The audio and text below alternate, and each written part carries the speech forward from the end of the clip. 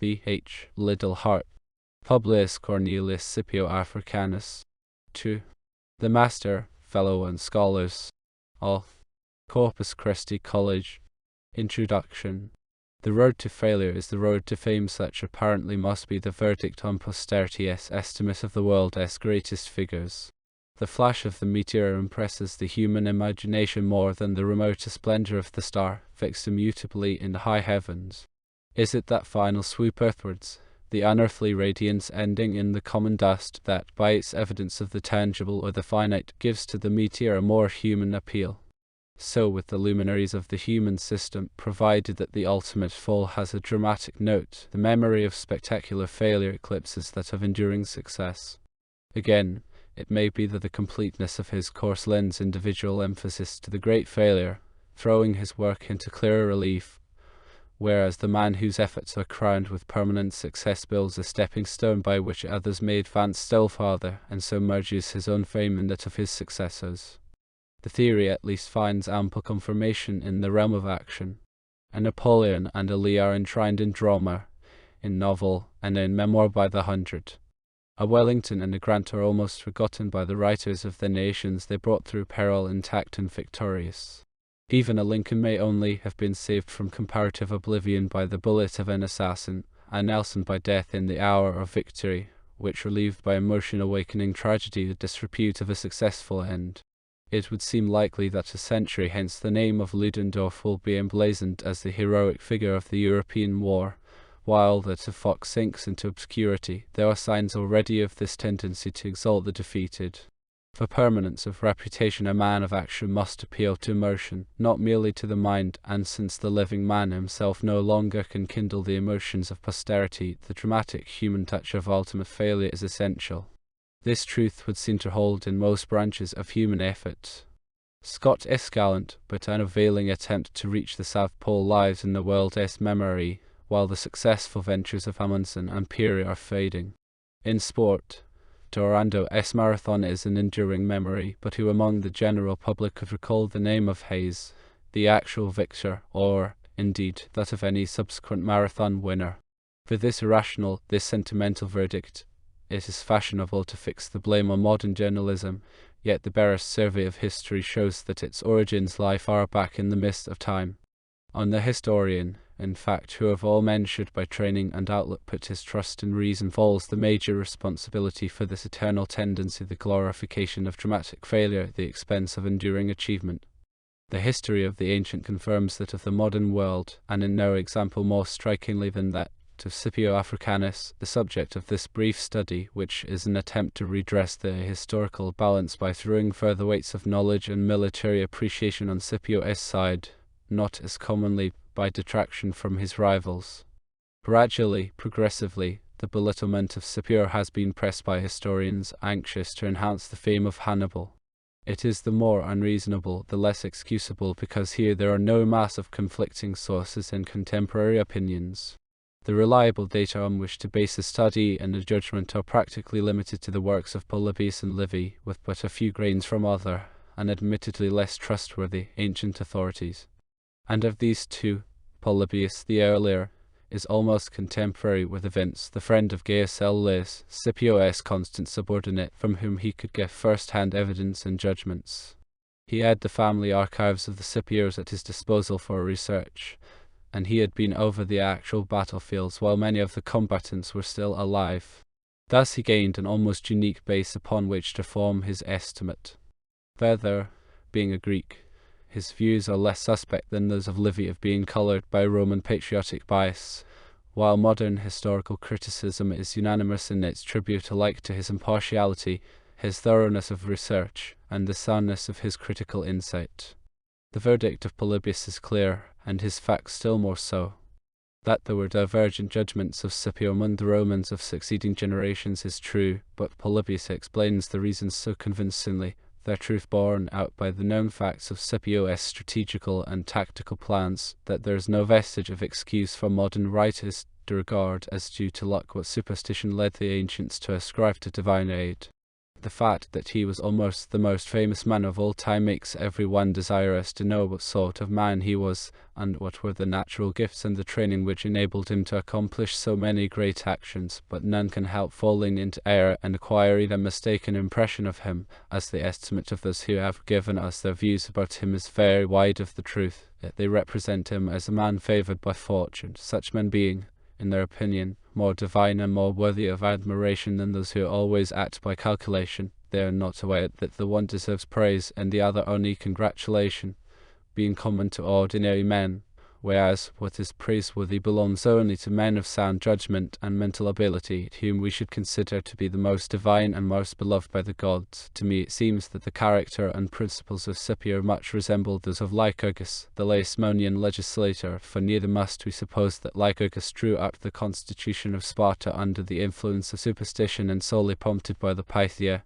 nor that Scipio won such an empire for his country by following the suggestion of dreams and omens, but since both of them saw that most men neither readily accept anything unfamiliar to them, nor venture on great risks without the hope of divine help, Lycurgus made his own scheme more acceptable and more easily believed in by invoking the oracles of the Pythia in support of projects due to himself, while Scipio similarly made the men under his command more sanguine and more ready to face perilous enterprises by instilling into them the belief that his projects were divinely inspired, but that he invariably acted on calculation and foresight, and that the successful issue of his plans was always in accord with rational expectation, will be evident.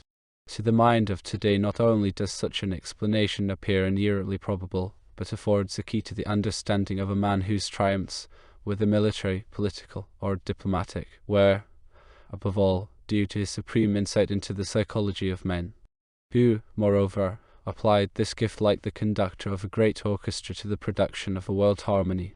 In conducting policy through war to peace, he indeed attained a concord which aptly fulfilled the musical definition, a combination which both by its smoothness and by its logical origin and purpose in the scheme can form a point of repose.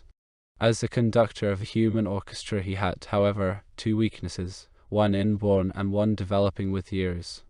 He could not comprehend the low notes, the narrowness and baseness to which men can descend, and the exaltation of spirit born of his power over men prevented him from hearing the first warnings of that discord which was to impair the glorious symphony so nearly completed. Scipio. Chapter I. Half-Light. Publius Cornelius Scipio was born at Rome in the 517th year from the city's foundation 235 BC, though a member of one of the most illustrious and ancient families, the Cornelii. Of his early years and education no record, not even an anecdote, has come down to us. Indeed, not until he is chosen, through a combination of circumstances and his own initiative, to command the army in Spain at the age of 24, does history give us more than an occasional fleeting glimpse of his progress. Yet bare and brief as these are, each is significant. The first is at the Battle of the Ticinus, Hannibal's initial encounter with the Roman arms on Italian soil after his famous passage of the Alps. Here the youthful Scipio, a lad of 17, accompanied his father, the Roman commander. If his first experience of battle was on the losing side, he at least emerged with enviable distinction. Let the story be told in Polybius' words. His father had placed him in command of a picked troop of horse, in reserve on a small hill, in order to ensure his safety, but when he caught sight of his father in the battle, surrounded by the enemy and escorted only by 2 or 3 horsemen and dangerously wounded, he at first endeavoured to urge those with him to go to the rescue, but when they hung back for a time owing to the large numbers of the enemy round them, he is said with reckless daring to have charged the encircling force alone. Upon the rest being now forced to attack, the enemy with terror struck and broke up, and Publius Scipio, thus unexpectedly rescued, was the first to salute his son as his deliverer. It is said that the consul ordered a civic crown, the Roman VC, to be presented to his son, who refused it, saying that the action was one that rewarded itself. The exploit does credit to the young Scipio's gallantry, but the outcome, as emphasized by Polybius, does still more credit to his psychological insight. Having by this service won a universally acknowledged reputation for bravery, he in subsequent times refrained from exposing his person without sufficient reason when his country reposed her hopes of success on him, conduct characteristic not of a commander who relies on luck, but one gifted with intelligence. To the present generation, with personal experience of war, the point may have greater force than to the closeted historians. To the former, the higher commander who aspires to be a platoon leader, thrusting himself into the fight at the expense of his proper duty of direction, is not the heroic or inspired figure that he appears to the civilian. To some too, not natural lovers of danger for its own sake, and these are rare in any army, the point will touch a chord of memory, reminding them of how by the moral hold on their men given by one such exploit they were thereafter enabled to take the personal precautions which better befit the officer entrusted with the lives of others. The civilian at home poured scorn on the German officer leading his men from behind, not so the fighting soldier, for he knew that when the occasion called, his officer enemy did not hesitate to risk, nay throw away his life as an example. The story still lives of the German officer who led a forlorn hope mounted on a white horse. The exploit and the popular fame it brought launched Scipio's military career so auspiciously as to earn him rapid advancement. For, less than 2 years later, 216 BC, Livius' account speaks of him as one of the military tribunes from whom the commanders of the legions were nominated, and in itself a post that made him one of the deputies or staff officers of the legion commander. If a parallel is desired, the nearest modern equivalent is a staff colonel. This second glimpse of Scipio comes on the morrow of Rome's darkest hour, and it is curious that the future general who, like Marlborough, was never to fight a battle that he did not win, should in his subordinate days have been witness of unrelieved disaster.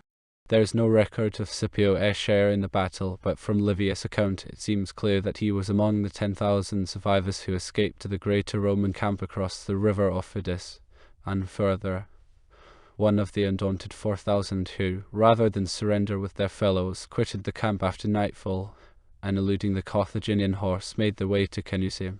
Their situation was still perilous, for this place lay only some 4 miles distant, and why Hannibal did not follow up his success by the destruction of this remnant isolated from succor, remains one of the enigmas of history, to all appearance a blemish on his generalship.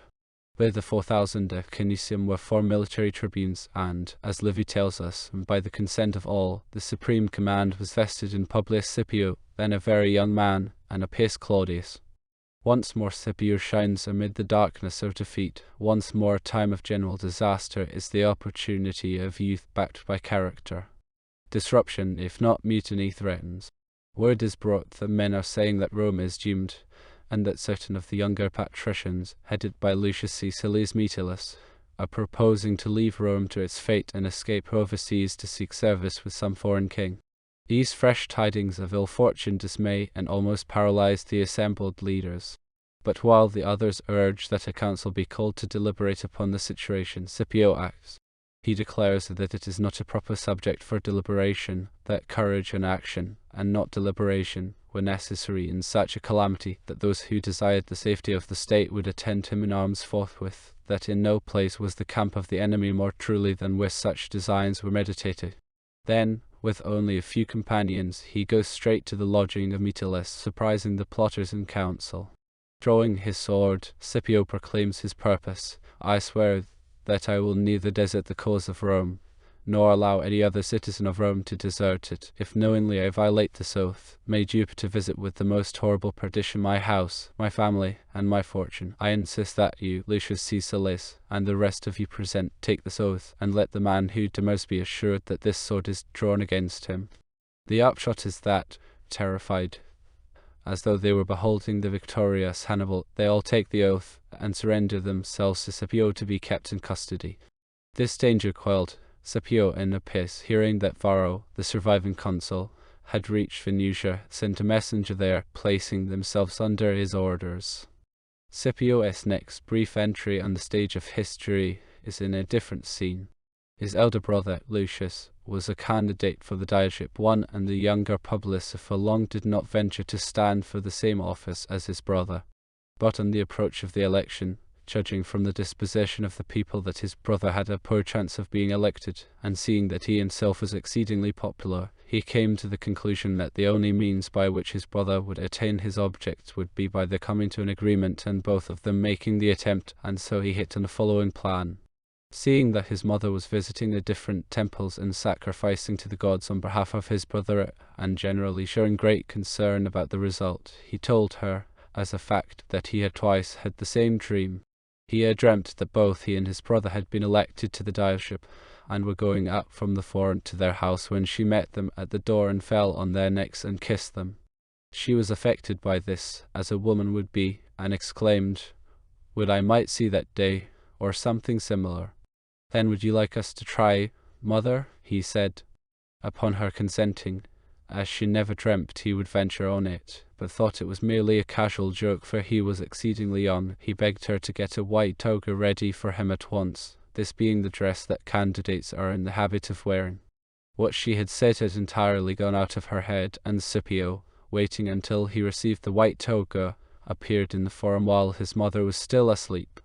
The people, owing to the unexpectedness of the sight, and owing to his previous popularity, received him with enthusiastic surprise, and afterwards, when he went on to the station appointed for candidates and stood by his brother, they not only conferred the office on Publius but on his brother too for his sake, and both appeared at their home-elected dials.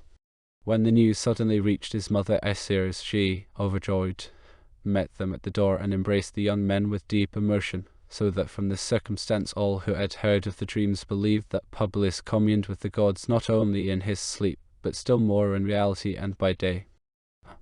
Now, it was not a matter of a dream at all, but as he was kind, munificent, and agreeable in his address, he reckoned on his popularity with the people, and so by cleverly adapting his action to the actual sentiment of the people and of his mother, he not only attained his object, but was believed to have acted under a sort of divine inspiration, for those who are incapable of taking an accurate view of opportunities, causes, and dispositions, attribute to the gods and to fortune the causes of what is accomplished by shrewdness and with calculation and foresight. To some the deception, even though for a worthy end, may seem out of tune with the high Roman virtues, and Livy, to whom as a Roman the artifice would appear less admirable than to Polybius, a Greek, leaves in doubt the origin of this habit of Scipio S, developed in his after career either by reason of its success or practice. Here is Livy's appreciation. Scipio was undoubtedly the possessor of striking gifts, but besides that he had from childhood studied the art of their effective display. Whether there was some vein of superstition in his own temperament, or whether it was with the aim of securing for his commands the authority of inspired utterances, he rarely spoke in public without pretending to some nocturnal vision or supernatural suggestion. Livy may exaggerate the frequency, for he wrote at a later date, and legends grow round the characteristics of the great.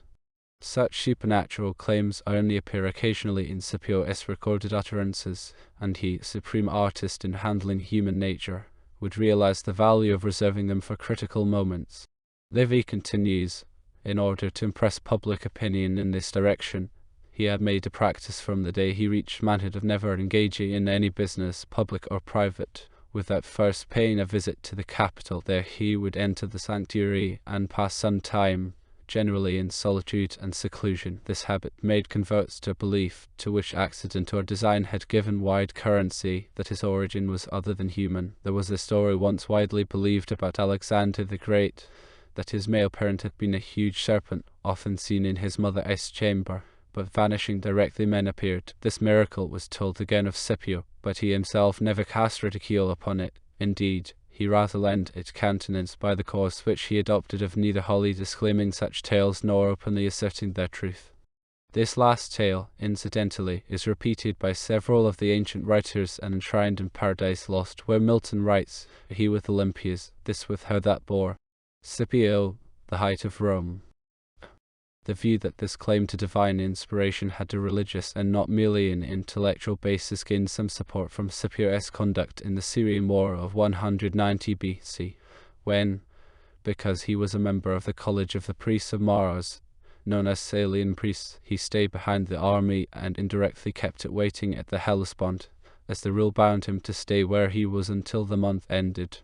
Again, modern psychologists may suggest that his dreams were true and not invented. Such is known to be the power of strong desire to fulfill itself in dreams. Whatever the explanation and the source of his visions, there can be no doubt as to the skill with which he turned them to practical account. and it is a supreme moral tribute to Scipio that this power was exerted by him purely to further his country's good, never his own. When trouble and accusation came in later days, and an ungrateful state forgot its saviour, Scipio did not invoke any divine vision in his defence. That he so refrained is the more definite and the more significant, because, with other psychological means, he showed himself still the supreme orthodox of the human instrument. Scipio's election to the diarship is historically important, not only because it illumines the sources of his success and influence over men, but also for its light on the causes of his political decline, the self-imposed exile from an ungrateful country which saw Marvellous's brilliant career close in shadow. It is Livy who shows that his election was not so unopposed as Polybius' account would suggest, that the tribunes of the people opposed his pretensions to the office because he had not attained the legal age for candidature.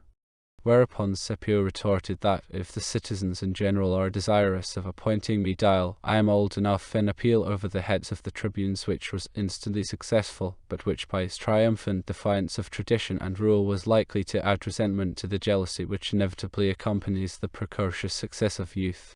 Chapter Roman 2. Dawn. These three episodes form the prologue to the real drama of Scipio's career.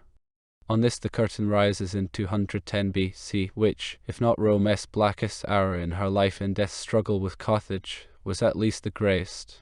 That conflict, which she had entered upon originally in 264 BC, was the inevitable sequel to the supremacy of the Italian peninsula won by her combination of political genius and military vigour, for this supremacy could never be secure so long as an alien sea power Carthage commanded the waters of the peninsula, a continual menace to its seaboard and commerce. But when, after many hazards, the close of the First Punic War in 241 BC yielded Rome this maritime security, the vision and ambition of Hamilcar Barca not merely revived, but widened the scope of the struggle between Rome and Carthage into one with world power or downfall as the stakes. During the long interval of outward peace, this Carthaginian Bismarck prepared the mental and material means for a stroke at the heart of the Roman power, educating his sons and followers to conceive the conquest of Rome as their goal, and using Spain as the training ground for the Barcine school of war, as well as the base of their forthcoming military efforts. In 218 BC, Hannibal, crossing the Alps, began his invasion of Italy to reap the harvest for which his father had sown the seeds. His victories on the Ticinus, the Trebia, at the Trasimene Lake, grew in scale until they reached their apex on the battlefield of Cannae.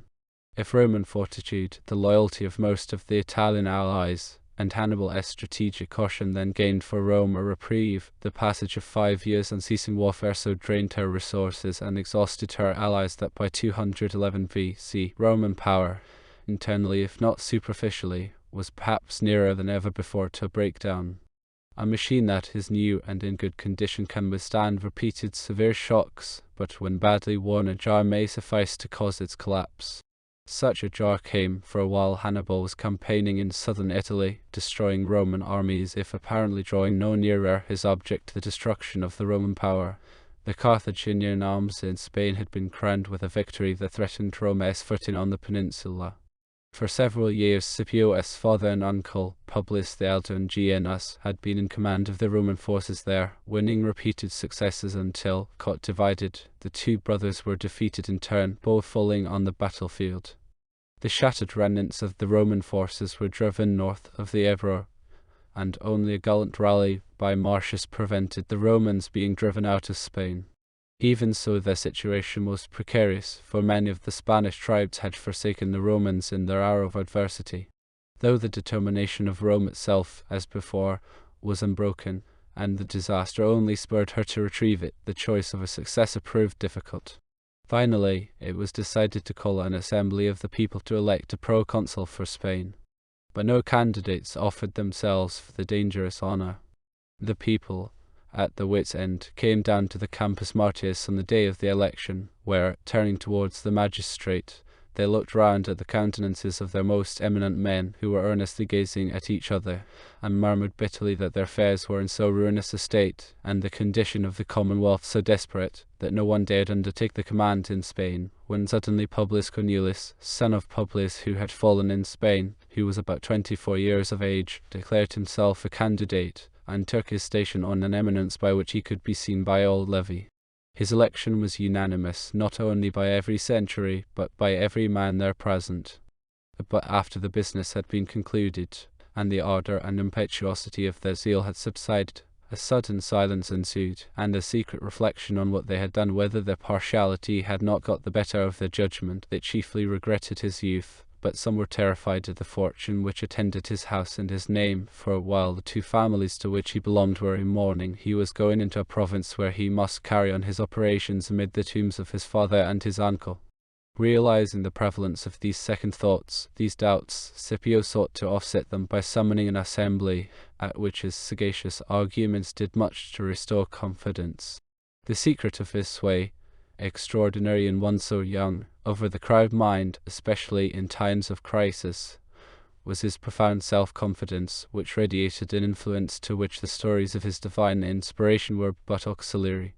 Self-confidence is a term often used in a derogatory sense, but Scipio's was not only justified by results but essentially different, a spiritual exaltation which is epitomized by Aulus Gellius as a conscientia sui sub nexus lifted high on his consciousness of himself.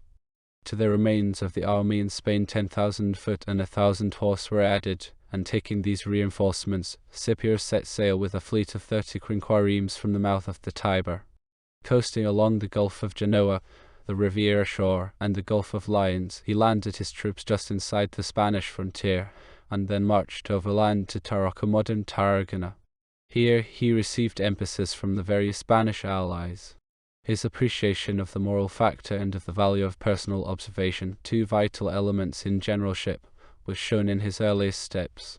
The rival forces were in winter quarters, and before attempting to formulate any plan he visited the states of his allies and every one of the various parts of his army, seeking always by his attitude, even more than by his words, to rekindle confidence and dissipate the influence of past defeat. His own moral stature could not be better shown than by his treatment of Marcius, the man who had partly retrieved the Roman disasters, and thus one whom an ambitious general might well regard as a rival to his own position and fame.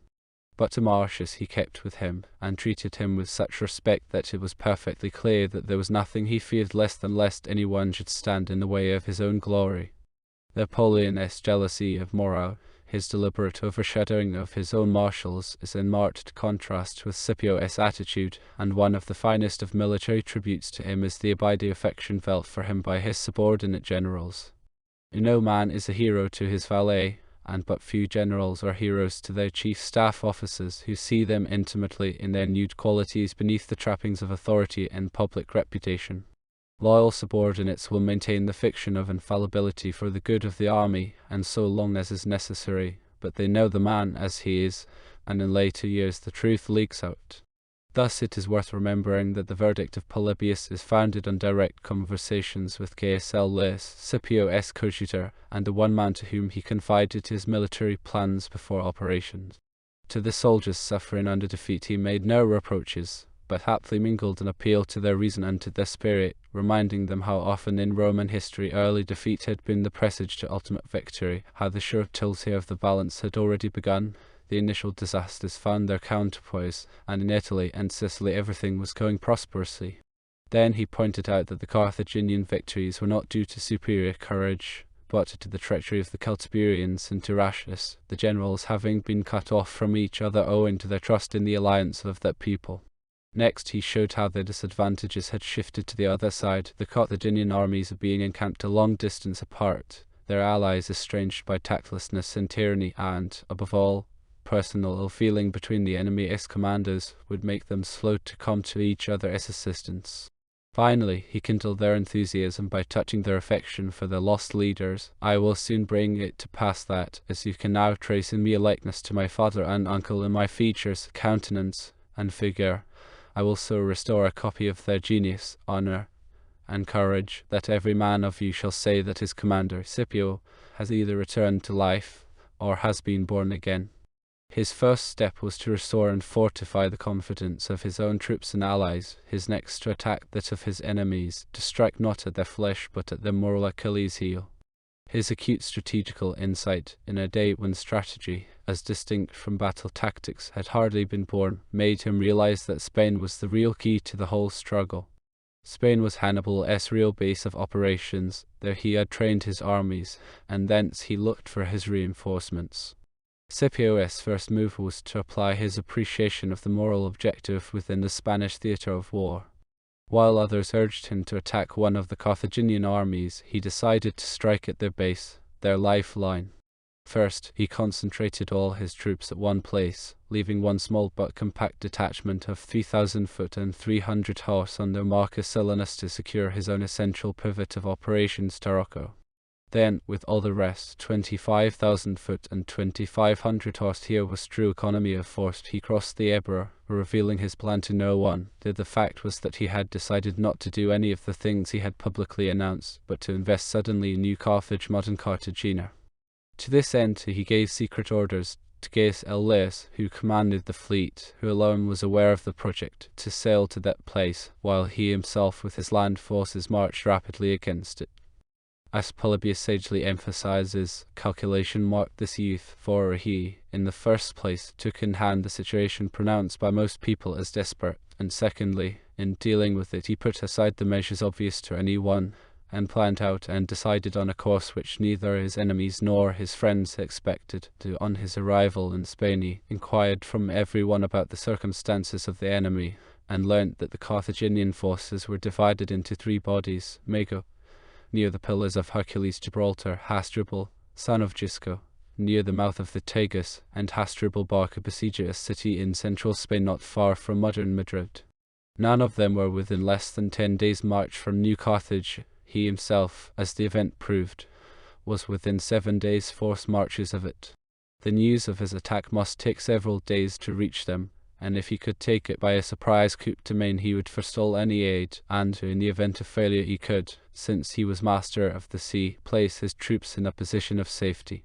Polybius further tells us how, during the winter, he made detailed inquiries from people acquainted with it, till he learned that it stood almost alone among the Spanish cities in possessing harbours fit for a fleet and for naval forces, and also that it was for the Carthaginians the direct sea crossing from Africa. Next he heard that the Carthaginians kept the bulk of their money and their war material in the city, as well as their hostages from the whole of Spain, and, what was of most importance, that the trained soldiers who garrisoned the citadel were only about 1,000 strong, because no one dreamt that while the Carthaginians were masters of nearly the whole of Spain it would enter any one's head to besiege this city, while the remaining population was exceedingly large, but composed of artisans, tradesmen, and sailors, men very far from having any military experience. This he considered to be a thing that would tell against the city if he appeared suddenly before it. The moral calculation again. Abandoning, therefore, all other projects, he spent his time while in winter quarters in preparing for this, but he concealed the plan from everyone except Gaius Elias. The account shows that he was master of 2 more attributes of generalship: the power to keep his intentions secret until their disclosure was necessary for the execution of the plan, and the wisdom to realize that military success depends largely on the thoroughness of the previous preparation. Polybius' assertion that Scipio's move was due to masterly calculation, and not to inspiration or fortune, is confirmed indirectly by the reference to a letter of Scipio's which he had seen, and directly by Livius' quotation of Scipio's speech to the troops before the attack. One phrase epitomizes a strategic idea: you will in actuality attack the walls of a single city, but in that single city you will have made yourselves masters of all Spain. And he explains exactly how capture of the hostages, the treasure, and the war stores will be turned to their advantage and react to the enemy's disadvantage, moral, economic, and material. Even if Livius' phrase was coined to meet Scipio's fact, its note is so exactly in accord with Scipio's actions as to give it a ring of basic truth. Chapter Roman 3. The Storm of Cartagena. On the 7th day from the start of the march, Scipio arrived before the city and encamped, a fleet arriving simultaneously in the harbour, thus cutting off communication on all sides. This harbour formed a circular bottle, its mouth almost caught by an island, while Cartagena itself was like a candle stuck in the bottom of the bottle, the city standing on a narrow rocky spit of land protruding from the mainland. This small peninsula bore a distinct resemblance to Gibraltar, and the isthmus joining it to the mainland was only some 400 yards across. The city was guarded on two sides by the sea, and on the west by a lagoon. Here was a hard nut to crack, seemingly impregnable to any action save a blockade, and this time prevented. Scipio's first step was to ensure his tactical security by defending the outer side of his camp with a palisade and double trench stretching from sea to sea. On the inner side, facing the isthmus, he erected no defences, partly because the nature of the ground gave protection, and partly in order not to hinder the free movement of his assaulting troops. The Carthaginian commander, Mago, to oppose him, armed 2,000 of the sturdiest citizens, and posted them by the landward gate for a sortie. The rest he distributed to defend the walls to the best of their power, while of his own regulars he disposed 500 in the citadel on the top of the peninsula, and 500 on the eastern hill. Next day Scipio encircled the city with ships, throwing a constant stream of missiles, and about the third hour sent forward along the isthmus 2,000 picked men with the ladder bearers, for its narrowness prevented a stronger force being deployed. Appreciating the handicap of their cramped position if counter-attacked by the yet unshaken defenders, he astutely designed to turn this handicap to his own advantage. The expected sortie came as soon as Scipio sounded the bugle for assault, and a close-matched struggle ensued. But as the assistance sent to either side was not equal, the Carthaginians arriving through a single gate and from a longer distance, the Romans from close by and from several points, the battle for this reason was an unequal one, for Scipio had purposely posted his men close to the camp itself in order to entice the enemy as far out as possible. Livy says the Roman advanced troops retired according to orders on the reserves, well knowing that if he destroyed those who were, so to speak, the steel edge of the population, he would cause universal dejection, and none of those inside would venture out of the gate again. Polybius. This last point was essential for the freedom of his decisive move. By the skillful infusion of successive reserves into the combat, the Carthaginian onset was first stemmed and then driven back in disorder, the pursuit being pressed so promptly that the Romans nearly succeeded in forcing an entrance on the heels of the fugitives. Even as it was, the scaling ladders were able to be put up in full security, but the great height of the walls hampered the escalators, and the assault was beaten off. Polybius gives a picture of the Roman commander during this phase which reveals how he combined personal influence and control with the duty of avoiding rash exposure. Scipio took part in the battle, but studied his safety as far as possible, for he had with him 3 men carrying large shields, who, holding these close, covered the surface exposed to the wall, and so afforded him protection. Thus he could both see what was going on, and being seen by all his men he inspired the combatants with great spirit. The consequence was that nothing was omitted which was necessary in the engagement, but the moment that circumstances suggested any step to him, he set to work at once to do what was necessary. In modern war no feature has told more heavily against decisive results than the absence of the commander's personal observation and control. Scipio's method, viewed in the light of modern science, may suggest a way to revive this influence. Peradventure the commander of the future will go aloft in an airplane protected by a patrol of fighters, and in communication by wireless telephony with his staff. Scipio had achieved his first object of wearing down the defenders, and checking the likelihood of further interference with his plans from Carthaginian sorties. The way was thus paved for his next decisive move. To develop this he was only waiting for the ebb of the tide, and this design had been conceived by him long since at Tarraco, where, from inquiries among fishermen who knew Cartagena, he had learnt that at low water the lagoon was fordable. For this project he assembled 500 men with ladders on the shore of the lagoon, and meanwhile reinforced his forces in the isthmus with both men and ladders, enough to ensure that in the next direct assault the whole extent of the walls should be covered with escalators, an early example of the modern tactical axiom that a fixing attack should be on the broadest possible front in order to occupy the enemy's attention and prevent him turning to meet the decisive blow elsewhere. He launched this assault simultaneously with a landing attack by the fleet, and when it was at its height the tide began to ebb and the water gradually receded from the edge of the lagoon, a strong and deep current setting in through the channel to the neighbourhood, so that to those who were not prepared for the sight the thing appeared incredible. But Scipio had his guides ready, and bade all the men told off for this service enter the water and have no fear. He, indeed, possessed a particular talent for inspiring confidence and sympathy in his troops when he called upon them. Now when they obeyed and raced through the shallow water, it struck the whole army that it was the work of some god, and their courage was redoubled at Polybius. Of this episode Livy says, Scipio, crediting this discovery, due to his own diligence and penetration, to the gods and to miracle, which had turned the course of the sea, withdrawn it from the lake, and opened ways never before trodden by human feet to afford a passage to the Romans, or to them to follow Neptune as their guide. But it is interesting to see that, while exploiting the moral effect of this idea, he made practical use of less divine guides. The 500 passed without difficulty through the lagoon, reached the wall, and mounted it without opposition, because all the defenders were engaged in bringing succor to that quarter in which the danger appeared. The Romans having once taken the wall, I first marched along it, sweeping the enemy off it. They were clearly imbued with the principle that a penetration must be promptly widened before it is deepened, a principle which in the War of 1914–1918 was only learnt after hard lessons at Lewes and elsewhere.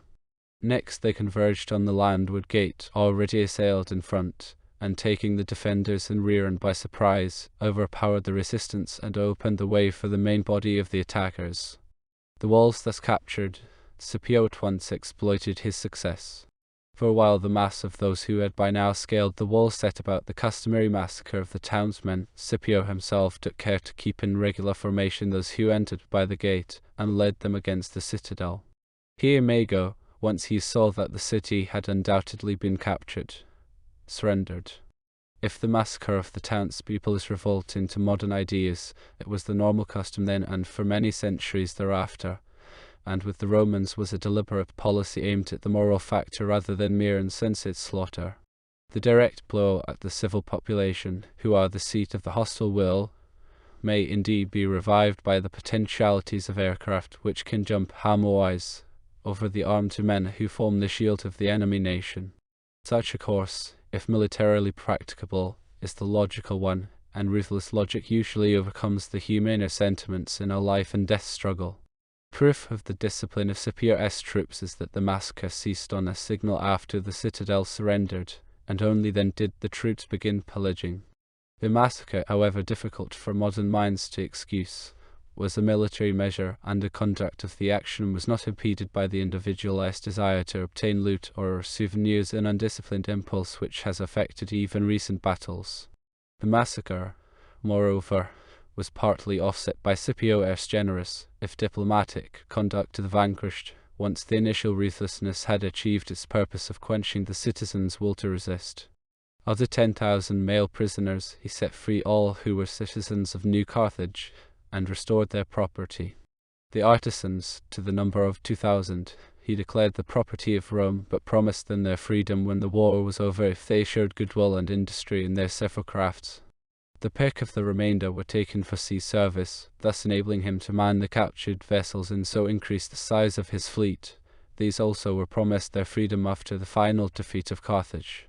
Even to Mago and the other Carthaginian leaders he acted as became a chivalrous victor, ordering Elis to pay them due attention, until subsequently they were sent to Rome in the latter's charge, as a tangible evidence of victory which would revive the Roman spirits, and lead them to redouble their efforts to support him. Finally, he won new allies for himself by his kindness to the Spanish hostages, for instead of retaining them in his custody as unwilling guarantees, he sent them home to their own states.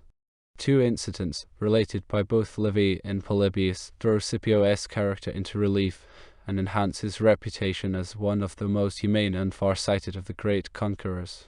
When one of the captive women, the wife of Mardonius, who was brother to Antibaeus, king of the Allogetes, fell at his feet and entreated him with tears to treat them with more proper consideration than the Carthaginians had done, he was touched, and asked her what they stood in need of. Upon her making no reply, he sent for the officials appointed to attend on the women when they presented themselves, and assured him that they kept the women generously supplied with all they required.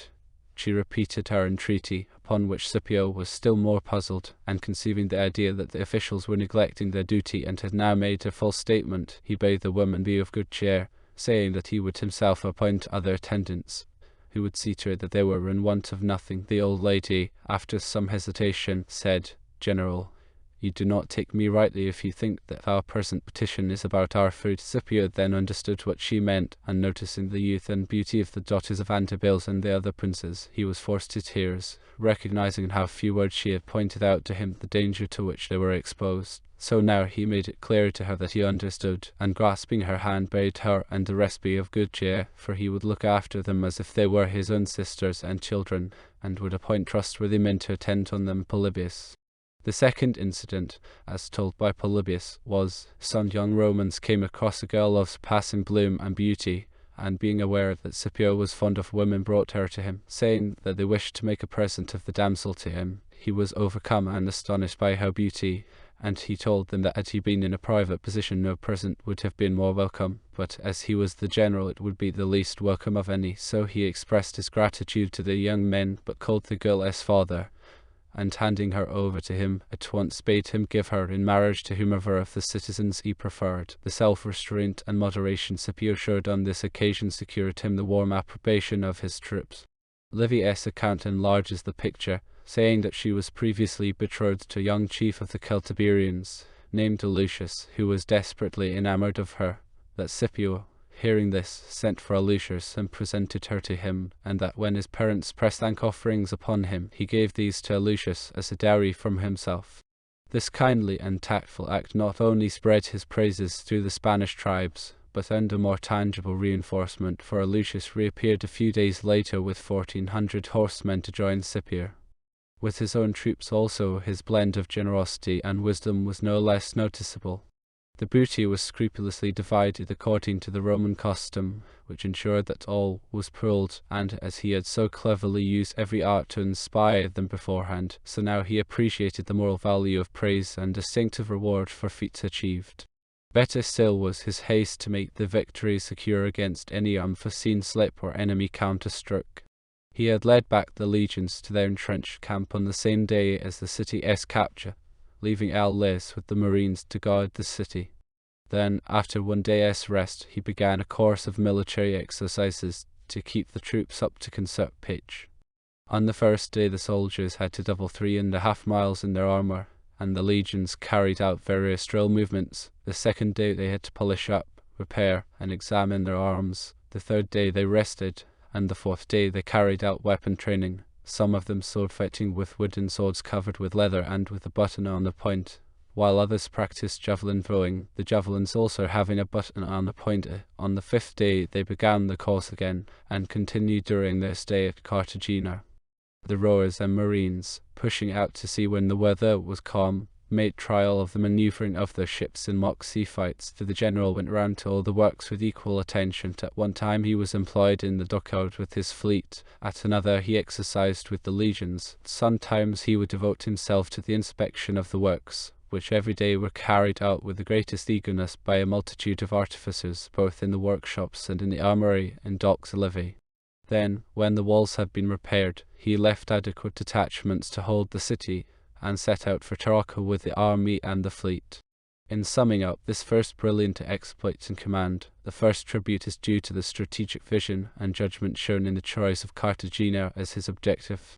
Those who exalt the main armed forces of the enemy as the primary objective are apt to lose sight of the fact that the destruction of these is only a means to the end, which is the subjugation of the hostile will.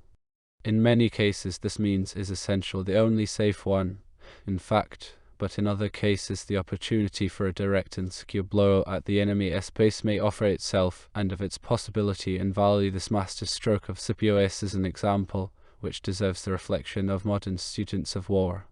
In the sphere of tactics there is a lesson in his consummate blending of the principles of surprise and security. First, in a way he secured every offensive move from possible interference or mischance. Second, in a way he affixed to the enemy before and during his decisive maneuver. To strike at an enemy who preserves his freedom of action is to risk hitting the air and being caught off one's balance. It is to gamble on chances, and the least mischance is liable to upset the whole plan. Yet how often in war, and even in peacetime maneuvers, have commanders initiated some superficially brilliant maneuver only to find that the enemy have slipped away from the would-be knockout because the assailant forgot the need of affixing. and the tactical formula fixing plus decisive maneuver is, after all, but the domestic proverb, first catch your hare, then cook it. Precept, however, is simpler than practice, and not least of Scipio's merits is his superb calculation of the time factor in his execution of the formula. Chapter Roman 4. The Battle of Baecula. With Cartagena in his grip, Scipio had gained the strategical initiative, which is by no means identical with the offensive. To attack the Carthaginian field armies while he was still markedly inferior in numbers would be to throw away this advantage and imperil all that he had gained. On the other hand, he held the key to any possible Carthaginian move. If they moved to regain Cartagena, itself impregnable if adequately garrisoned, and still more so when the defender had command of the sea, he lay on their flank with his main striking force. If they moved against him, he would have the advantage of choosing his own ground, and, in addition, Cartagena would threaten their rear, for his command of the sea would enable him to transfer forces there. If they remained passive, and this inaction proved their choice, they would suffer the handicap due to the loss of their base, depot, and main line of communication with Carthage. Nothing could have suited Scipio better, for the respite allowed the moral effect of Cartagena's capture to sink into the minds of the Spanish, and allowed him also time to win over fresh allies to offset his numerical handicap. The result proved the soundness of his calculations, for during the next winter Dico, Andebales, and Mandonius, three of the most powerful chieftains in Spain, came over to him, and most of the Iberian tribes followed their example. As Polybius justly says, those who have won victories are far more numerous than those who have used them to advantage, and Scipio, more than any other great captain, seems to have grasped the truth that the fruits of victory lie in the after years of peace, a truth hardly realized even today, despite the lessons of Versailles. The outcome was that Hasdrubal Barca, faced with the shifting of the balance, felt forced to take the offensive. This gage Scipio, thus reinforced, was not loth to accept, for it promised him the chance to deal with one hostile army before the others had joined it. But with the principle of security impressed on his mind, he still further strengthened his forces to meet the possibility that he might be forced to fight more than one army at once. This he did by the ingenious measure of hauling his ships on shore at Tarraco and adding their crews to his army, a course which was feasible because the Carthaginian ships had been swept from the sea, and because he was about to advance into the interior. His foresight in exploiting the workshop resources of Cartagena gave him an ample reserve of weapons from which to arm them. While Hasdrubal was still preparing, Scipio moved. On his advance from his winter quarters, he was joined by Andebales and Mandonius with their forces, handing over to them their daughters, whom he had apparently retained because of their key importance, unlike the other hostages taken at Cartagena.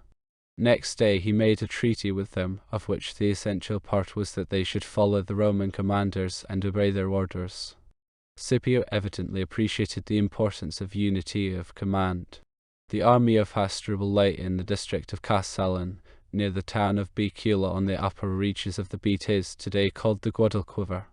On the approach of the Romans, he shifted his camp to an admirable defensive position, a small but high plateau, deep enough for security, and wide enough to deploy his troops, difficult of access on the flanks, and with the river protecting its rear.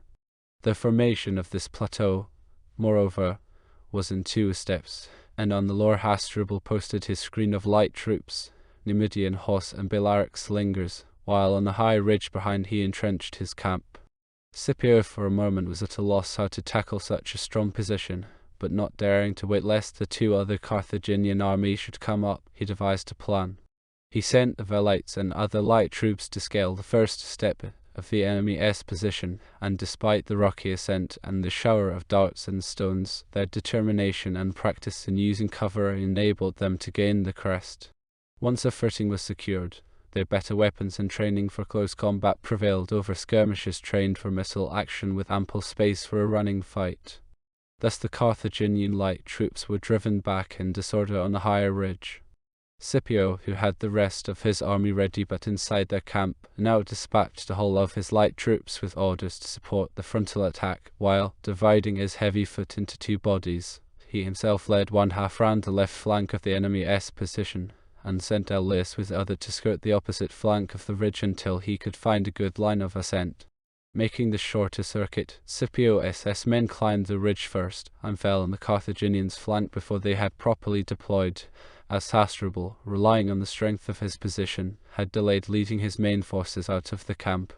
Thus trapped before they had formed up, and while still on the move, the Carthaginians were thrown into disorder, and during the confusion Aulus came up and charged their other flank. It may be mentioned that Livy, in contradiction to Polybius, says that Scipio led the left wing and Aulus the right, a divergence obviously due to whether the position is considered from the attackers' or the defenders' side. Polybius states that Hasdrubal's original intention in case of a reverse had been to retreat to Gaul, and after recruiting as many of the natives as possible to join his brother Hannibal in Italy. Whether this be surmise or fact, as soon as Hasdrubal realized the battle was lost, he hurried from the hill with his treasure and his elephants, and collecting in his retreat as many of the fugitives as he could, retired up the river Tagus in the direction of the Pyrenees. But Scipio's double envelopment, and still more his foresight in sending beforehand 2 cohorts to block 2 of the main lines of retreat, caught as in a net the bulk of the Carthaginian troops. 8,000 were slain, 12,000 taken prisoners. While the African prisoners were sold as slaves, Scipio once more showed his political sagacity by sending home the Spanish prisoners without ransom. Polybius says Scipio did not think it advisable to follow Hasdrubal, as he was afraid of being attacked by the other generals, and to a military critic the reason is convincing.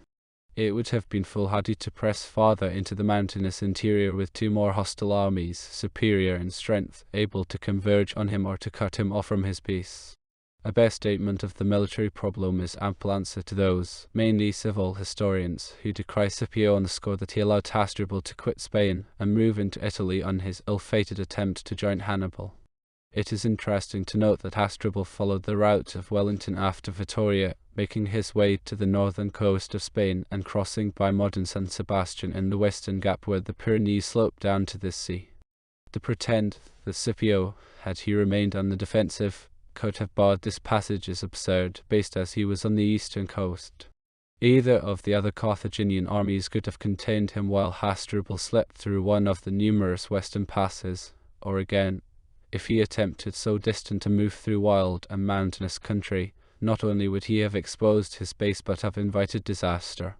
But for Scipio's offensive and victory at Baecula, Hasdrubal could have entered Gaul in force, and thus have avoided the 2 years' delay so fatal to the Carthaginian cause, enforced by his need to recruit and reorganize his army in Gaul before passing on.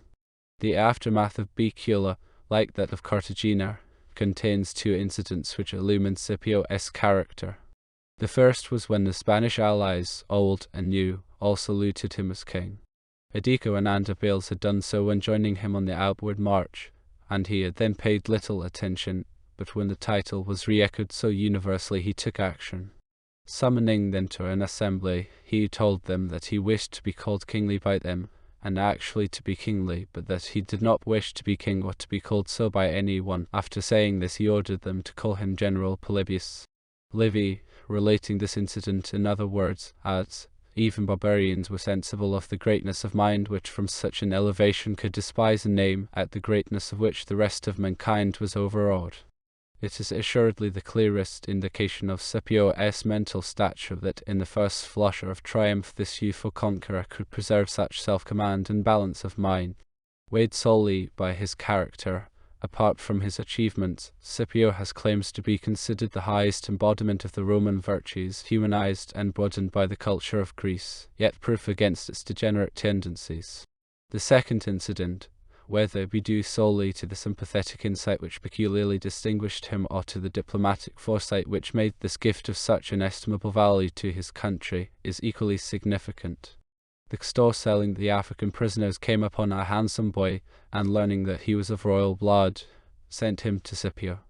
In answer to the latter's questions, the boy said that he was a Numidian, his name Massiva, and that he had come to Spain with his uncle Massinissa, who had raised a force of cavalry to assist the Carthaginians. That, disobeying his uncle, who considered him too young to be in battle, he had clandestinely taken a horse and arms, and, without his uncle's knowledge, gone on the field, where, his horse falling, he was thrown and taken prisoner.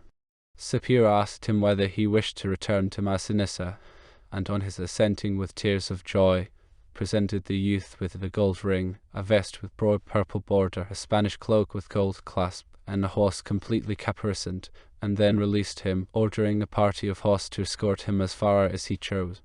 Scipio then fell back on his base, and spent the remainder of the summer in exploiting the effect of the victory by securing the alliance of most of the Spanish states. His wisdom in not following up Hasdrubal was justified by the fact that within a few days after the Battle of Becular, Hasdrubal, son of Gisco, and Mago arrived to join Hasdrubal Barca. This arrival, too late to save the last name from defeat, served to bring about a conference to settle their future plans. Realizing that Scipio by his diplomacy and his victories had gained the sympathies of almost all Spain, they decided that Mago should transfer his forces to Hasdrubal Barca and go to the Balearic Isles to raise fresh auxiliaries, that Hasdrubal Barca should move into Gaul as soon as possible before his remaining Spanish troops deserted, and then march on into Italy, that Hasdrubal, son of Gisco, should retire into the remotest part of Lusitania, near Gai's modern Cadiz, where alone the Carthaginians might hope for Spanish aid. Finally, Massinissa, with a body of 3,000 horse, was to have a roving commission, his object being to harass and ravage the lands of the Romans and of their Spanish allies. The chronology of these years is somewhat difficult to determine, but the victory at Becular seems to have been in 208 BC. The next year, Scipio's hold on the country was threatened afresh. A new general, Hanno, had come with a fresh army from Carthage to replace Hasdrubal Barca. Mago also had returned from the Balearic Isles, and after arming native levies in Celtiberia, which embraced parts of modern Aragon and Old Castile, was joined by Hanno. Nor was the threat only from one direction, for Hasdrubal, son of Gisco, had advanced from Gade into Baetica and Andalusia. If Scipio moved into the interior against Hanno and Mago, he might find Hasdrubal across his rear. Therefore he detached his lieutenant Silanus with 10,000 foot and 500 horse to attack the former, while he himself apparently kept watch and check on Hasdrubal. Silanus marched so fast, despite the rugged defiles and thick woods on his route, that he came on the Carthaginians before any messengers or even rumors had warned them of his approach. The advantage of surprise offset his inferior strength, and falling first on the Celtiberian camp, where no proper watch or guard was kept, he had routed them before the Carthaginians had come up to their aid. Mago, with almost all the cavalry and 2,000 foot, fled from the field as soon as the verdict was clear, and retreated towards the province of Gades. But Hanno and those of the Carthaginians who arrived on the field when the battle was decided were taken prisoners, and the Celtiberian levies so thoroughly dispersed as to nip in the bud the danger that other tribes might copy their example and join the Carthaginians. It is characteristic of Scipio that he was unstinting in his praise of Silanus. Having thus ensured the security of his flank for an advance southward, he moved against Hasdrubal, whereupon the latter not only fell back in indecent haste, but lest his united army should attract Scipio unto him, he broke it up to form small garrisons for the various walled towns. Scipio, seeing the enemy thus abandon himself to a passive defensive, decided that there was no object in conducting a series of petty sieges likely to drain his own force without adequate advantage. However, he sent his brother Lucius to storm one town, Oryx, which served Hasdrubal as a strategical pivot from which to make incursions into the inland states. This task Lucius carried out successfully, and Scipio's nature is again instanced in the record that he commended Lucius with the highest praise, representing the capture of Oryx as equal in importance to his own feat at Carthagena. As winter was by now approaching, he dismissed the legions to winter quarters, and sent his brother with Hanno and other distinguished prisoners to Rome. Chapter V. The Battle of Ilipa. In the spring of 206 BC, the Carthaginians made their last great effort. Hasdrubal, encouraged by Mago, Hannibal's brother, raised and armed fresh levies, and with an army of 70,000 foot, 4,000 horse, and 32 elephants moved north to Ilipa or Scipio, which was not far from where Seville stands today. Scipio advanced south from Tarraco to meet the Carthaginians, collecting auxiliaries at Becular on his way. When he drew near the beaches and got fuller information of the opposing force, he appreciated the formidable nature of the problem. He felt convinced that with the Roman legions only he would not be a match for so large an enemy army, yet to use a large proportion of allies and rely on their support was to risk the fate of his father and uncle, whose downfall was due to the sudden desertion of their allies. Therefore he decided to use them for the purpose of impressing and misleading the enemy by an imposing show, but leave the main fighting role to his own legions. He had learnt, like Wellington 2,000 years later, that it was wiser not to place reliance on the cooperation of his Spanish allies. The French in Morocco have imbibed it afresh. Advancing towards Aleppo with a total force, Romans and allies, of 45,000 foot and 3,000 horse, he came in sight of the Carthaginians and encamped on certain low hills opposite them. It deserves notice that his advance was on a line which, in the event of victory, would cut them off from the nearest road to Gaze, this road running along the south bank of the Beatrice River. Mago, thinking this a favourable chance for a sudden disorganizing blow, took most of his cavalry as well as Massinissa with his Numidian horse, and attacked those engaged in forming the camp. But Scipio, as usual, imbued with the principle of security, had foreseen such a possibility, and had posted his own cavalry ready in concealment under shelter of a hill. These charged the forward part of the Carthaginian horse in flank and threw them into disorder, and though the rear echelons, coming up to reinforce the attack, restored the balance for a time, the issue was settled by the sortie of a large body of legionaries from the Roman camp. At first the Carthaginians fell back in good order, but as the pursuit was vigorously pressed, they broke up and fled to the shelter of their own camp.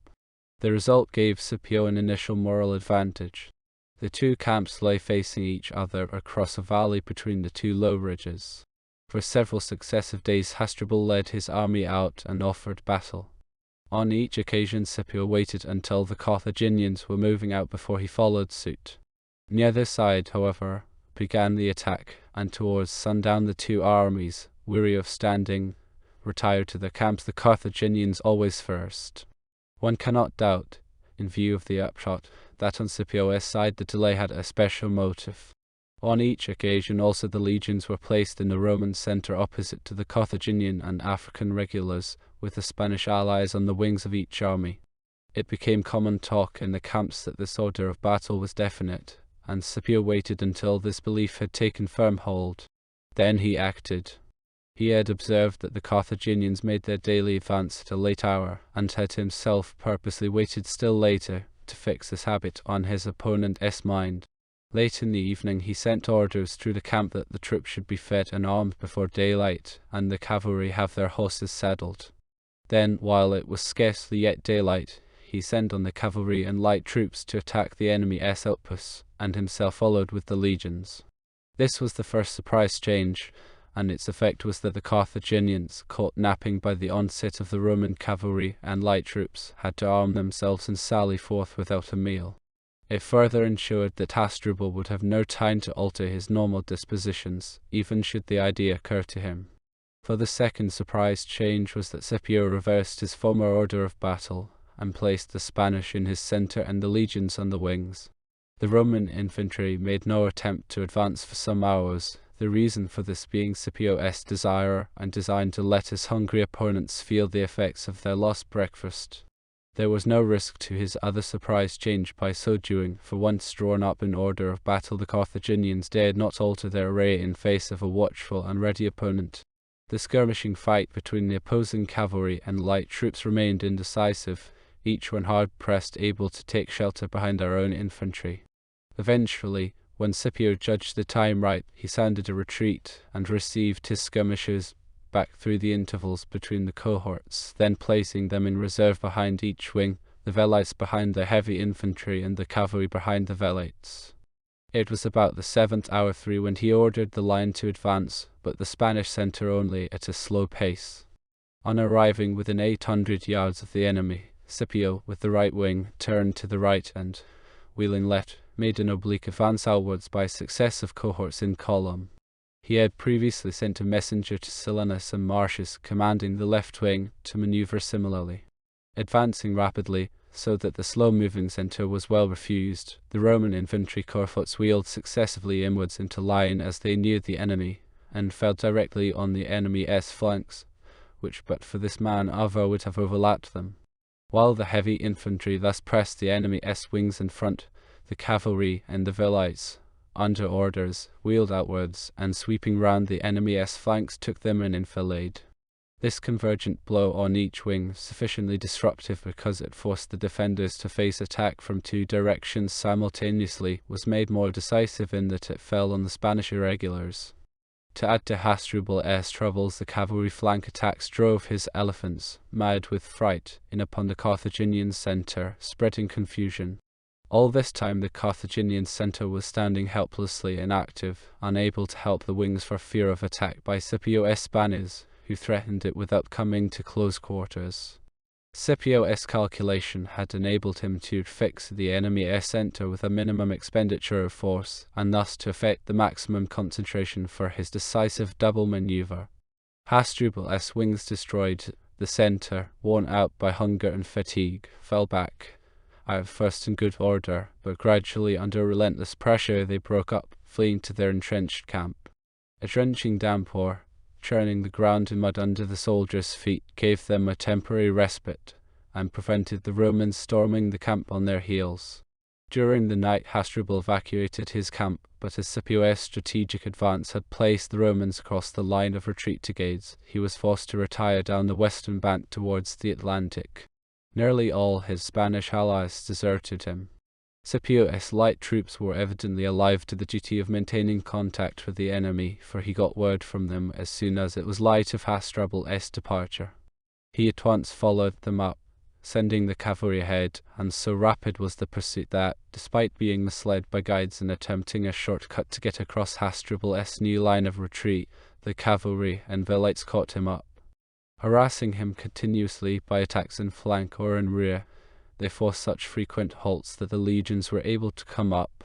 After this it was no longer a fight, but a butchering as of cattle, till only Hasdrubal and 6,000 half-armed men escaped to the neighbouring hills, out of 70-odd thousand who had fought at Illapa. The Carthaginians hastily fortified a camp on the highest summit, but though its inaccessibility hindered assault, lack of food caused a constant stream of deserters. At last Hasdrubal left his troops by night, and reaching the sea, not far distant, took ship to Gades, and Mago soon followed him. Scipio thereupon left Silanus with a force to await the inevitable surrender of the camp, and returned to Tarraco. Military history contains no more classic example of generalship than this Battle of Illapa. Rarely has so complete a victory been gained by a weaker over a stronger force, and this result was due to a perfect application of the principles of surprise and concentration that is in essence an example for all time. How crude does Frederick's famed oblique order appear beside Scipio's double oblique maneuver and envelopment, which effected a crushing concentration due fault or fable while the enemy's centre was surely fixed. Scipio left the enemy no chance for the change of front which cost Frederick so dear at Colin.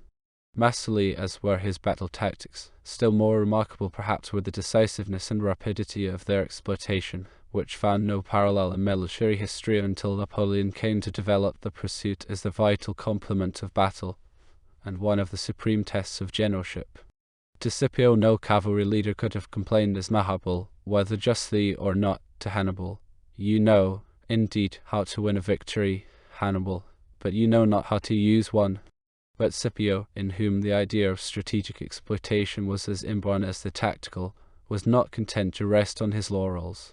Already he was looking to the future, directing his view on Africa. As he had seen that Cartagena was the key to Spain, that Spain was the key to the situation in Italy, so he saw that Africa was the key to the whole struggle. Strike at Africa, and he would not only relieve Italy of Hannibal's ever-menacing presence, a menace which he had already reduced by paralyzing Hannibal's source of reinforcement, but would undermine the foundations of Carthaginian power, until the edifice itself collapsed in ruin. To the congratulations of his friends, who entreated him to take a rest, he replied that he had now to consider how he should begin the war against Carthage.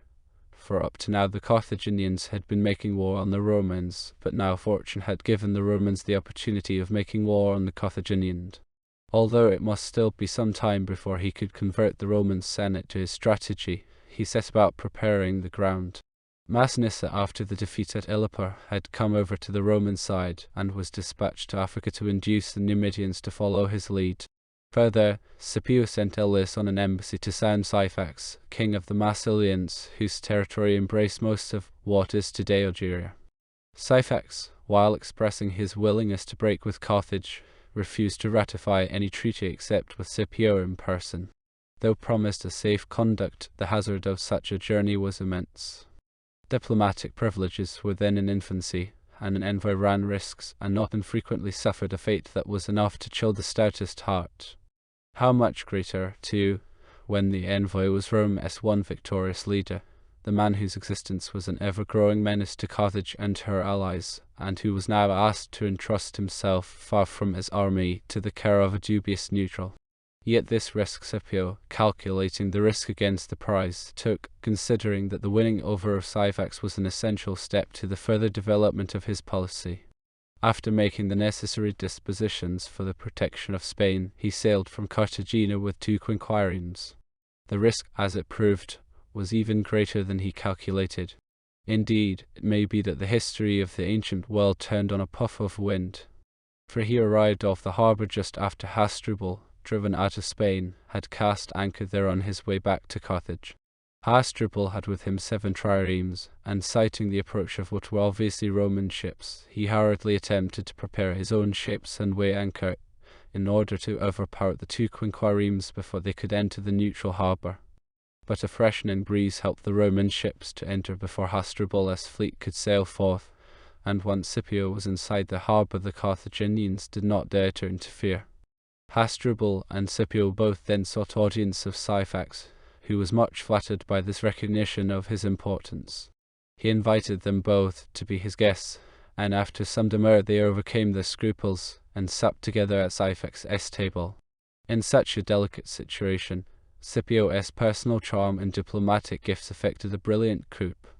Not only Syphax but Hasdrubal succumbed to his charm, the Carthaginian openly vowing that Scipio appeared to him more to be admired for the qualities he displayed on a personal interview with him than for his exploits in war, and that he had no doubt that Syphax and his kingdom were already at the disposal of the Romans. Such was the knack that man possessed for gaining the esteem of others. Hasdrubal was the true prophet, for Scipio sailed back with the treaty ratified. Chapter VI. The subjugation of Spain. Scipio had ploughed the ground and sown the seeds for his African campaign. The time for reaping its fruits was not yet, however. He had first to complete the subjugation of Spain and to deal out punishment to those tribes who had forsaken Rome in her hour of crisis on the peninsula after the death of the eldest Scipios. There had been too shrewd a diplomatist to show his hand earlier while the scales still hung in the balance, but now, with the Carthaginian power finally broken, it was essential for the future security of the Roman power that such treachery should not pass without retribution. The 2 chief offenders were Liturgus and Castello, cities in the neighbourhood of the battlefield of Bicula, on the upper reaches of the Betis Guadalquivir. Sending a third of his forces under Marcius to deal with Castello, he himself moved with the remainder on a Liturgus. A guilty conscience is an alert sentinel, and Scipio arrived to find that the Liturgi had made every preparation for defence without awaiting any declaration of hostilities. He thereupon prepared to assault, dividing his army into 2 parts, giving command of one to Aulus, in order that they might attack the city in 2 places simultaneously, thus creating an alarm in 2 quarters at the same time. The levy. Here again it is interesting to note how consistently Scipio executes a convergent assault, his force divided into independently manoeuvring parts to effect surprise and strain the enemy's defence, yet combining on a common objective. How strongly does his appreciation of this, the essential formula of tactics, contrast with its rarity in ancient warfare, in modern also, for how often do commanders wreck their plan either on the sila of a divided objective or on the crudities of a feint or holding attack to divert the enemy's attention and reserves from their main blow. His plan made, Scipio, realizing the soldiers' inherently lesser ardor against mere insurgents, strove to stimulate their determination by playing on their feelings for their betrayed comrades. He reminded them that the need for salutary vengeance ought to make them fight more fiercely than against the Carthaginians. For with the latter the struggle was for empire and glory almost without any exasperation, while they had now to punish perfidy and cruelty. Such an urge was needful, for the men of Lycurgus, fighting with the courage of despair, with no hope but to sell their lives as dearly as possible, repulsed assault after assault. Indeed, because of the circumstances that Scipio had evidently foreseen, the previously victorious army showed such a want of resolution as was not very honourable to it. At this crisis, Scipio, like Napoleon at the bridge of Lodi, did not hesitate to stake his own life. Considering it incumbent upon him to exert himself in person and share the danger, he reproved his soldiers for their cowardice, and ordered the scaling ladders to be brought up again, threatening to man the wall himself since the rest hesitated. He had now advanced near the walls with no small danger, when a shout was raised from all sides by the soldiers, alarmed at the danger to which their leader was exposed, and the scaling ladders were raised in several places at once. This fresh impulse, coinciding with less pressure elsewhere, turned the scales, and the walls were captured. During the resultant confusion the citadel, too, fell to an assault on a side where it was thought impregnable. The treachery of Lycurgus was then avenged in a manner so drastic as to be an object lesson of its requital, the inhabitants put to the sword, and the city itself razed to the ground. Here apparently Scipio made no attempt to restrain the fury of the troops, though, as he was to show on the morrow of Zama, he could be generous beyond comparison to an open foe. In all his acts he evidently envisaged the future, and even in allowing the obliteration of Lycurgus he had a direct purpose. For the news so shook the defenders of Castello, an obstacle made the more formidable because the garrison had been reinforced by the remains of the Carthaginian forces, that the Spanish commander, throwing over his allies, secretly capitulated. The moral purpose of the Lycurgus sack thus accomplished, Castello escaped more lightly. Then, sending Marcius to clear up the few remaining centres of disaffection, Scipio returned to Cartagena to pay his vows to the gods, and to give a gladiatorial show in memory of his father and uncle. This deserves passing mention, for whether due to chance or, as seems more likely, to Scipio's taste, its nature was different from the normal contest. Instead of the gladiators being slaves or captives doomed to fight or to make a Roman holiday, they were all voluntary and unpaid, either picked representatives of tribes or soldiers anxious to show their prowess in compliment to their general or for desire of glory. Nor were they all of obscure position, but included several men of distinction, so that these games at Cartagena might be considered the birthplace of the medieval tourney. Some, too, used it as a means to settle personal disputes, forecasting that still later development, the duel. It was shortly after this that deserters arrived at Cartagena from Gaze, offering to betray to Scipio this last stronghold of the Carthaginian power in Spain, where Mago had collected ships, fugitive troops from outlying garrisons in Spain, and auxiliaries from the African coast across the straits. The opportunity was one not to be missed by Scipio, and he at once dispatched Marcius with the light cohorts and Laeso with 7 triremes and 1 quinquireme, in order that they might act in concert by land and sea levy. Apart from the light, these few words shed on Scipio's grasp of the advantage of combined land and sea operations, already made evident at Cartagena. The specific mention of a light cohorts would seem to have a significance. From Cartagena to Gaze is a full 400 miles. To detach light troops purely for a move of this range, a landmark in military evolution, suggests Scipio's appreciation not only of the time factor, but also of the advantage of a highly mobile striking force in situations where rapidity was the coping stone on opportunity. The likelihood also is that he intended to follow with his legions, but if so, this and his plans in general were upset by a severe illness, which laid him low. Exaggerated by rumor, reports that he was dead soon spread throughout the land, causing such commotion that neither did the allies keep their allegiance nor the army their duty. Mandonius and Andabels, dissatisfied because after the expulsion of the Carthaginians the Romans had not obligingly walked out and left them in possession, raised the standard of revolt and began harassing the territory of the tribes faithful to the Roman alliance. As so often in history, the disappearance of the oppressor was the signal for dependencies to find the presence of their protector irksome. Mandonius and Andabels were but the foreigners of the American colonists and the modern Egyptians. There is no bond so irksome as that of gratitude. but the menace of the situation was made more acute through the mutiny of the Roman troops themselves at Succor, midway on the line of communication between Cartagena and Tarraco. It is a truism that line of communication troops are ever the least reliable, the most prone to discontent and disorder. Lack of employment, lack of plunder, were aggravated in this case by lack of pay, which had fallen into arrears. Beginning at first with mere disregard of orders and neglect of duty, the men soon broke out into open mutiny and, driving the tribunes out of the camp, set up in command 2 common soldiers, Albius and Atrius, who had been the chief instigators of the trouble. The mutineers had anticipated that with the general disturbance resulting from Scipio's death, they would be able to plunder and exact tribute at will, while escaping notice to a large extent. But when the rumour of Scipio's death was refuted, the movement was, if not quenched, at least damped down. They were in this more subdued frame of mind when 7 military tribunes arrived, sent by Scipio. These, evidently under instructions, took a mild line, inquiring as to their grievances instead of upbraiding them, and speaking to them by groups rather than attempting to address an assembly, where the mob spirit has full play at the expense of reason. Polybius, and Livy clearly following him, tells us that Scipio, experienced as he was in war but not in dealing with sedition, felt great anxiety and perplexity.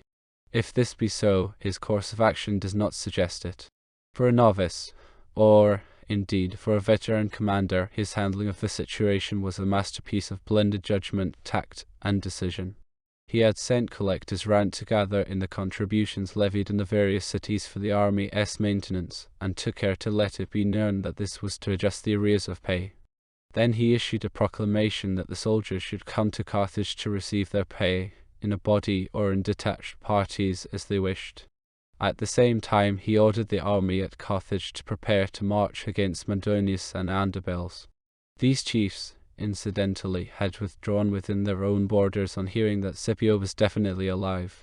Thus the mutineers on the one hand felt themselves stripped of possible allies, and on the other were emboldened to venture to Cartagena by the prospect of pay and, still more, of the army's departure. They took the precaution, however, to come in a body. The 7 tribunes who had inquired into their grievances were sent to meet them, with secret instructions to single out the ringleaders and invite them to their own quarters to sup. The mutineers arrived at Cartagena at sunset, and while encouraged by the sight of the army's preparations to march, their suspicions were also lulled by their reception, being greeted as if they made a timely arrival to relieve the departing troops.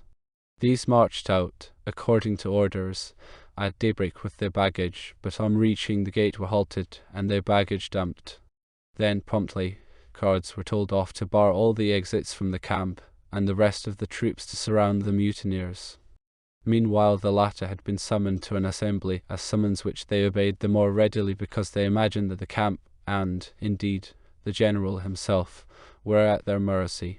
Their first shock was when they saw the general vigorous and full of health, far from the sick man they had supposed, and their second followed when, after a disconcerting silence, he addressed them in a manner strangely inconsistent with the apparent insecurity of his position.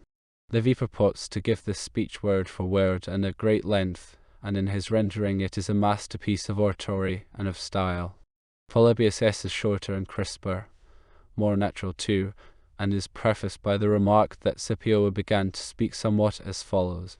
The lover of literature will prefer Livy's version, but the historian, weighing the evidence of date and circumstance, will prefer to accept Polybius' version, and that as giving the general sense rather than the exact words of Scipio. Despite these doubts, we will quote Livy for the opening phrases, because they are so telling, and because it is not unlikely that such a beginning might have been recorded with some exactitude. Saying that he was at a loss how to address them, he proceeded, "Can I call you countrymen who have revolted from your country, or soldiers who have rejected the command and authority of your general, and violated your solemn oath? Can I call you enemies? I recognize the persons, faces, and dress, and mean a fellow countrymen, but I perceive the actions, expressions, and intentions of enemies. For what have you wished and hoped for, but what the Liturgy and Lacetoni did?" The next he expresses wonderment as to what grievance or what expectations had led them to revolt. If it is simply a grievance over delays of pay caused by his illness, is such action jeopardizing their country justified, especially as they have always been paid in full since he assumed command? Mercenary troops may, indeed, sometimes be pardoned for revolting against their employers, but no pardon can be extended to those who are fighting for themselves and their wives and children, for that is just as if a man who said he had been wronged by his own father over money matters were to take up arms to kill him who was the author of his life. Polybius. If the cause is not merely a grievance, is it because they hoped for more profit and plunder by taking service with the enemy? If so, who would be their possible allies? Men like Andavales and Mendonius, a fine thing to put their trust in such repeated turncoats.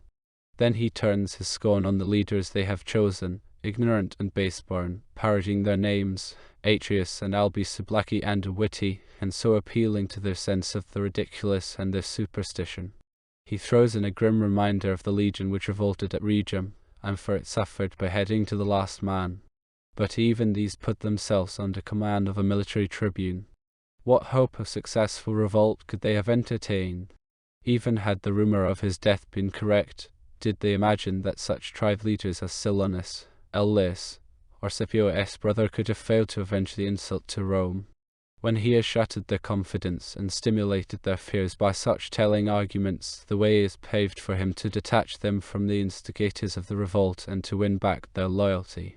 Changing his tone from harshness to gentleness, he continues, I will plead for you to Rome and to myself, using a plea universally acknowledged among men that all multitudes are easily misled and easily impelled to excesses, so that a multitude is ever liable to the same changes as the sea, for as the sea is by its own nature harmless to voyagers and quiet, yet when agitated by winds it appears of the same turbulent character as the winds, so a multitude ever appears to be and actually is of the same character as the leaders and counsellors it happens to have. In Livy's version he makes also a deftly sympathetic comparison, well calculated to touch their hearts, between his own recent sickness of body and their sickness of mind.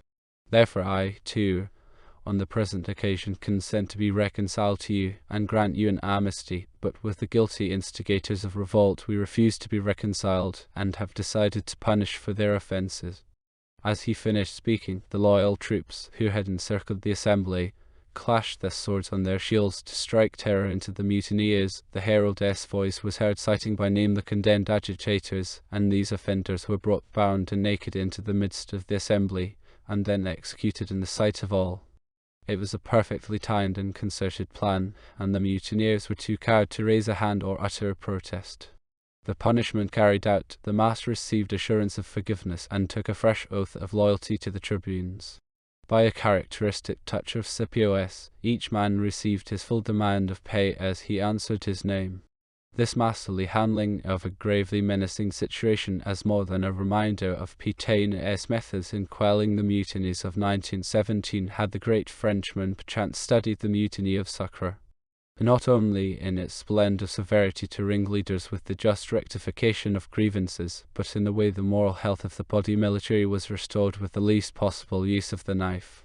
This was true economy of force, for it meant that the 8,000 became not merely unwilling reinforcements, cowed into acquiescence with orders, but loyal supporters.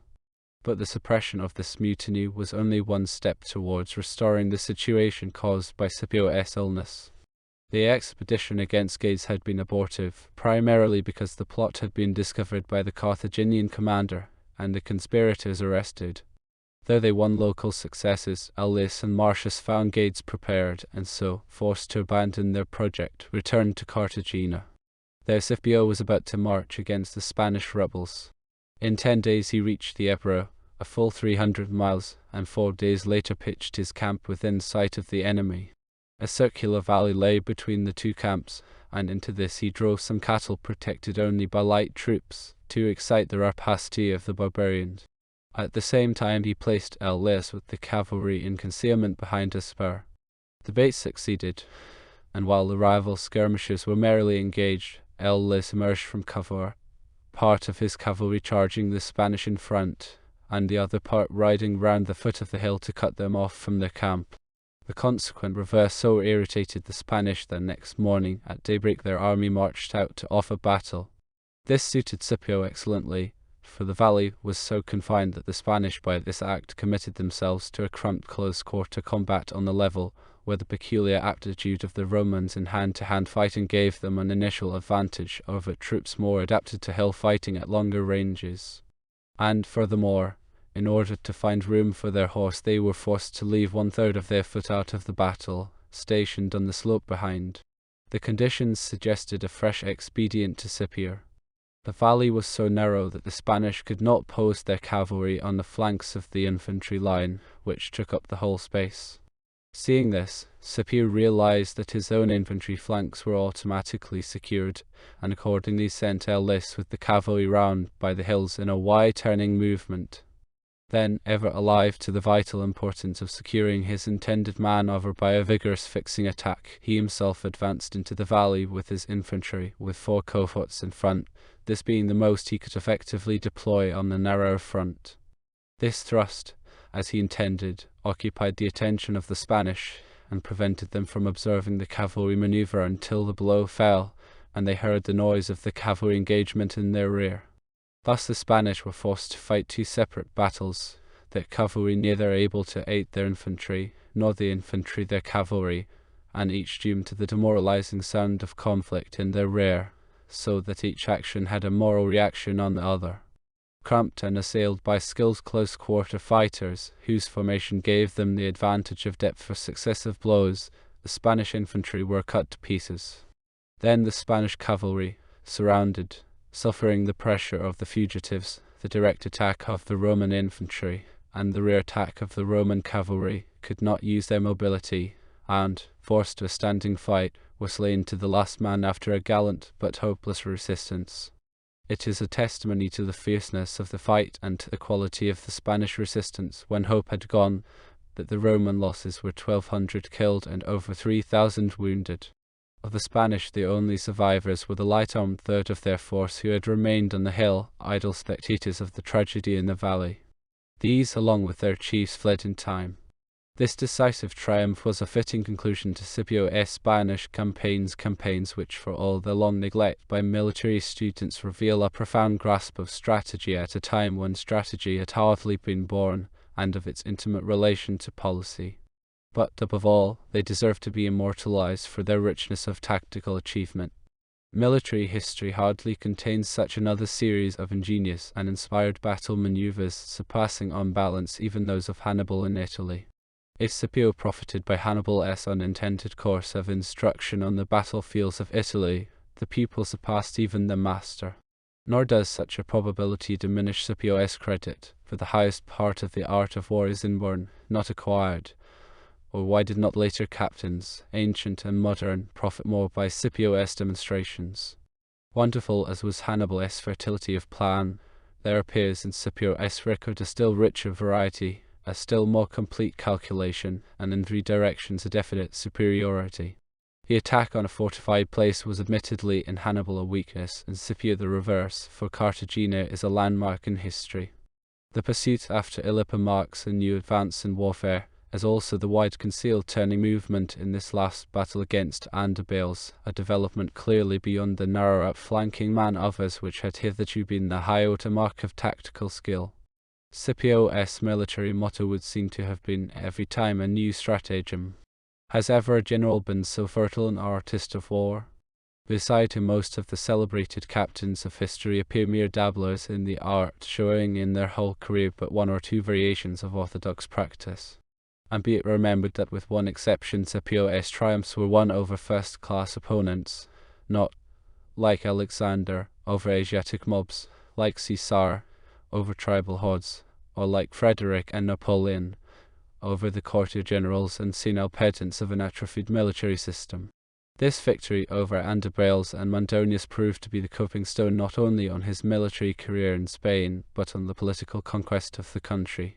So decisive had it been that Andebales realized the futility of further resistance, and sent his brother Mandonius to sue for peace unconditionally.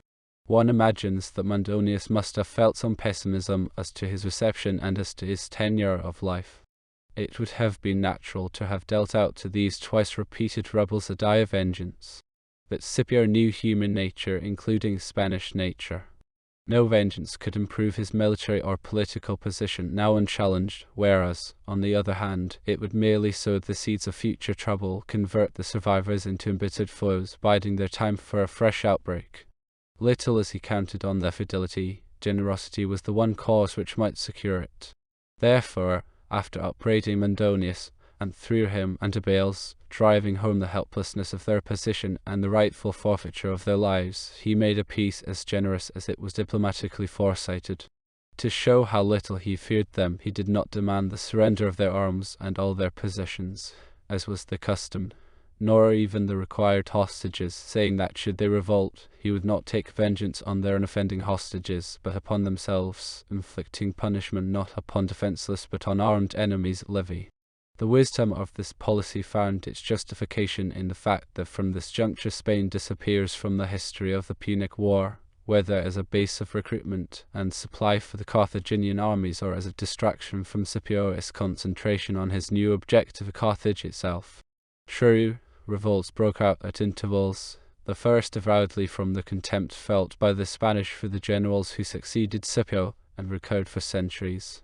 But they were isolated in spasmodic outbursts, and limited to the hill tribes, in whose blood fighting was a malarial fever. Scipio's mission in Spain was accomplished. Only Gades held out as the last fragment of the Carthaginian power, and this, being then an island fortress, was impregnable save through possible betrayal by its defenders. By some historians, Mago's escape from Gades is made an imputation on Scipio's generalship, yet from a comparison of the authorities it would seem probable that Mago left there, under orders from Carthage, while Scipio was occupied with the far more pressing menace of the mutiny and Antibales' revolt. Mago, too, was not such a redoubtable personality that his departure, with a handful of troops, for other fields was in itself a menace to the general situation, even if it could have been prevented, which militarily was impossible. Actually, on his voyage from Gades, he attempted a surprise assault on Cartagena in the absence of Scipio, and was so easily repulsed and so strongly counter-attacked that the ships cut their anchors in order to avoid being boarded, leaving many of the defeated soldiers to drown or be slain. Forced to return to Gades to recruit afresh, he was refused entry to the city by the inhabitants, who shortly surrendered to the Romans, and had to retrace his course to the island of Pitys in modern Ivy, the westernmost of the Balearic Isles, which was inhabited by Carthaginians. After receiving recruits and supplies, he attempted a landing on Majorca, but was repulsed by the natives, famous as slingers, and had to choose the less advantageous site of Minorca as his winter quarters, there hauling his ships on shore. With regard to the chronology of this last phase, in Livius' account the suppression of Vanderbilt's rebellion is followed by the story of a meeting between Scipio and Massinissa, and then by the details of Mago's departure from Gades, from which it would appear that this happened while Scipio was still in Spain.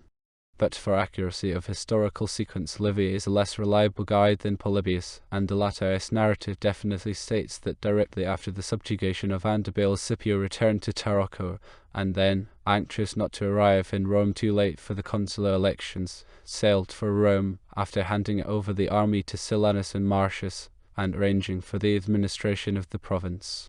The meeting with Massinissa, whenever it occurred, is worth notice, for here the seeds of Scipio's generous treatment of Massinissa's nephew years before bore fruit in the exchange of pledges of an alliance, which was to be one of Scipio's master tools in undermining the Carthaginian power at its base in Africa.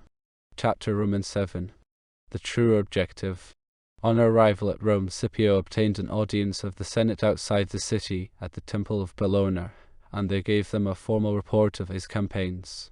On account of these services, he rather tried his prospect of a triumph than pressed it pertinaciously, for the honour had never been given except to those whose services were rendered when holders of a magistracy.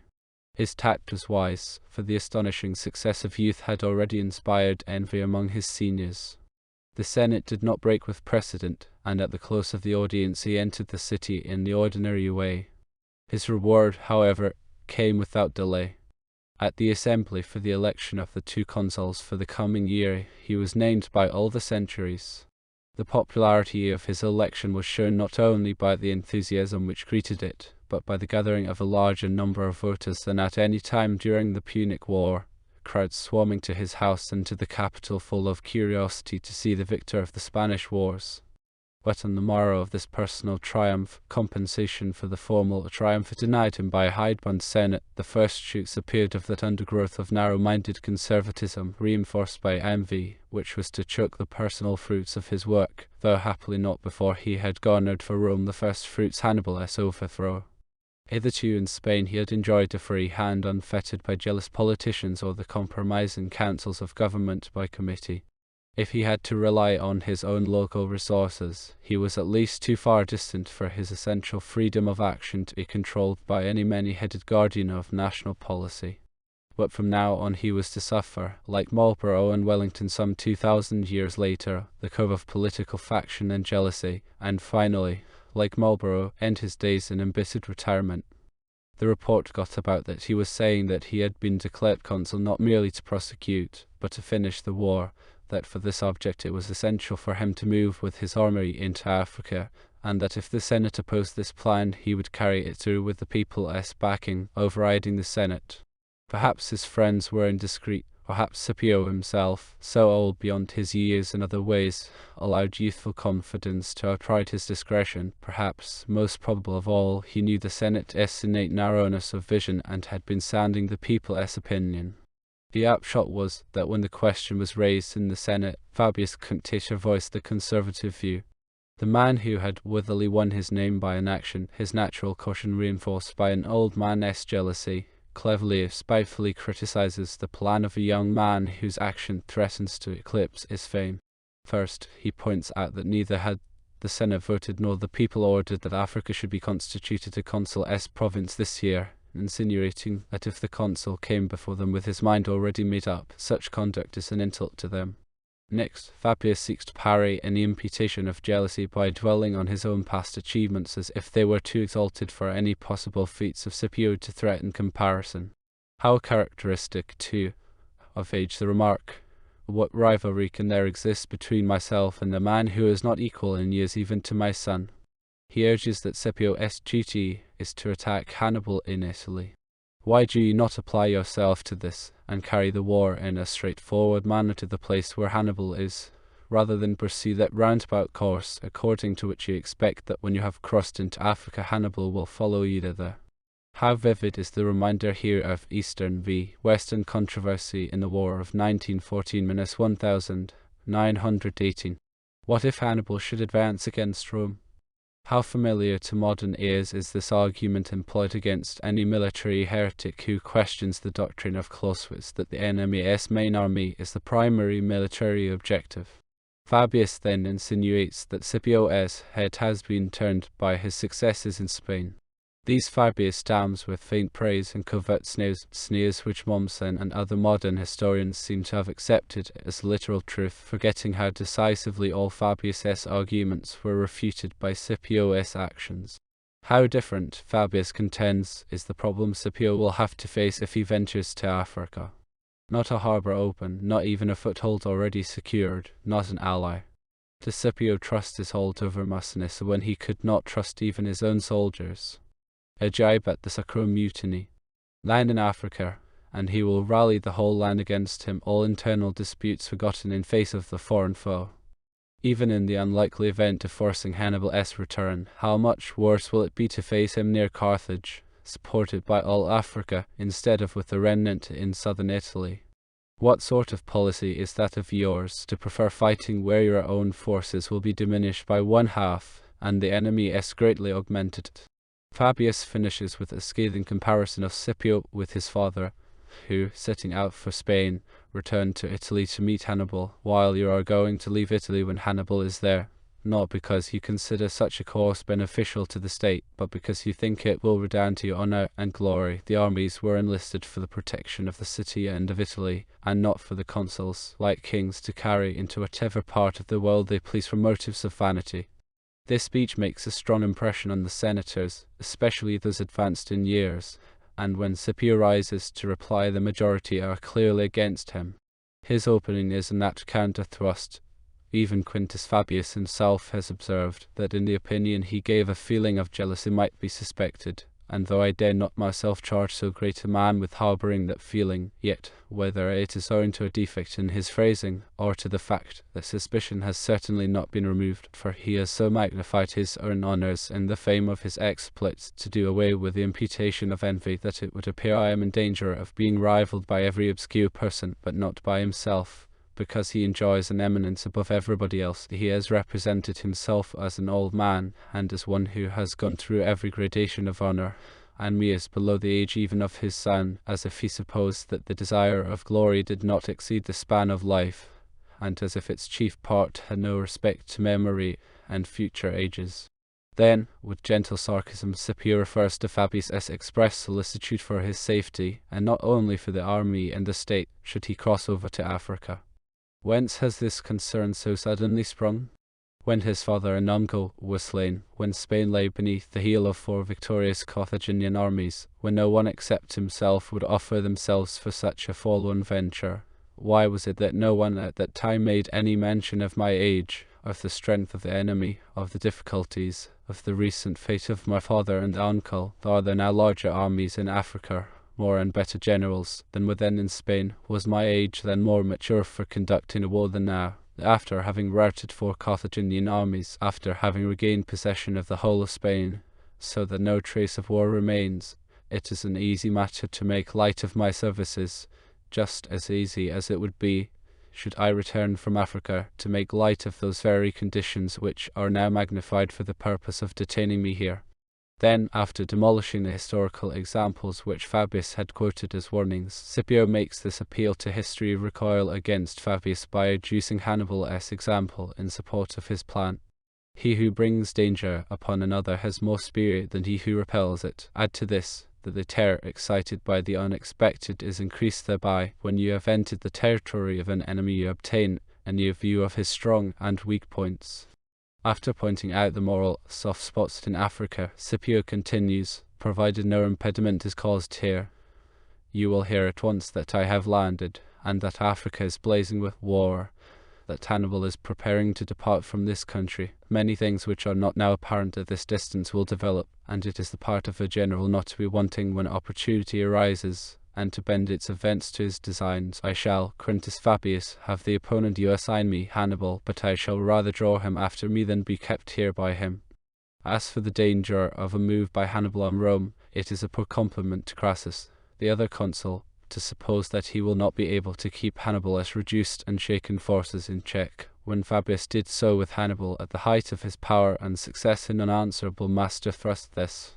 After emphasizing that now is the time and the opportunity to turn the tables on Carthage, to do to Africa what Hannibal did to Italy, Scipio ends on a characteristic note of restraint and exultation combined. Though Fabius has depreciated my services in Spain, I will not attempt to turn his glory into ridicule and magnify my own. If in nothing else, though a young man, I will show my superiority over this old man in modesty and in the government of my tongue. Such has been my life, and such the services I have performed, that I can rest content in silence with that opinion which you have spontaneously formed of me.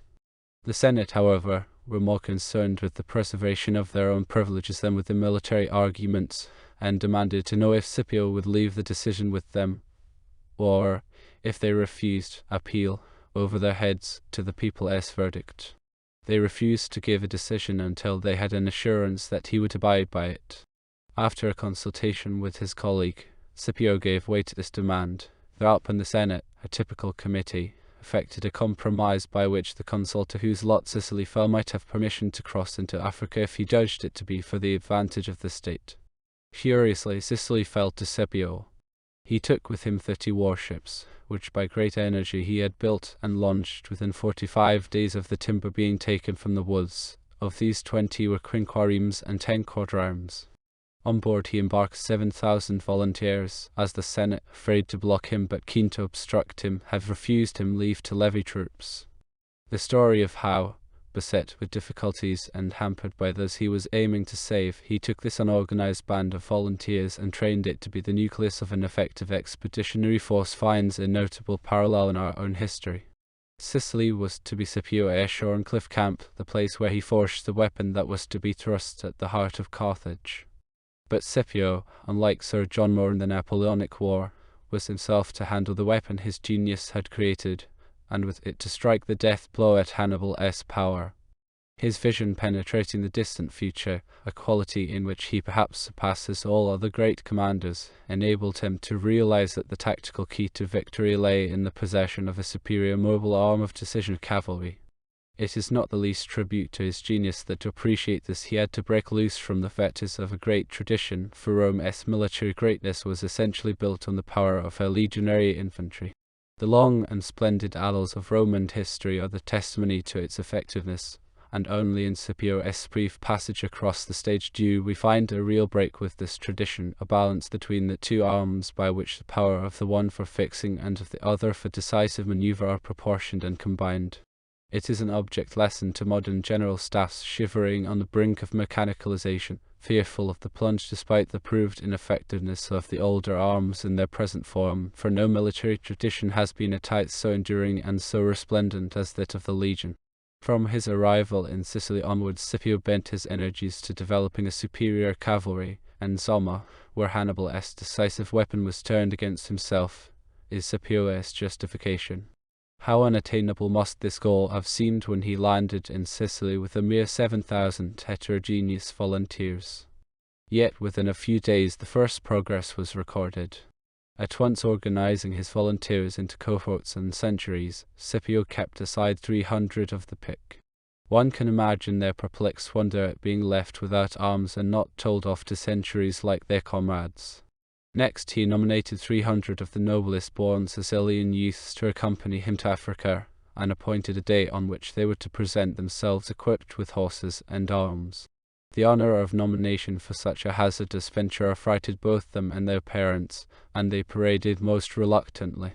Addressing them, Scipio remarked that he had heard rumors of their aversion to this arduous service, and rather than take unwilling comrades he would prefer it that they would openly avow their feelings.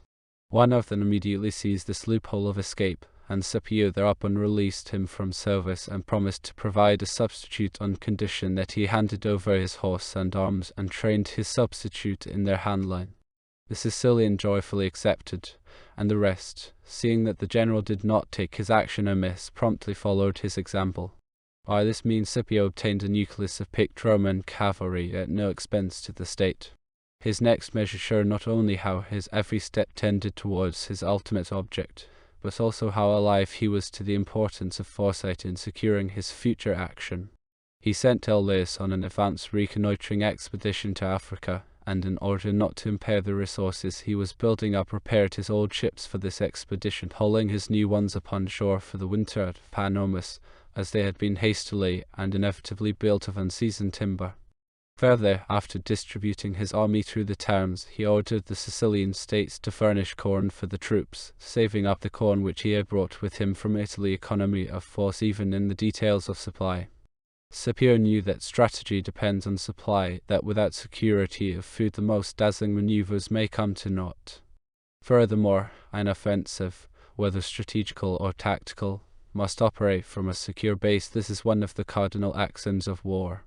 Basis would perhaps be a better term, for a base is apt to be construed too narrowly, whereas truly it comprises security to the geographical base, both internal and external, as well as security of supply and of movement.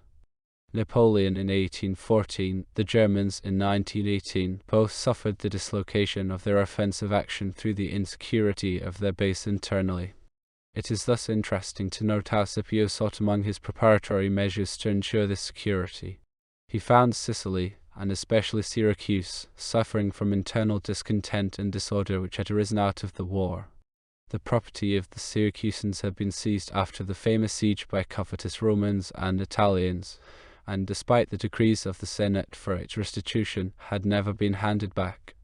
Scipio took an early opportunity of going to Syracuse, and deeming it of the first importance to maintain trust in Rome's plighted word, restored their property to the citizens, by proclamation and even by direct action against those who still clung fast to the plundered property. This act of justice had a wide effect throughout Sicily, and not only ensured the tranquillity of his base, but won the active support of the Sicilians in furnishing his forces for the expedition. Meanwhile, Liddell had landed at Hippo Regius, modern Bonar, about 150 miles distant from Carthage. According to Livy, the news threw Carthage into panic, the citizens believing that Scipio himself had landed with his army and anticipating an immediate march on Carthage. To ward this off seemed hopeless, as their own people were untrained for war, their mercenary troops of doubtful loyalty, and among the African chiefs Syphax was alienated from them since his conference with Scipio and Massinissa, declared enemy. The panic did not abate until news came that the invader was Lys, not Scipio, and that his forces were only strong enough for a raid. Livy further tells us that the Carthaginians took advantage of the respite to send embassies to Syphax and others of the African chiefs for the purpose of strengthening their alliance, and envoys were also sent to Hannibal and Mago to urge them to keep Scipio at home by playing on the fears of the Romans. Mago had, earlier, landed at Genoa, but was too weak to act effectively, and to encourage him to move towards Rome and join Hannibal, the Carthaginian Senate sent him 7,000 troops and also money to hire auxiliaries. If these facts be true, they would on the surface suggest that Scipio lost an opportunity and was unwise to put the Carthaginians on their guard by this raid of Lys, and this impression is strengthened by the words ascribed to Massinissa. For Livy says that Massinissa came, with a small body of horse, to meet Lys, and complained that Scipio had not acted with promptness, in that he had not already passed his army over into Africa, while the Carthaginians were in consternation, and while Syphax was entangled in wars with neighbouring states, and in doubt as to the side he should take, that if Syphax was allowed time to settle his own affairs, he would not keep faith with the Romans. Massinissa then begged that Lys would urge Scipio not to delay, promising that he, though driven from his kingdom, would join Scipio with a force of horse and foot. When, however, we appreciate the situation from a military angle, it appears in a different light. Lys landed at the port which was nearest to Numidia, and which was not only 150 miles distant from Carthage, but with a wide belt of hill country intervening. When Scipio himself landed, it was at a spot only some 25 miles distant. Hence Lys's expedition can have been in no sense a reconnaissance against Carthage, and the clear deduction is that it was a reconnaissance to discover the state and feeling of the African states where Scipio hoped to find allies, and in particular to get in touch with Massinissa. As we have shown, Scipio had realized that a superiority in the cavalry arm was the key to victory over the Carthaginians, and he looked to the Numidian chief for his main source. His appreciation of the latter's brilliant cavalry leadership on the battlefields of Spain had inspired him to win Massinissa over. Thus the inherent probability is that Lys's mission was primarily to discover if the Numidian would actually hold to his new alliance when Roman troops landed on African soil, and if so, what were the resources he could contribute. If the Carthaginians were really panic-stricken at a raid so distant, the fact but helped to confirm Scipio's view of the moral advantage to be gained from a thrust at Carthage. As for the warning thus given, the danger of putting the Carthaginians on their guard, this had already been given by Scipio's speeches in the Senate and his preparations. Where consent for his expedition had to be wrung from a reluctant Senate, where the forces and resources for it had to be raised without state help, strategic surprise was out of the question from the outset. Here were exemplified the chronic drawbacks of a constitutional system of government for conducting war. It is one of Scipio's supreme merits that he obtained completely decisive results, though lacking the tremendous asset of political control. He, the servant of a republic, is the one exception to the rule that throughout the history of war the most successful of the great captains have been despots or autocrats. Countless historians have lavished sympathy on Hannibal for the handicap he suffered through lack of support from home, and laid all his setbacks at the door of the Carthaginian Senate. None seem to have stressed Scipio a similar handicap. Yet to Rome there was none of the physical difficulty in sending reinforcements that Carthage could plead as an excuse. In this lack of support, nay worse, the active opposition from the Roman Senate lies unquestionably the reason of Scipio's delay of a year in Sicily to prepare for the expedition. He had to find unaided his own resources in Sicily and Africa. How groundless as well as irrational was Massinissa's complaint, if he made it, is shown by the fact that when, in 204 BC, Scipio landed in Africa, the landless prince, to quote Mommsen, brought in the first instance nothing beyond his personal ability to the aid of the Romans. Few generals have been so bold as Scipio when boldness was the right policy, but he was too imbued with the principle of security to strike before he had armed himself and tempered his weapon by training. The wonder is not at Scipio's delay of a year, but that he moved so soon, and with a force that in numbers if not in training was still so puny for the scope of his task. But this seeming audacity was made secure by his strategy after the landing, and Zama was its justification. It is an ironical comment on the value of their judgments that the same historians who criticize Scipio for his tardiness in 205 BC tax him with rashness for the smallness of the force with which he sailed in 204 BC. One of these, Dodge, when dealing with the first year, remarks that Scipio does not seem to have been very expeditious about the business. In this he resembled McClellan as well as in his popularity. Later, dealing with Scipio's embarkation, Dodge says, some generals would have declared these means insufficient, but Scipio possessed an abundance of self-confidence which supplemented material strength in all but severe tests. Such criticism is a boomerang recoiling on the critic. Chapter Roman 8. A political hitch. The interval between the return of Liddell and the embarkation for Africa is occupied, apart from material preparation, by two episodes of significance. The first is Scipio's apparent sideshow at Locri, the second, the political imbroglio which for a time threatened his ruin and that of his plans. Both deserve study for the light they shed on his character as a commander and a man. Locri lay on the underpart of the toe of Italy near modern Geries, and was in Hannibal's possession. After his brother Hasdrubal's defeat at the Metaurus, Hannibal had fallen back on Bruttium, the southernmost province of Italy, and here he held at bay the consular armies, who dared not advance to seek out the scarred but indomitable lion in his mountain fastnesses. Some Locrians who had gone outside the walls were captured by Roman raiding party, and taken to Rhegium, the port adjacent to Sicily, where they were recognized by the pro-Roman Locrian nobles, who had found sanctuary there when their town fell into Carthaginian hands.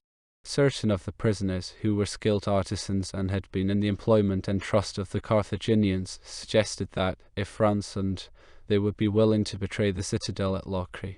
The nobles, eager to regain their town, at once ransomed the artisans, and after concerting a plan and signals, sent them back to Locri. Then going to Scipio at Syracuse, they told him of the scheme. He saw the opportunity, and dispatched on the venture a detachment of 3,000 men under 2 military tribunes. Exchanging signals with the conspirators inside, ladders were let down about midnight, and the attackers swarmed up the walls. Surprise magnified their strength, and the Carthaginians in confusion fled from the citadel to a second citadel on the farther side of the town. For several days encounters occurred between the two parties without decisive result. Alive to the danger to his garrison, and to the threatened loss of an important point, Hannibal moved to the rescue, sending a messenger ahead with orders to the garrison to make a sortie at daybreak as a cloak to what he hoped would be his surprise assault. He had not, however, brought scaling ladders with him, and so was forced to postpone his attack a day while he was preparing these and other materials for storming the walls. Scipio, who was at Messana, received word of Hannibal's move, and planned a counter-surprise. Leaving his brother in command at Messana, he embarked a force and, setting sail on the next tide, arrived in the harbour of Locri shortly before nightfall. The troops were hidden in the town during the night, a concealment made possible by the townspeople favouring, though not openly taking, the side of the Romans. Next morning Hannibal launched his assault in conjunction with the sortie from the Carthaginian citadel. As the scaling ladders were being brought forward, Scipio sallied out from one of the town gates and attacked the Carthaginians in flank and rear. The shock of the surprise dislocated and disorganized the Carthaginians, and, his plan upset, Hannibal fell back on his own camp. Realizing that the Romans, because of their grip on the town, were masters of the situation, he withdrew during the night, sending word to his garrison in the citadel to make their way out as best they could and rejoin him. For Scipio, this sideshow was a very real asset. Apart from the personal prestige he gained from his success in this first encounter with the dreaded Hannibal, scoring a trick even off the master of ruses, he had helped the Roman campaign in Italy by curtailing Hannibal's remaining foothold in that country and without any diminution of his own force. But, beyond these personal and indirect gains, his success had an important bearing on his own future plan of operations. for he had blooded his troops against Hannibal, and by this successful enterprise given them a moral tonic, which would be of immense value in the crucial days to come. It is unfortunate that for this episode, as for Ellis' reconnaissance in Africa, we have no Polybius to reveal to us the motives and calculations which inspired Scipio's moves. The loss of Polybius' books on this period must be replaced by deduction from the facts, and from the knowledge already gained of Scipio's mind. To those who have followed his constant and far-sighted exploitation of the moral element during his Spanish campaigns, there can be little doubt that he seized on the Locri expedition as a heaven-sent chance not only to test and sharpen his weapon for the day of trial, but to dispel in his troops the impression of Hannibalic invincibility. The second episode arose out of the subsequent administration of recaptured Locri.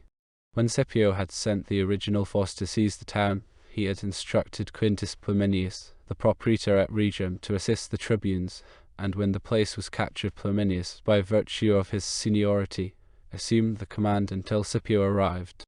After the repulse of Hannibal's relieving force, Scipio returned to Sicily, and Flaminius was naturally left in chief command of the town in its defence, though the detachment from Sicily remained under the direct command of the tribunes. How Flaminius abused his trust is one of the most sordid pages in Roman history.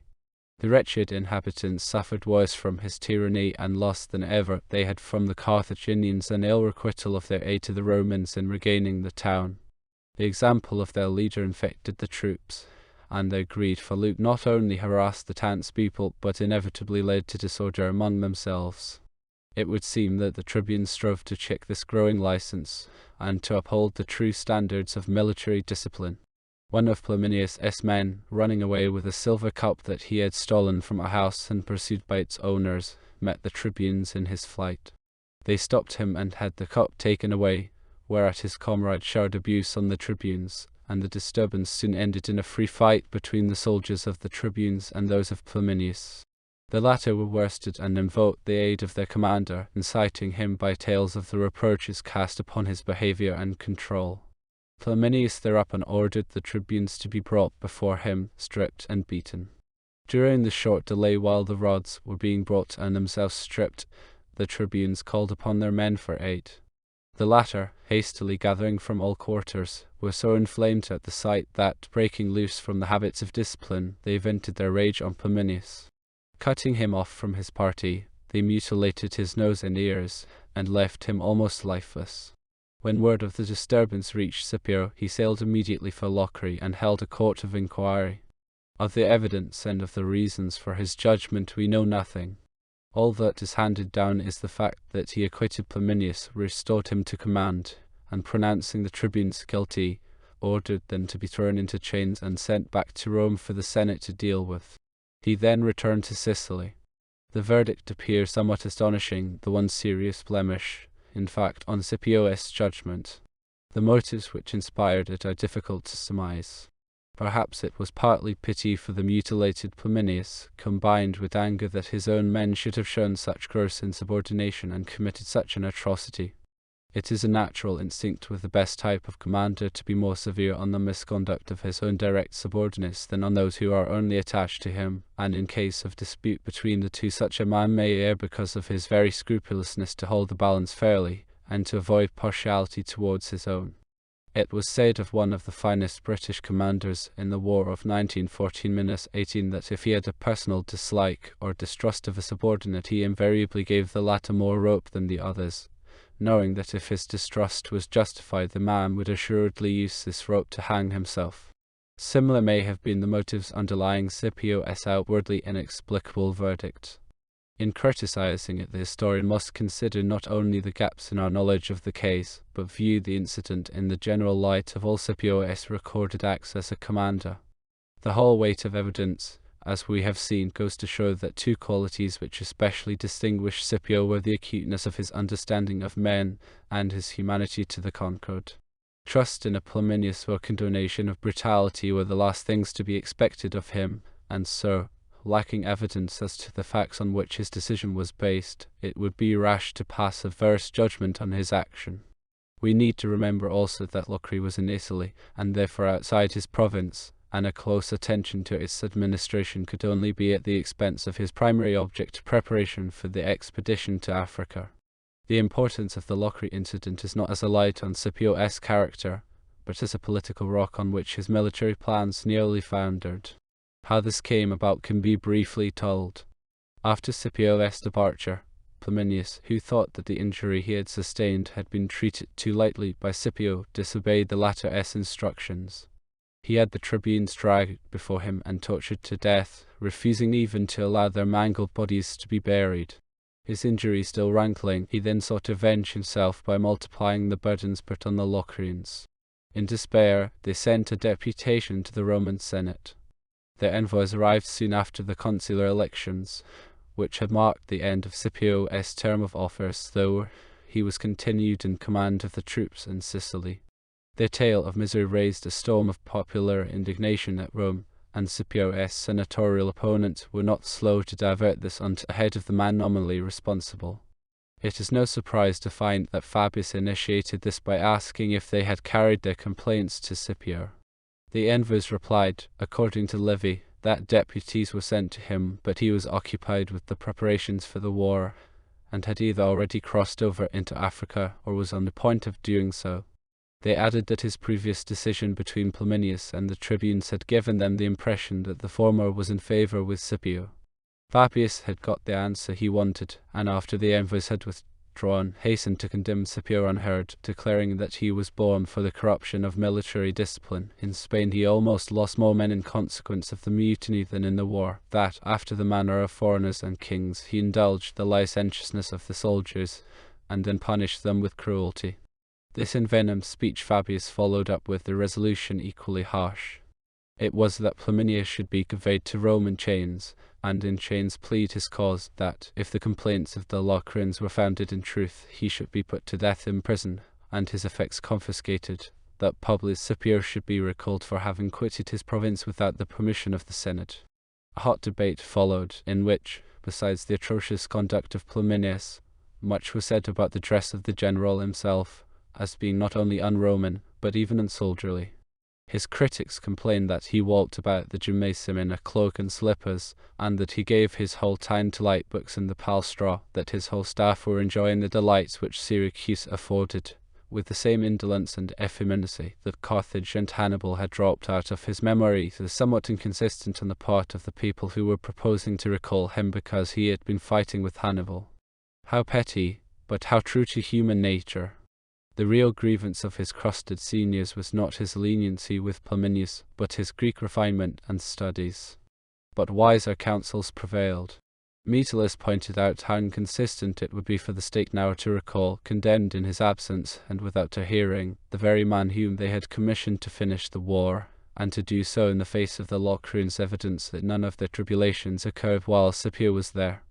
On the motion of Metellus, a commission of inquiry was appointed to visit Scipio in Sicily, or even in Africa had he departed thither, with power to deprive him of his command if they found that the acts at Locri had been committed at his command or with his concurrence. This commission was also to investigate the charges brought against his military argime, whether his own alleged indolency or the relaxation of discipline among the troops. These charges were brought by Cotto, who, besides being an adherent of Fabius, conceived it his special mission in life to oppose the new Hellenic culture and to effect cheese-paring economies.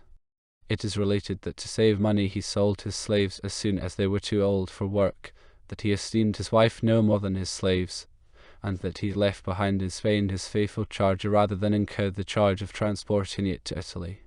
As Castor under Scipio in Sicily, he reproached his general with his liberality to the troops, until Scipio dispensed with his services, whereupon Cotto returned disgruntled to Italy to join Fabius in an anti-waste campaign in the Senate. The commission went first to Locri. Flaminius had already been thrown into prison at Rhegium, according to some accounts by Scipio, who had sent a legatus with a guard to seize him and his principal coadjutors. At Locri, restitution of their property and civic privileges was made to the citizens, and they willingly agreed to send deputies to give evidence against Flaminius at Rome. But though invited to bring complaints against Scipio, the citizens declined, saying that they were convinced that the injuries inflicted on them were neither by his orders nor with his approval. The commission, relieved of the duty of investigating such charges, nevertheless went on to Syracuse to see for themselves the military condition of his command. There are parallels in history to such a political investigation on the eve of a great military adventure. The Liddell affair is the most recent, and often they have reacted disastrously both on the confidence of the commander and the confidence of his subordinates in him. But Scipio survived the test. While they were on their way to Syracuse, Scipio prepared to clear himself, not by words but by fact. He ordered all his troops to assemble there, and the fleet to be got in readiness, as though a battle had to be fought that day with the Carthaginians by sea and land. On the day of their arrival he entertained them hospitably, and on the next day presented to their view his land and sea forces, not only drawn up in order, but the four were carrying out field operations, while the fleet fought a mock naval battle in the harbour. The PR and the deputies were then conducted round to view the armories, the granaries, and other preparations for the war, and so great was the admiration aroused in them of each particular, and the whole together, that they formed the conviction that under the conduct of that general, and with that army, the Carthaginians would be vanquished, or by none other. They bid him with the blessing of the gods, Kosovo Livy. These deputies were not, as the Froks of 1914-18, remarkable only for their ignorance of matters military. Like most Romans, they were men of military training and experience, and no eyewash would have deceived them. In face of such a verdict, it is surprising that a historian of the reputation of Mommsen should here again swallow Fabius' spiteful charges, and repeat as his only opinion that Scipio failed to maintain discipline. Only a lay historian, militarily ignorant, could imagine that an army which had been allowed to run to seed could carry out the complex Roman battle drill and develop its preparations to a pitch of efficiency that not only gained the approval but aroused the enthusiasm of this expert commission. On their return to Rome, the warmth of their praise induced the Senate to vote that Scipio should cross to Africa, and that he should be given permission to select himself, out of those forces which were in Sicily, the troops which he wanted to accompany him. The irony of this grudging and tardy permission lies in the clause in italics. He was given their blessing, and that was all. For a venture of such magnitude, he was worse supported by the Senate than even Hannibal by Carthage. Of Roman troops, apart from his own volunteers, he had in Sicily only the 5th and 6th legions, the remnant of those who had fought at Cannes, and who in punishment for the defeat had been sentenced to serve in exile in Sicily. A less understanding commander might well have hesitated to rely on troops suffering such a degradation. But Scipio was very far from feeling contempt for such soldiers, inasmuch as he knew that the defeat at Cannes was not attributable to their cowardice, and that there were no soldiers in the Roman army who had served so long, or were so experienced in the various types of combat. They on their side were burning to wipe off the unjust stigma of disgrace, and when he declared that he would take them with him, he could feel sure that by this proof of his trust and generosity he had won their utter devotion. He inspected them man by man, and putting aside those unfit for service, he filled up their places with his own men, bringing the strength of each legion up to 6,200 infantry and 300 horse. Roman accounts differ widely as to the total strength of the force that embarked, and even in Livius' time the uncertainty was such that he preferred not to give an opinion. The smallest estimate is 10,000 foot and 200 horse, a second is 16,000 infantry and 1,600 horse, the third, and largest, is a total of 35,000, including horse and foot. The first is disproved by the previous facts, and these seem rather to point to the second as the correct estimate. In any case, it was slender indeed for the object aimed at. There is a striking parallel between the situation and numbers of Scipio in 204 BC and those of Gustavus Adolphus in 1630 AD, when the Swedish king crossed the Baltic to strike at the seat of the imperial power. And each force, small as it was, had been welded by the training genius and personal magnetism of its leader into a superb instrument of war, recorder or framework for later expansion. How purely this expedition and its triumphant success was the plan and the work of Scipio can be aptly shown by quoting Mommsen, a far from friendly witness. It was evident that the Senate did not appoint the expedition, but merely allowed it. Scipio did not obtain half the resources which had formerly been placed at the command of Regulus, and he got that very corps which for years had been subjected by the Senate to intentional degradation. The African army was, in the view of the majority of the Senate, a forlorn hope of disrated companies and volunteers, whose loss in any event the state had no great occasion to regret. And yet many historians assert that Rome's victory in the Punic War was due to the generous support she gave to her generals, the failure of Carthage to the reverse cause. Not only was Scipio's means slender, but the African situation had changed for the worse during the year's delay forced on him by the need to raise and train his expeditionary force, in default of Rome's aid, a delay still further protracted by the Locrian inquiry. Hasdrubal, son of Gisco, on his return from Spain had checkmated Scipio's newly won influence over Syphax by giving the king his daughter Sophonisba in marriage, and in return got Syphax to renew his pledge of alliance with Carthage. Still afraid that Syphax would adhere to his old pledges to Scipio, Hasdrubal took advantage of the Numidian while under the influence of the first transports of love, and calling to his aid the caresses of the bride, prevailed upon him to send envoys into Sicily to Scipio, and by them to warn him not to cross over into Africa in reliance on his former promise. The message begged Scipio to carry on war elsewhere, so that Syphax might maintain his neutrality, adding that if the Romans came he would be compelled to fight against them. Passion had beaten diplomacy. One can imagine what a blow the message proved to Scipio. Yet he determined to carry through his plan, and merely sought to counteract the moral harm which might accrue if Syphax's defection became known. He sent the envoys back as quickly as possible, with a stern reminder to Syphax of his treaty obligations. Further, realizing that the envoys had been seen by many, and that if he maintained silence about their visit rumors would spread, Scipio announced to the troops that the envoys had come, like Massinissa earlier, to Aulis to urge him to hasten his invasion of Africa. It was a shrewd ruse, for the truth might have caused grave moral depression at the critical time. Scipio, wiser than the military authorities of 1914, understood crowd psychology, and knew that the lead put the worst construction on the silence of the leaders, that they assumed no news to be bad news, despite all the proverbs. Chapter Roman 9. Africa. Thus in the spring of 204 BC, Scipio embarked his army at Liddell in Marsala, and sailed for Africa. His fleet is said to have comprised 40 warships and 400 transports, and on board was carried water and rations for 55 days, of which 15 days' supply was cooked. Complete dispositions were made for the protection of the convoy by the warships, and each class of vessel was distinguished by lights at night, the transports 1, the warships 2, and his own flagship 3.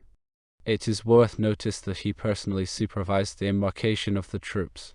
A huge crowd gathered to witness the departure, not only the inhabitants of Lilybaum, but all the deputies from Sicily as a compliment to Scipio and the troops who were being left behind. At daybreak Scipio delivered a farewell oration and prayer, and then by a trumpet gave the signal to weigh anchor. Favoured by a strong wind the fleet made a quick passage, and next morning when the sun rose they were in sight of land, and could discern the promontory of Mercury near Cape Bon. Scipio ordered the pilot to make for a landing farther west, but a dense fog coming on later forced the fleet to cast anchor. Next morning, the wind rising dispelled the fog, and the army disembarked at the fair promontory now Cape Farina, a few miles from the important city of Utica. The security of the landing was at once ensured by entrenching a camp on the nearest rising ground. These two promontories formed the horns, pointing towards Sicily, of the territory of Carthage, that bulbous head of land projecting into the Mediterranean which is today known as Tunisia. The horns, some 35 miles apart, enclosed a vast semicircular bay in the centre of which stood Carthage, on a small peninsula pointing east. Utica lay just below and inside the tip of the western horn, and a few miles east of the city was the Bagrodis River, whose rich and fertile valley was the main source of supplies for Carthage. Another strategic point was Tunis, at the junction of the Carthage Peninsula with the mainland geographically southwest of Carthage but militarily east, because it lay across the land which approaches from that flank. Although the Carthaginians had long been expecting the blow, and had watchtowers on every cape, the news created feverish excitement and alarm, stimulated by the stream of fugitives from the country districts. At Carthage, emergency defensive measures were taken as if Scipio was already at the gates. The Roman's first step was clearly to gain a secure base of operations, and with this aim his preliminary move was against Utica. His fleet was dispatched there forthwith while the army marched overland, his advance guard cavalry encountering a body of 500 Carthaginian horse who had been sent to reconnoiter and interrupt the landing. After a sharp engagement, these were put to flight. A still better omen was the arrival of Massinissa, true to his word, to join Scipio. Livy states that the earlier sources from which he compiled his history differed as to the strength of Massinissa's reinforcement, some saying that he brought 200 horse, and some 2,000. Livy accepts the smaller estimate, for the very sound reason that Massinissa after his return from Spain had been driven out of his father's kingdom by the joint efforts of Syphax and the Carthaginians, and for the past year and more had been eluding pursuit by repeated changes of quarter. An exile who had escaped from the last battle with only 60 horsemen, it is unlikely that he could have raised his band of followers to any large proportions. Meanwhile, the Carthaginians dispatched a further body of 4,000 horse, mainly Numidians, to oppose Scipio's advance and gain time for Syphax and Hasdrubal to come to their aid. To their ally and to their chief general in Africa the most urgent messages had been sent. Hanno with the 4,000 cavalry occupied a town, Salcott, about 15 miles from the Roman camp near Utica, and it is said by Livy that Scipio, on hearing of this, remarked, "Well, what? Cavalry lodging in houses during the summer, let there be even more in number while they have such a leader," concluding that the more dilatory they were in their operations, the more active he ought to be. He sent Massinissa forward with the cavalry, directing him to ride up to the gates of the enemy and draw them out to battle, and when their whole force had poured out and committed themselves thoroughly to the attack, then to retire by degrees. Scipio himself waited for what he judged sufficient time for Massinissa's advanced party to draw out the enemy, and then followed with the Roman cavalry, proceeding without being seen under cover of some rising ground. He took up a position near the so-called Tower of Agathocles, on the northern slope of a saddle between two ridges. Massinissa, following Scipio's plan, made repeated advances and retirements. At first he drew out small skirmishing parties, then counter-attacked them so that Hanno was forced to reinforce them, lured them on again by a simulated retreat, and repeated the process. At last Hanno, irritated by these tactical tricks so typical of the Parthians and the Mongols later, sallied forth with his main body, whereupon Massinissa retired slowly, drawing the Carthaginians along the southern side of the ridges and past the saddle which concealed the Roman cavalry. When the moment was ripe, Scipio's cavalry emerged and encircled the flank and rear of Hanno's cavalry, while Massinissa, turning about, attacked them in front. The first line of 1,000 were surrounded and slain, and of the remainder 2,000 were captured or killed in a vigorous pursuit. Scipio followed up this success by a 7-day circuit through the countryside, clearing it of cattle and supplies, and creating a wide devastated zone as a barrier against attack. Security both in supply and protection thus effected, he concentrated his efforts on the siege of Utica, which he wanted for his base of operations. Utica, however, was not destined to be a second Cartagena. Although he combined attack from the sea by the marines with the land assault, the fortress defied all his efforts and ruses. Hasdrubal by this time had collected a force of 30,000 foot and 3,000 horse, but with painful recollections of the maulings he had suffered in Spain, did not venture to move to Utica's relief until reinforced by Syphax. When the latter at last came, with an army stated to have been 50,000 foot and 10,000 horse, the menace compelled Scipio to raise the siege after 40 days. Faced with such a concentration of hostile force, Scipio's situation must have been hazardous, but he extricated himself without mishap and fortified a camp for the winter on a small peninsula connected to the mainland by a narrow isthmus. This lay on the eastern, or Carthage, side of Utica, thus lying on the flank of any relieving force, and was later known as Castra Cornelia. The enemy then encamped some 7 miles farther east, covering the approaches to the river Bagrodez. If there is a parallel between Scipio's landing in Africa and Gustavus's landing in Germany, there is a still more striking parallel between their action during the first season on hostile soil. Both campaigns, to the unmilitary critic, appeal limited in scope compared with the avowed object with which they had set forth. Both generals have been criticized for overcaution, if not hesitation, and both were justified not only by the result, but by the science of war. Scipio and Gustavus alike unable for reasons outside their control to adjust the means to the end, displayed that rare strategical quality of adjusting the end to the means. Their strategy foreshadowed Napoleon's maxim that the whole art of war consists in a well-ordered and prudent defensive, followed by a bold and rapid offensive. Both sought first to lay the foundations for the offensive which followed by gaining a secure base of operations where they could build up their means to a strength adequate to ensure the attainment of the end. Gustavus is known to have been a great student of the classics. Was his strategy in 1630 perhaps a conscious application of Scipio's method? Nor is this campaign of Gustavus the only military parallel with Scipio's that history records. For the action of Wellington in fortifying and retiring behind the lines of Torres Vedras in 1810 to checkmate the French superior concentration of force has a vivid reminder, both topographical and strategical, of Scipio's action in face of the concentration of Syphax and Hasdrubal. In this secure retreat, Scipio devoted the winter to build up his strength and supplies for the next spring's campaign. Besides the corn he had collected in his preliminary foraging march, he obtained a vast quantity from Sardinia, and also fresh stores of clothing and arms from Sicily. The success of his landing, his sharp punishment of the Carthaginian attempts to meet him in battle, and, above all, the fact that he had dissipated the terrors of the unknown had falsified all the fears of the wiseacres, by halting his own, small though his force, on the dreaded soil of Africa, almost at the gates of Carthage. All these factors combined to turn the current of opinion and arouse the state to give him adequate support. Reliefs were sent to Sicily so that he could reinforce his strength with the troops at first left behind for local defense. But, as usual, while seeking to develop his own strength, he did not overlook the value of subtracting from the enemy's. He reopened negotiations with Syphax, whose passion for his bride he thought might now perhaps have become satiated from unlimited enjoyment.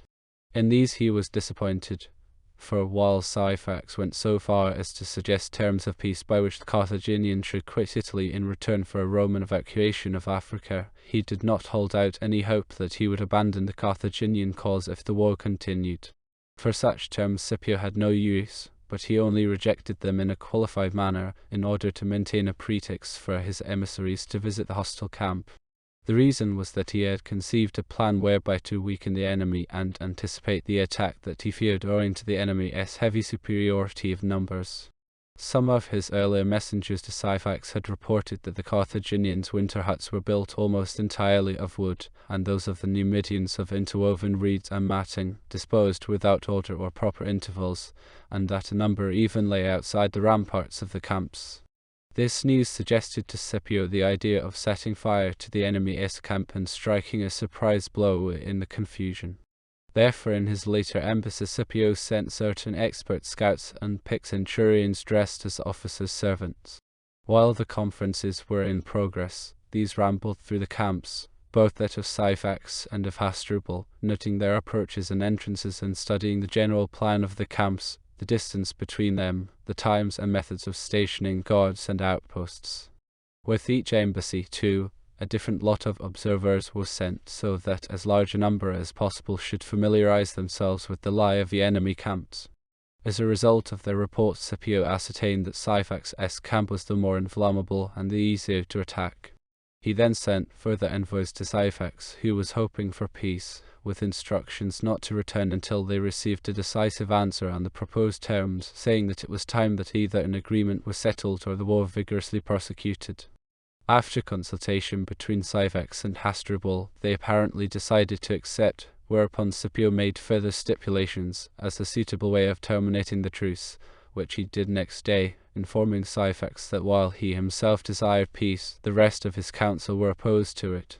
By this means he gained freedom to carry out his plan without breaking his faith, though he undoubtedly went as close to the border between strategical ruse and deliberate craft as was possible without overstepping it.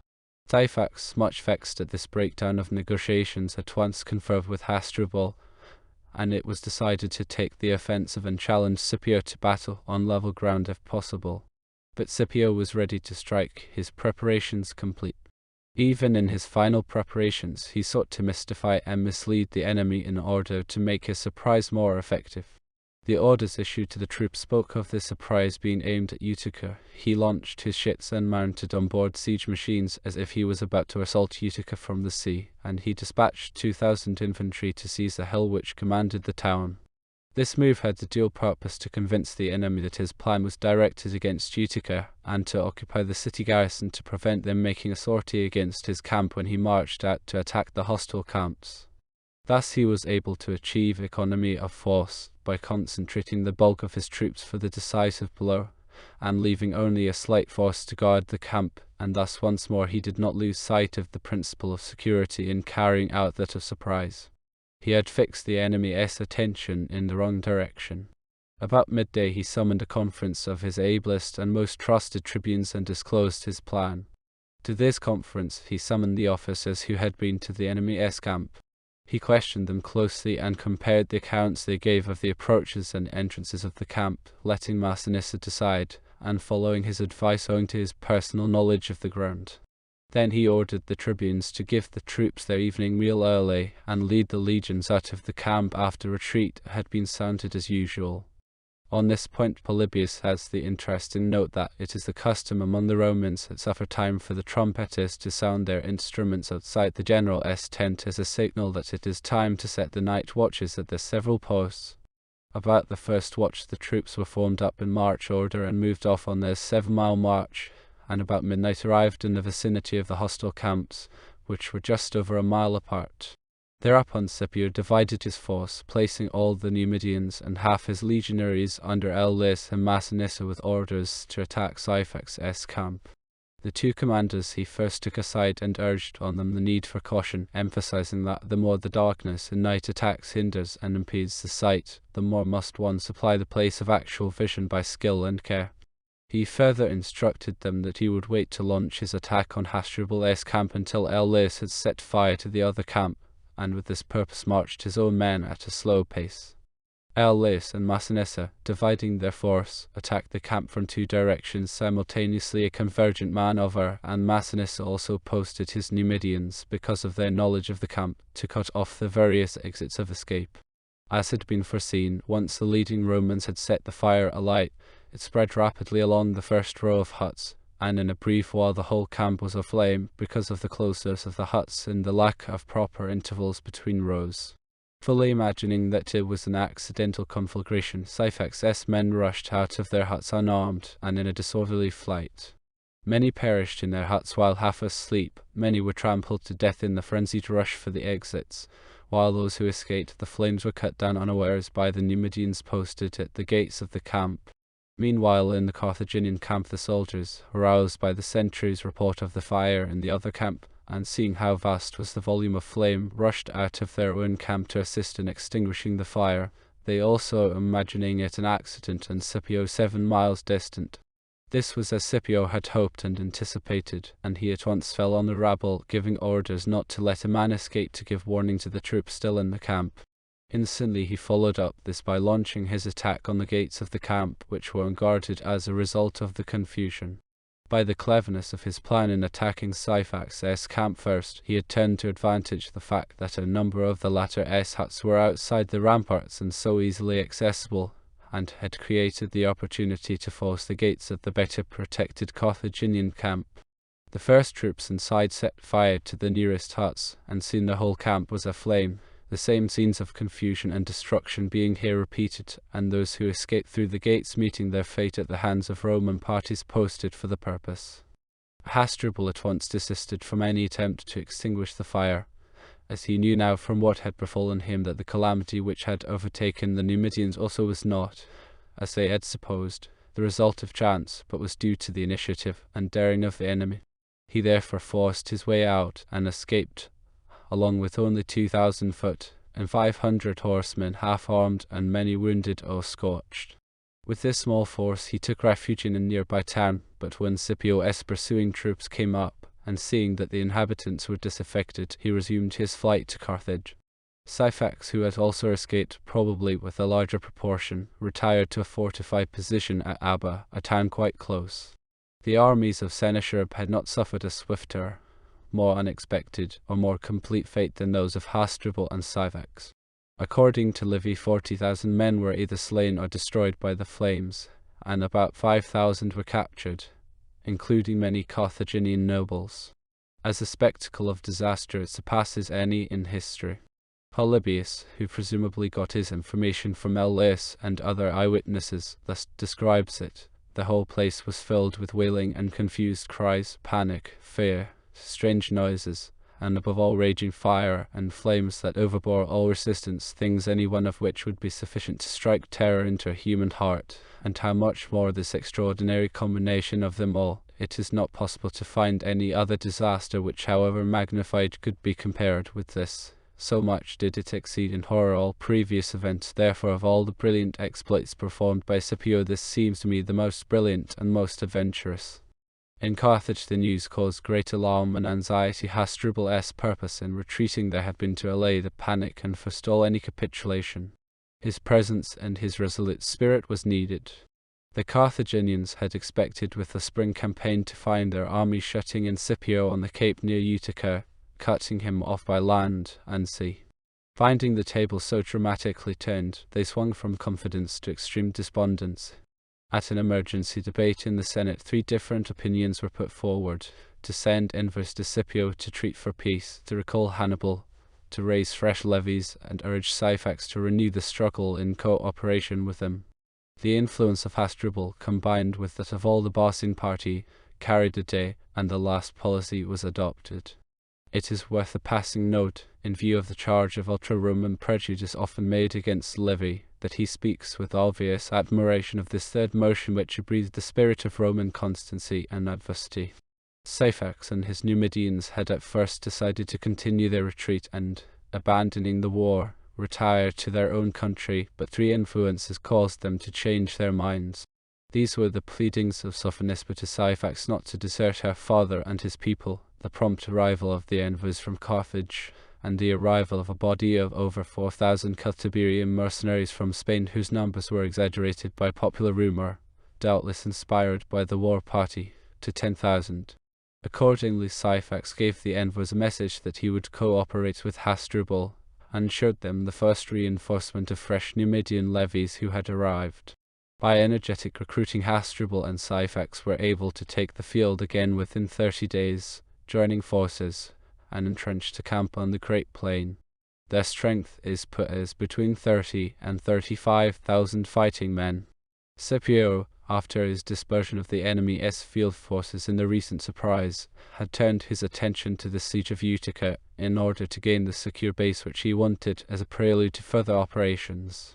It is evident that he intentionally refrained from pressing the retreat of Syphax, for such pressure by forcing the latter to fight would tend to pour fresh fuel on a fire that was flickering out of itself. The ground for such a hope we have already shown, as also the factors which caused its disappointment. Polybius gives us a valuable sidelight at this juncture on Scipio's care and forethought for his troops. He also at the same time distributed the booty, but expelled the merchants who were making too good an affair over it, for as their recent success had made them form a rosy picture of the future, the soldiers attached no value to their actual booty, and were very ready to dispose of it for a sum to the merchants. When the news reached Scipio of the junction of the Carthaginian and Numidian forces and of their approach, he acted promptly. Leaving only a small detachment to keep up the appearance of a siege by land and sea, he set out to meet the enemy, his whole force being in light marching order. He evidently judged that rapidity was the key to this fresh menace, to strike before they could weld their new force into a strong weapon.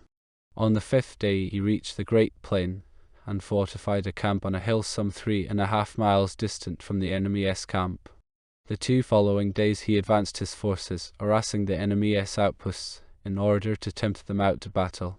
The bait succeeded on the 3rd day, and the enemy's combined army came out of their camp and drew up in order of battle. They placed the Celtiberians, their picked troops, in the centre, the Numidians on the left, and the Carthaginians on the right. Scipio simply followed the usual Roman practice of placing the maniples of hastati in front, behind them the princeps, and hindmost of all the triarii. He disposed his Italian cavalry on his right, facing Syphax's Numidians, and Maecenas' Numidians on his left, facing the Carthaginian horse. At the first encounter the enemy's wings were broken by the Italian and Maecenas' cavalry. Scipio's rapidity of march and foresight in striking before Hasdrubal and Syphax had consolidated their royal levies was abundantly justified. Moreover, on one side morale was heightened by recent success, and on the other lowered by recent disaster. In the centre the Celtiberians fought staunchly, knowing that fight was useless because of their ignorance of the country, and that surrender was futile because of their treason in coming from Spain to take service against the Romans. It would appear that Scipio used his second and third lines, the Princeps and Triarad, as a mobile reserve to attack the Celtiberians' flanks instead of to reinforce the Hastati directly, as was the normal custom. Thus surrounded on all sides, the Celtiberians were cut to pieces where they stood, though only after an obstinate resistance, which enabled the commanders, Hasdrubal and Syphax, as well as a good number of the fugitives, to make their escape. Hasdrubal with his Carthaginian survivors found shelter in Carthage, and Syphax with his cavalry retreated home to his own capital, Cirta. Night had put a stop to the scene of carnage, and next day Scipio sent Massinissa and Elis in pursuit of Syphax, while he himself cleared the surrounding country and occupied its strong places as a preliminary to a move on Carthage. Here fresh alarm had been caused, but the people were more staunch in the hour of trial than is the tendency to regard them. Few voices were raised in favor of peace, and energetic measures were taken for resistance. The city was provisioned for a long siege, and the work of strengthening and enlarging the fortifications was pushed on. At the same time, the Senate decided to send the fleet to attack the Roman ships at Utica and attempt to raise the siege, and as a further step the recall of Hannibal was decided on. Scipio, lightening his transport by the dispatch of the booty to his camp near Utica, had already reached and occupied Tunis, with little opposition despite the strength of the place. Tunis was only some 15 miles from Carthage and could be clearly seen, and as Polybius tells us of Scipio, this he thought would be a most effective means of striking the Carthaginians with terror and dismay, the moral objective again. Hardly had he completed this abound, however, before his sentry sighted the Carthaginian fleet sailing past the place. He realized what their plan was, and also the danger, knowing that his own ships, burdened with siege machines or converted into transports, were unprepared for a naval battle. Unhesitatingly, he made his decision to stave off the threat, and made a forced march back to Utica. There was no time to clear his ships for action, and so he hit on the plan of anchoring the warships close inshore, and protecting them by a 4-deep row of transports lashed together as a floating wall. He also laid planks from one to the other to enable the free movement of troops, leaving narrow intervals for small patrol boats to pass in and out under these bridges. He then put on board the transports 1,000 picked men with a very high proportion of weapons, particularly missiles, an interesting point in foreshadowing the modern doctrine of using increased firepower in defense to replace manpower. These emergency measures were completed before the enemy's attack came, thanks first to the slow sailing of the Carthaginian fleet, and their further delay in offering battle in the open sea.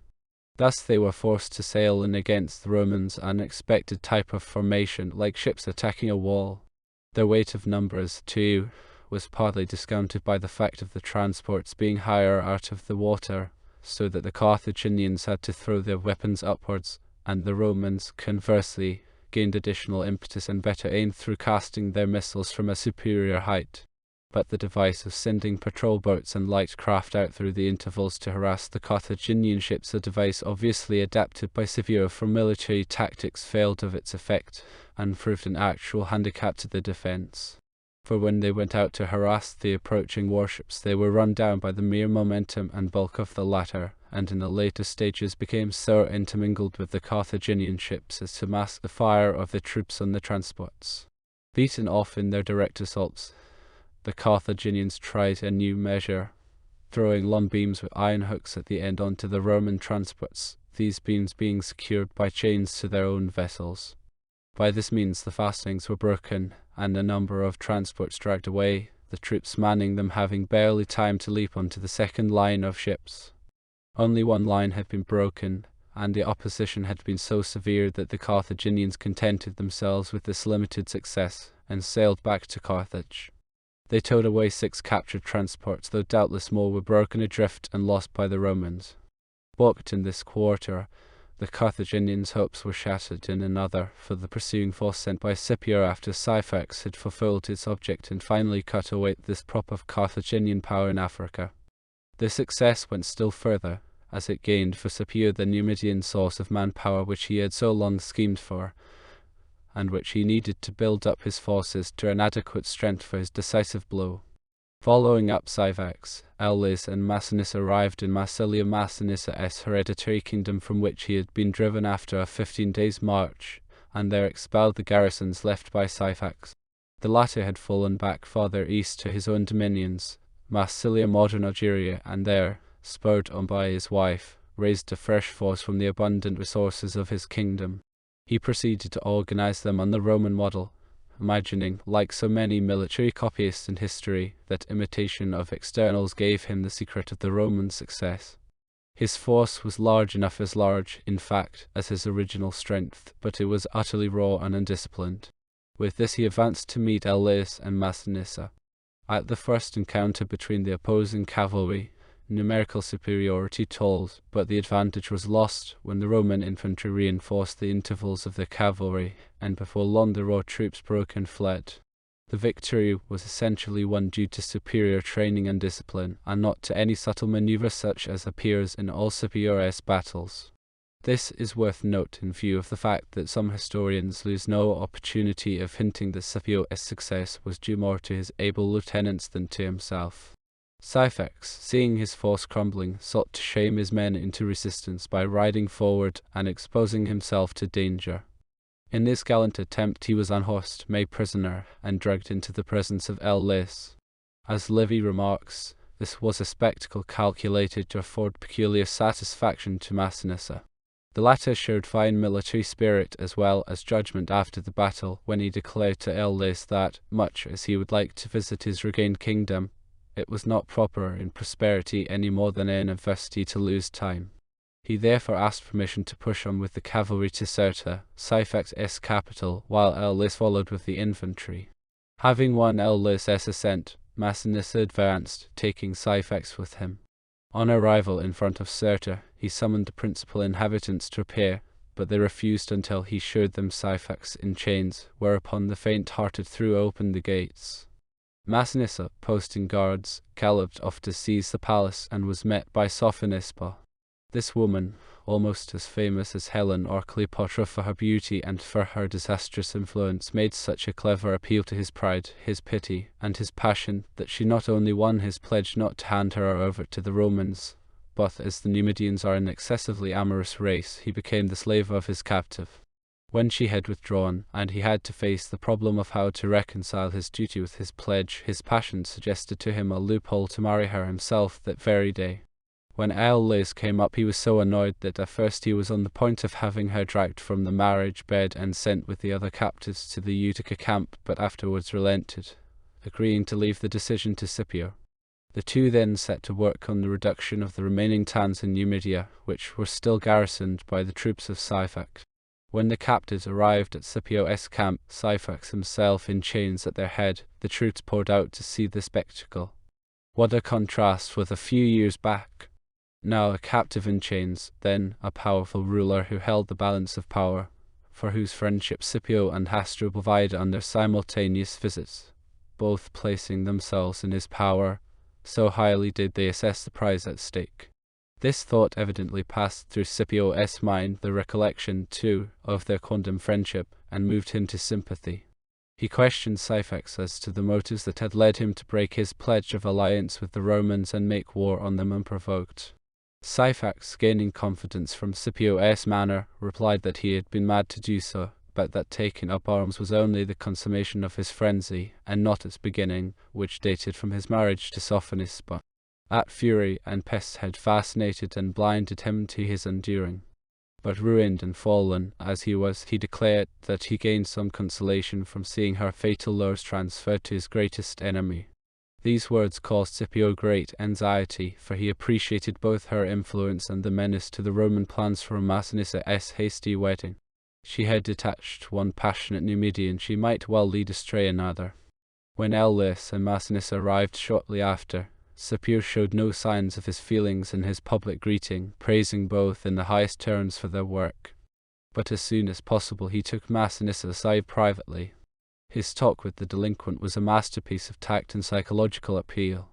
"I suppose, Massinissa, that it was because you saw in me some good qualities that you first came to me when in Spain for the purpose of forming a friendship with me, and that afterwards in Africa you committed yourself and all your hopes to my protection. But of all those virtues which made me seem worthy of your regard, there is none of which I am so proud as temperance and control of my passions." Then pointing out the dangers caused by want of self-control, he continued, "I have mentioned with delight, and I remember with pleasure, the instances of fortitude and courage you displayed in my absence. As to other matters, I would rather that you should reflect on them in private, than that I should cause you to blush by reciting them." Then, with a final call to Massinissa's sense of duty, he dismissed him. Where reproaches might have stiffened Massinissa, such a friendly appeal broke him down, and bursting into tears, he retired to his own tent. Here, after a prolonged inward struggle, he sent for a confidential servant, and ordered him to mix some poison in a cup and carry it to Sophonisba, with the message that Massinissa would gladly have fulfilled the first obligation which as a husband he owed to her, his wife, but as those who had the power had deprived him of the exercise of those rights, he now performed his second promise that she should not come alive into the power of the Romans. When the servant came to Sophonisba, she said, "I accept this nuptial present, nor is it an unwelcome one. If my husband can render me no better service, tell him, however, that I should have died with greater satisfaction had I not married so near on my death." Then calmly and without a quiver she took and drained the cup. As soon as Scipio heard the news, fearing that the high-spirited young man, when so distraught, might take some desperate step, he immediately sent for him, and at one time endeavored to solace him, at another gently rebuked him for trying to expiate one rash act with another, and making the affair more tragical than was necessary. Next day Scipio sought to erase this grief from Massinissa's mind by a well-calculated appeal to his ambition and pride. Summoning an assembly, he first saluted Massinissa by the title of king, speaking in the highest terms of his achievements, and then presented him with a golden goblet, an ivory scepter, a curule chair, and other symbols of honor. He increased the honor by observing that among the Romans there was nothing more magnificent than a triumph, and that those who received the rewards of a triumph were not invested with more splendid ornaments than those of which the Roman people considered Massinissa alone, of all foreigners, worthy. This action, and the encouragement to his dreams of becoming master of all Numidia, had the desired effect, and Massinissa speedily forgot his private sorrows in his public distinction. Elis, whom Scipio had been careful to praise similarly and reward, was then sent with Syphax and the other captives back to Rome. Chapter X. A violated peace. His political base in Africa secured, Scipio moved back to Tunis, and this time the moral threat, strengthened by recent events, was successful. It tilted the scales against the war party, and the Carthaginians sent 30 of their principal elders, the council of elders being superior even to the Senate, to beg for terms of peace. According to Livy, they prostrated themselves in Eastern manner on entering Scipio's presence, and their plea showed equal humility. They implored pardon for their state, saying that it had been twice brought to the brink of ruin by the rashness of its citizens, and they hoped it would again owe its safety to the indulgence of its enemies. This hope was based on their knowledge that the Roman people's aim was dominion and not destruction, and they declared that they would accept whatever terms he saw fit to grant. Scipio replied that he had come to Africa with the hope, which had been increased by his success, that he should carry home victory and not terms of peace. Still, though he had victory in a manner within his grasp, he would not refuse accommodation, that all the nations might know that the Roman people both undertake and conclude wars with justice. The terms which he laid down were the restoration of all prisoners and deserters, the withdrawal of the Carthaginian armies from Italy and Gaul and all the Mediterranean islands, the giving up of all claim to Spain, the surrender of all their warships except 20. A considerable, but not heavy, indemnity in grain and money was also demanded. He gave them 3 days' grace to decide whether to accept these terms, adding that if they accepted they were to make a truce with him and send envoys to the Senate at Rome. The moderation of these terms is remarkable, especially considering the completeness of Scipio's military success. It is a testimony not only to Scipio's greatness of soul, but to his transcendent political vision. Viewed in conjunction with his similar moderation after Zomer, it is not too much to say that Scipio had a clear grasp of what is just dawning on the mind of the world today, that the true national object in war, as in peace, is a more perfect peace. War is the result of a menace to this policy, and is undertaken in order to remove the menace, and by the subjugation of the will of the hostile state to change this adverse will into a compliance with our own policy, and the sooner and more cheaply in lives and in money we can do this, the better chance is there of a continuance of national prosperity in the widest sense. The aim of a nation in war is, therefore, to subdue the enemy as well to resist with the least possible human and economic loss to itself. For the lesson of history, a very recent history moreover, enables us to deduce this axiom, that a military victory is not in itself equivalent to success in war. 5. Further, as regards the peace terms, the contract must be reasonable, for to compel a beaten foe to agree to terms which cannot be fulfilled is to sow the seeds of a war which one day will be declared in order to cancel the contract. 5. There is only one alternative: annihilation. Mommsen's comment on Scipio's moderation over these terms is that they seem so singularly favourable to Carthage, that the question obtrudes itself whether they were offered by Scipio more in his own interest or in that of Rome. A self-centered seeker after popularity would surely have prolonged the war to end it with a spectacular military decision, rather than accept the paler glory of a peace by agreement. But Mommsen's insinuation, as also his judgment, is contradicted by Scipio's similar moderation after Zama, despite the extreme provocation of a broken treaty. These terms the Carthaginians accepted, and complied with the first provision by sending envoys to Scipio to conclude a truce, and also to Rome to ask for peace, the latter taking with them a few prisoners and deserters, as a diplomatic promissory note. But the war party had again prevailed, and though ready to accept the peace negotiations as a cloak and a means of gaining time, they sent an urgent summons to Hannibal and Mago to return to Africa. The latter was not destined to see his homeland, for wounded just previously in an indecisive battle, he died of his injuries as his fleet of transports was passing Sardinia. Hannibal, anticipating such a recall, had already prepared ships and withdrawn the main strength of his army to the port, keeping only his worst troops as garrisons for the Bruchian towns. It is said that no exile leaving his own land ever showed deeper sorrow than Hannibal on quitting the land of his enemies, and that he cursed himself that he had not led his troops on Rome when fresh from the victory of Cannae. Scipio, he said, who had not looked at a Carthaginian enemy in Italy, had dared to go and attack Carthage, while he, after slaying 100,000 men at Trasimene and Cannae, had suffered his strength to wear away around Casilinum, Cannae, and Nola. The news of his departure was received in Rome with mingled joy and apprehension, for the commanders in southern Italy had been ordered by the Senate to keep Hannibal in play, and so fix him while Scipio was securing the decision in Africa. Now they felt that his presence in Carthage might rekindle the dying embers of the war and endanger Scipio, on whose single army the whole weight of the war would fall. On the arrival of Aulus in Rome, amid uproarious scenes of jubilation, the Senate had decided that he should remain there until the Carthaginians' envoys arrived. With the envoys of Maecenas mutual congratulations were exchanged, and the Senate not only confirmed him in the title of king conferred by Scipio, but presented him by proxy with further presents of honour, and the military trappings usually provided for a consul. They also acceded to his request to release their Numidian captives, a politic step by which he hoped to strengthen his hold on his countrymen. When the envoys from Carthage arrived, they addressed the Senate in terms similar to those they had used to Scipio, putting the whole blame on Hannibal, and arguing that so far as Carthage was concerned, the peace which closed the First Punic War remained unbroken. This being so, they craved to continue the same peace terms. A debate followed in the Senate, which revealed a wide conflict of opinion, some advocating that no decision should be taken without the advice of Scipio, others that the war should at once be renewed, as Hannibal's departure suggested that the request for peace was a subterfuge. Aulus, called on for his opinion, said that Scipio had grounded his hopes of effecting a peace on the assurance that Hannibal and Mago would not be recalled from Italy.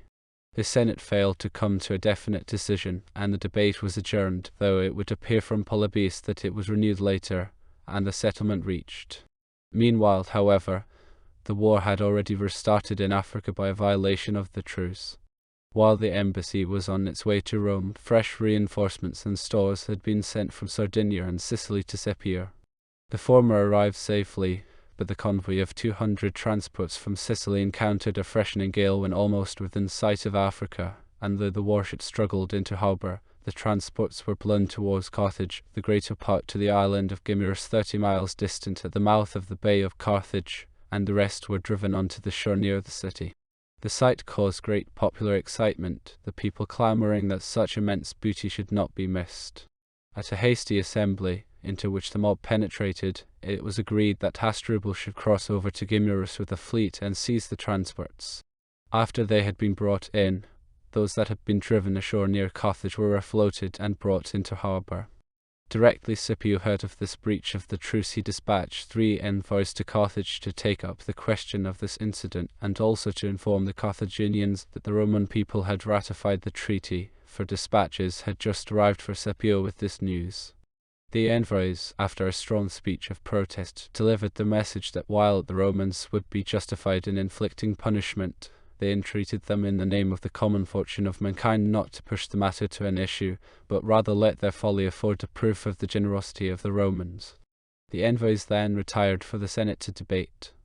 Resentment at the bold language of the envoys, reluctance to give up the ships and their supplies, new confidence from Hannibal's imminent help, combined to turn the scales against the peace party.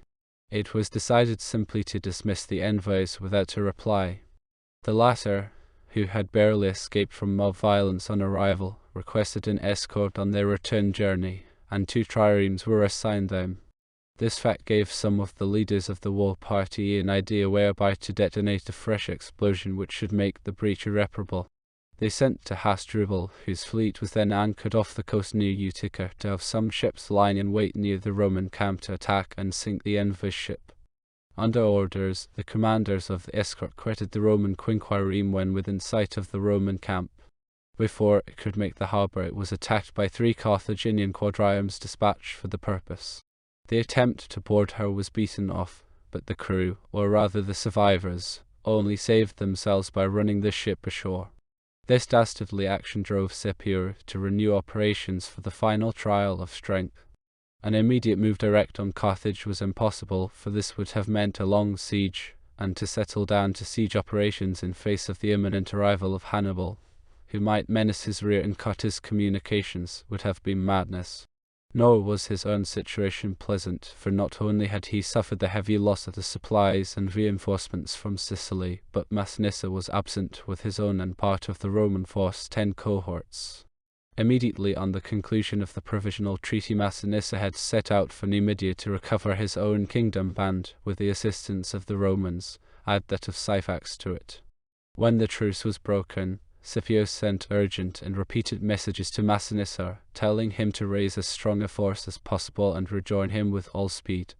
Then, having taken measures for the security of his fleet, he deputed the command of the Roman base to his legate Bibes, and started on a march up the valley of the Begrodas, aiming to isolate Carthage, and by cutting off all supplies and reinforcements from the interior undermine its strength as a preliminary to its direct subjugation, the principle of security once more. On his march, he no longer consented to receive the submission of towns which offered to surrender, but took them all by assault, and sold the inhabitants as slaves to show his anger and impress the moral of the Carthaginians' violation of the treaty. During this approach march for such it was in fact, if not in semblance, the envoys returning from Rome reached the naval camp. Bibes at once dispatched the Roman envoys to Scipio, but detained the Carthaginians, who, hearing of what had befallen, were naturally distressed as to their own fate. But Scipio, to his credit, refused to avenge on them the maltreatment of his own envoys. For, aware as he was of the value attached by his own nation to keeping faith with ambassadors, he took into consideration not so much the deserts of the Carthaginians as the duty of the Romans. Therefore, restraining his own anger and the bitter resentment he felt, he did his best to preserve the glorious record of our fathers, as the saying is. He sent orders to Bibes to treat the Carthaginian envoys with all courtesy and send them home.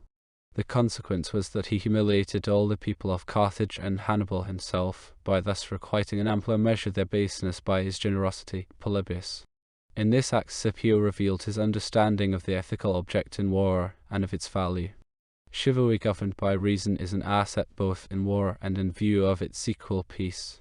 Sensible chivalry should not be confounded with the quixotism of declining to use a strategical or tactical advantage, of discarding the supreme moral weapon of surprise, of treating war as if it were a match on the tennis court, such quixotism as is typified by the burlesque of Fontenoy, gentleman of France, fire first.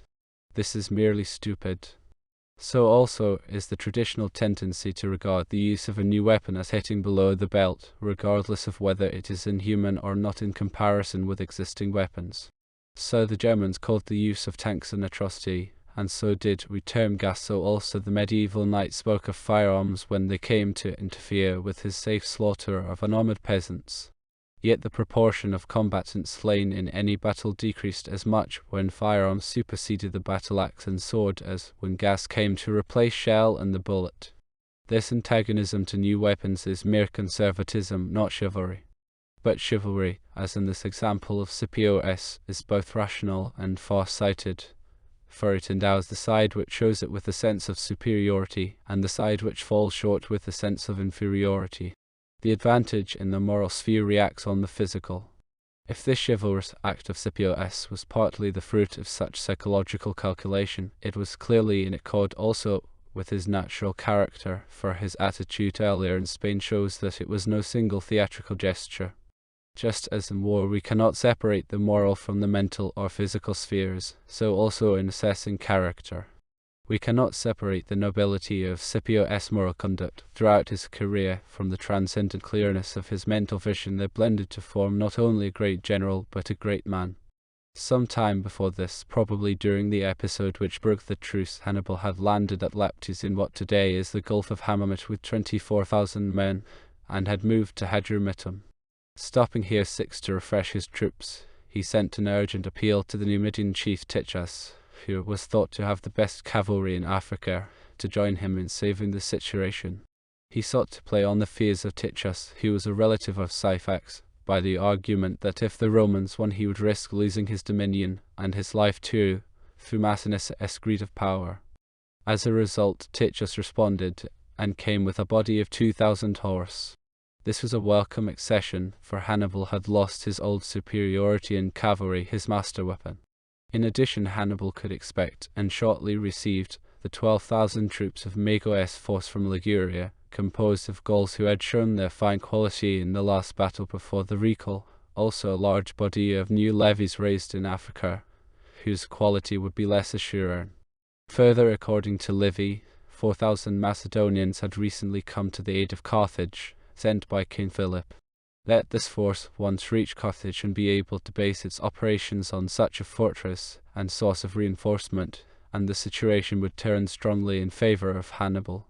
In contrast, Scipio had been robbed of the bulk of his supplies and reinforcements. He was isolated on hostile soil, part of his force was detached with Maecenas, and the strength the latter could recruit was still uncertain.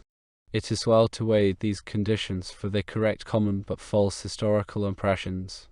At this moment the odds were with Hannibal, and the feeling in the rival capitals, as recorded by Livy and Polybius, is a true reflection of the fact.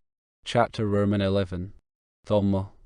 Even at this critical juncture, jealousy of Scipio was rife in the Roman Senate. His backing, as all through, came from the people, not from his military rivals in the Senate.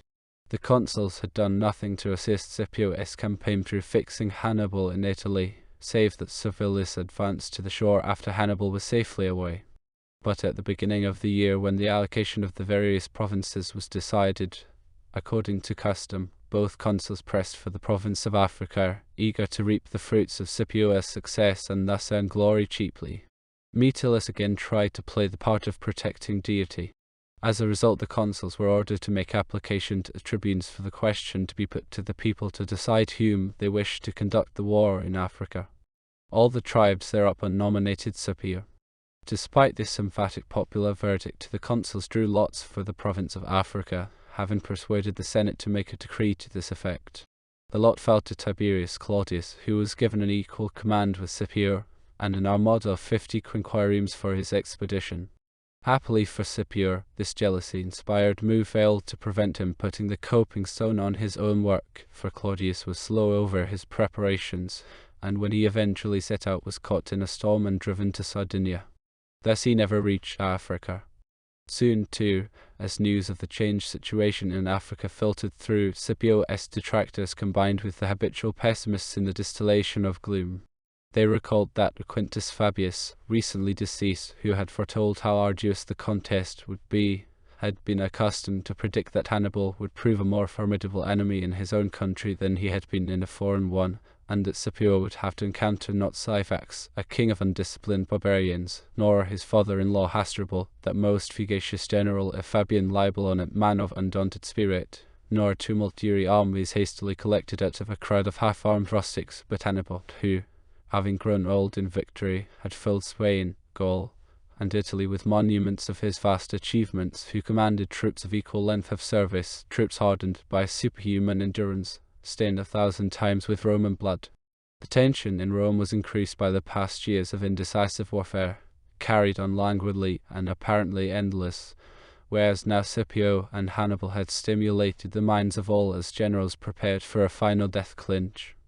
In Carthage, the scales of public opinion appear to have been evenly balanced, on the one hand gaining confidence from Hannibal's achievements and invincibility, on the other depressed by reflection on Scipio's repeated victories, and on the fact that through his sole efforts they had lost their hold on Spain and Italy, as if he had been a general marked out by destiny and born for their destruction. On the threshold of this final phase, the support, moral and material, given to Hannibal by his country seems to have been unbalanced, more than that accorded to Scipio one more nail in the coffin of a common historical error. His situation, already discussed, was one to test the moral fibre of a commander. Security lies often in calculated audacity, and an analysis of the military problems makes it highly probable that his march inland up the Bagrodis valley was aimed, by its menace to the rich interior on which Carthage depended for supplies, to force Hannibal to push west to meet him instead of north to Carthage. By this clever move he threatened the economic base of Carthage and protected his own, also luring Hannibal away from his military base Carthage. A complementary purpose was that this line of movement brought him progressively nearer to Numidia, shortening the distance which Massinissa would have to traverse with his expected reinforcement of strength. The more one studies and reflects on this maneuver, the more masterly does it appear as a subtly blended fulfillment of the principles of war. It had the intended effect, for the Carthaginians sent urgent appeals to Hannibal to advance towards Scipio and bring him to battle, and although Hannibal replied that he would judge his own time, within a few days he marched west from Hadrumetum, and arrived by forced marches at Zama. He then sent out scouts to discover the Roman camp and its dispositions for defence. It lay some miles farther west. 3 of the scouts, or spies, were captured, and when they were brought before Scipio he adopted a highly novel method of treatment. Scipio was so far from punishing them, as is the usual practice, that on the contrary he ordered a tribune to attend them and point out clearly to them the exact arrangement of the camp. After this had been done he asked them if the officer had explained everything to their satisfaction. When they answered that he had done so, Scipio furnished them with provisions and an escort, and told them to report carefully to Hannibal what had happened to them. Polybius. This superb insolence of Scipio's was a shrewd blow at the moral objective, calculated to impress on Hannibal and his troops the utter confidence of the Romans, and correspondingly give rise to doubts among themselves. This effect must have been still further increased by the arrival next day of Massinissa with 6,000 foot and 4,000 horse. Livy makes their arrival coincide with the visit of the Carthaginian spies, and remarks that Hannibal received this information, like the rest, with no feelings of joy. The sequel to this incident of the scouts has a human interest of an unusual kind. On their return, Hannibal was so much struck with admiration of Scipio's magnanimity and daring, that he conceived a strong desire to meet him and converse with him. Having decided on this, he sent a herald saying that he desired to discuss the whole situation with him, and Scipio, on receiving the herald's message, accepted and said that he would send to Hannibal, fixing a place and hour for the interview. He then broke up his camp and moved to a fresh site not far from the town of Narragara, his position being well chosen tactically, and having water within a javelin-esque throw. He then sent to Hannibal a message that he was now ready for the meeting. Hannibal also moved his camp forward to meet him, occupying a hill safe and convenient in every respect except that he was rather too far away from water, and his men suffered considerable hardship as a result. It looks as if Scipio had scored the first trick in the battle of wits between the rival captains.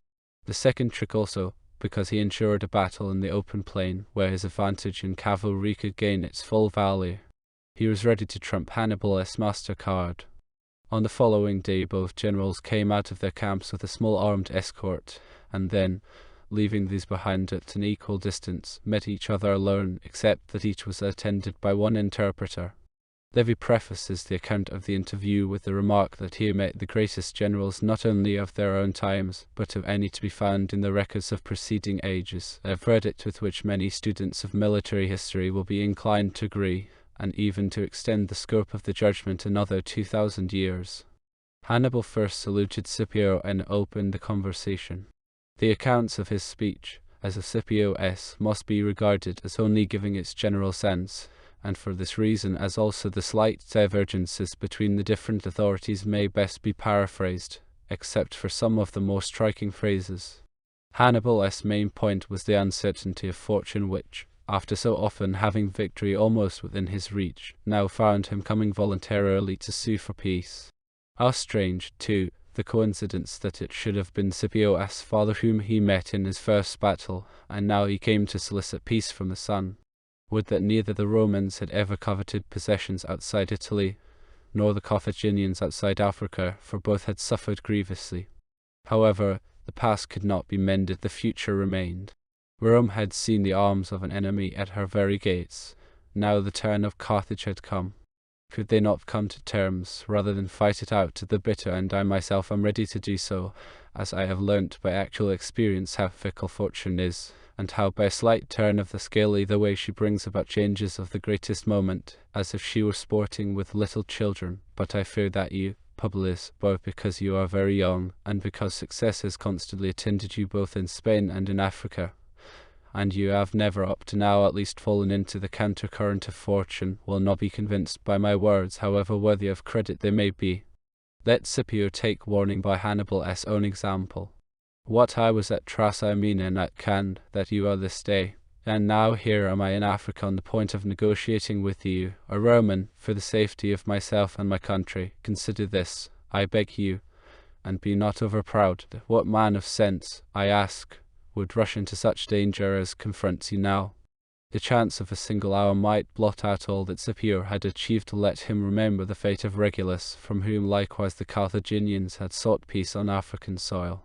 Hannibal then outlined his peace proposals that Sicily, Sardinia, and Spain should be definitely given up to Rome, and Carthage confine her ambitions to Africa.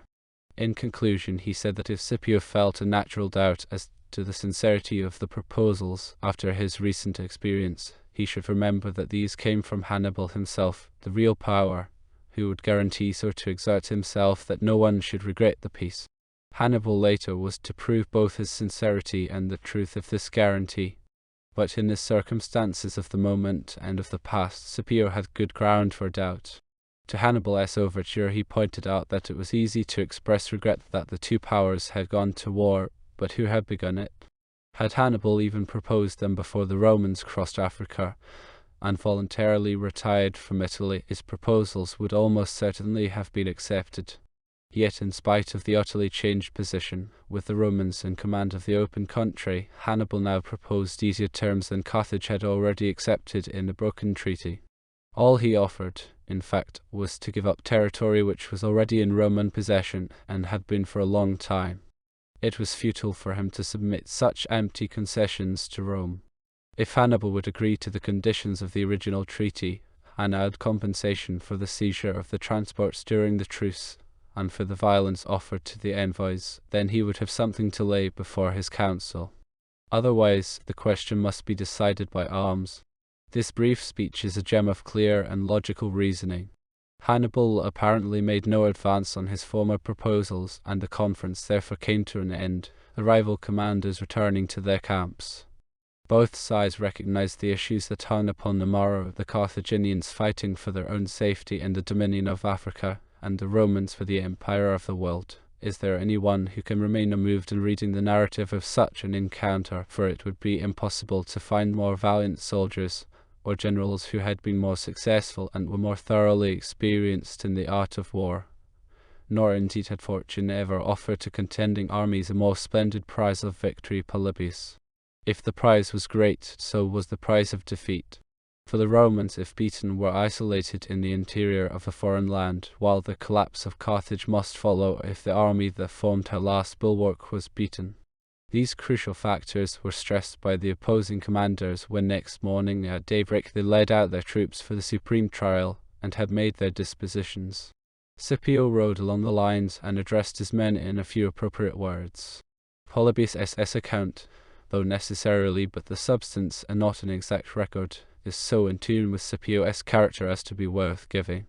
Bear in mind your past battles, and fight like brave men worthy of yourselves and of your country. Keep it before your eyes that if you overcome your enemies, not only will you be unquestioned masters of Africa, but you will gain for yourselves and your country the undisputed command and sovereignty of the rest of the world. But if the result of the battle be otherwise, those who have fallen bravely in the fight will be forever shrouded in the glory of dying thus for their country, while those who save themselves by flight will spend the remainder of their lives in misery and disgrace, for no place in Africa will afford you safety, and if you fall into the hands of the Carthaginians, it is plain enough to those who reflect what fate awaits you. May none of you, I pray, live to experience that fate.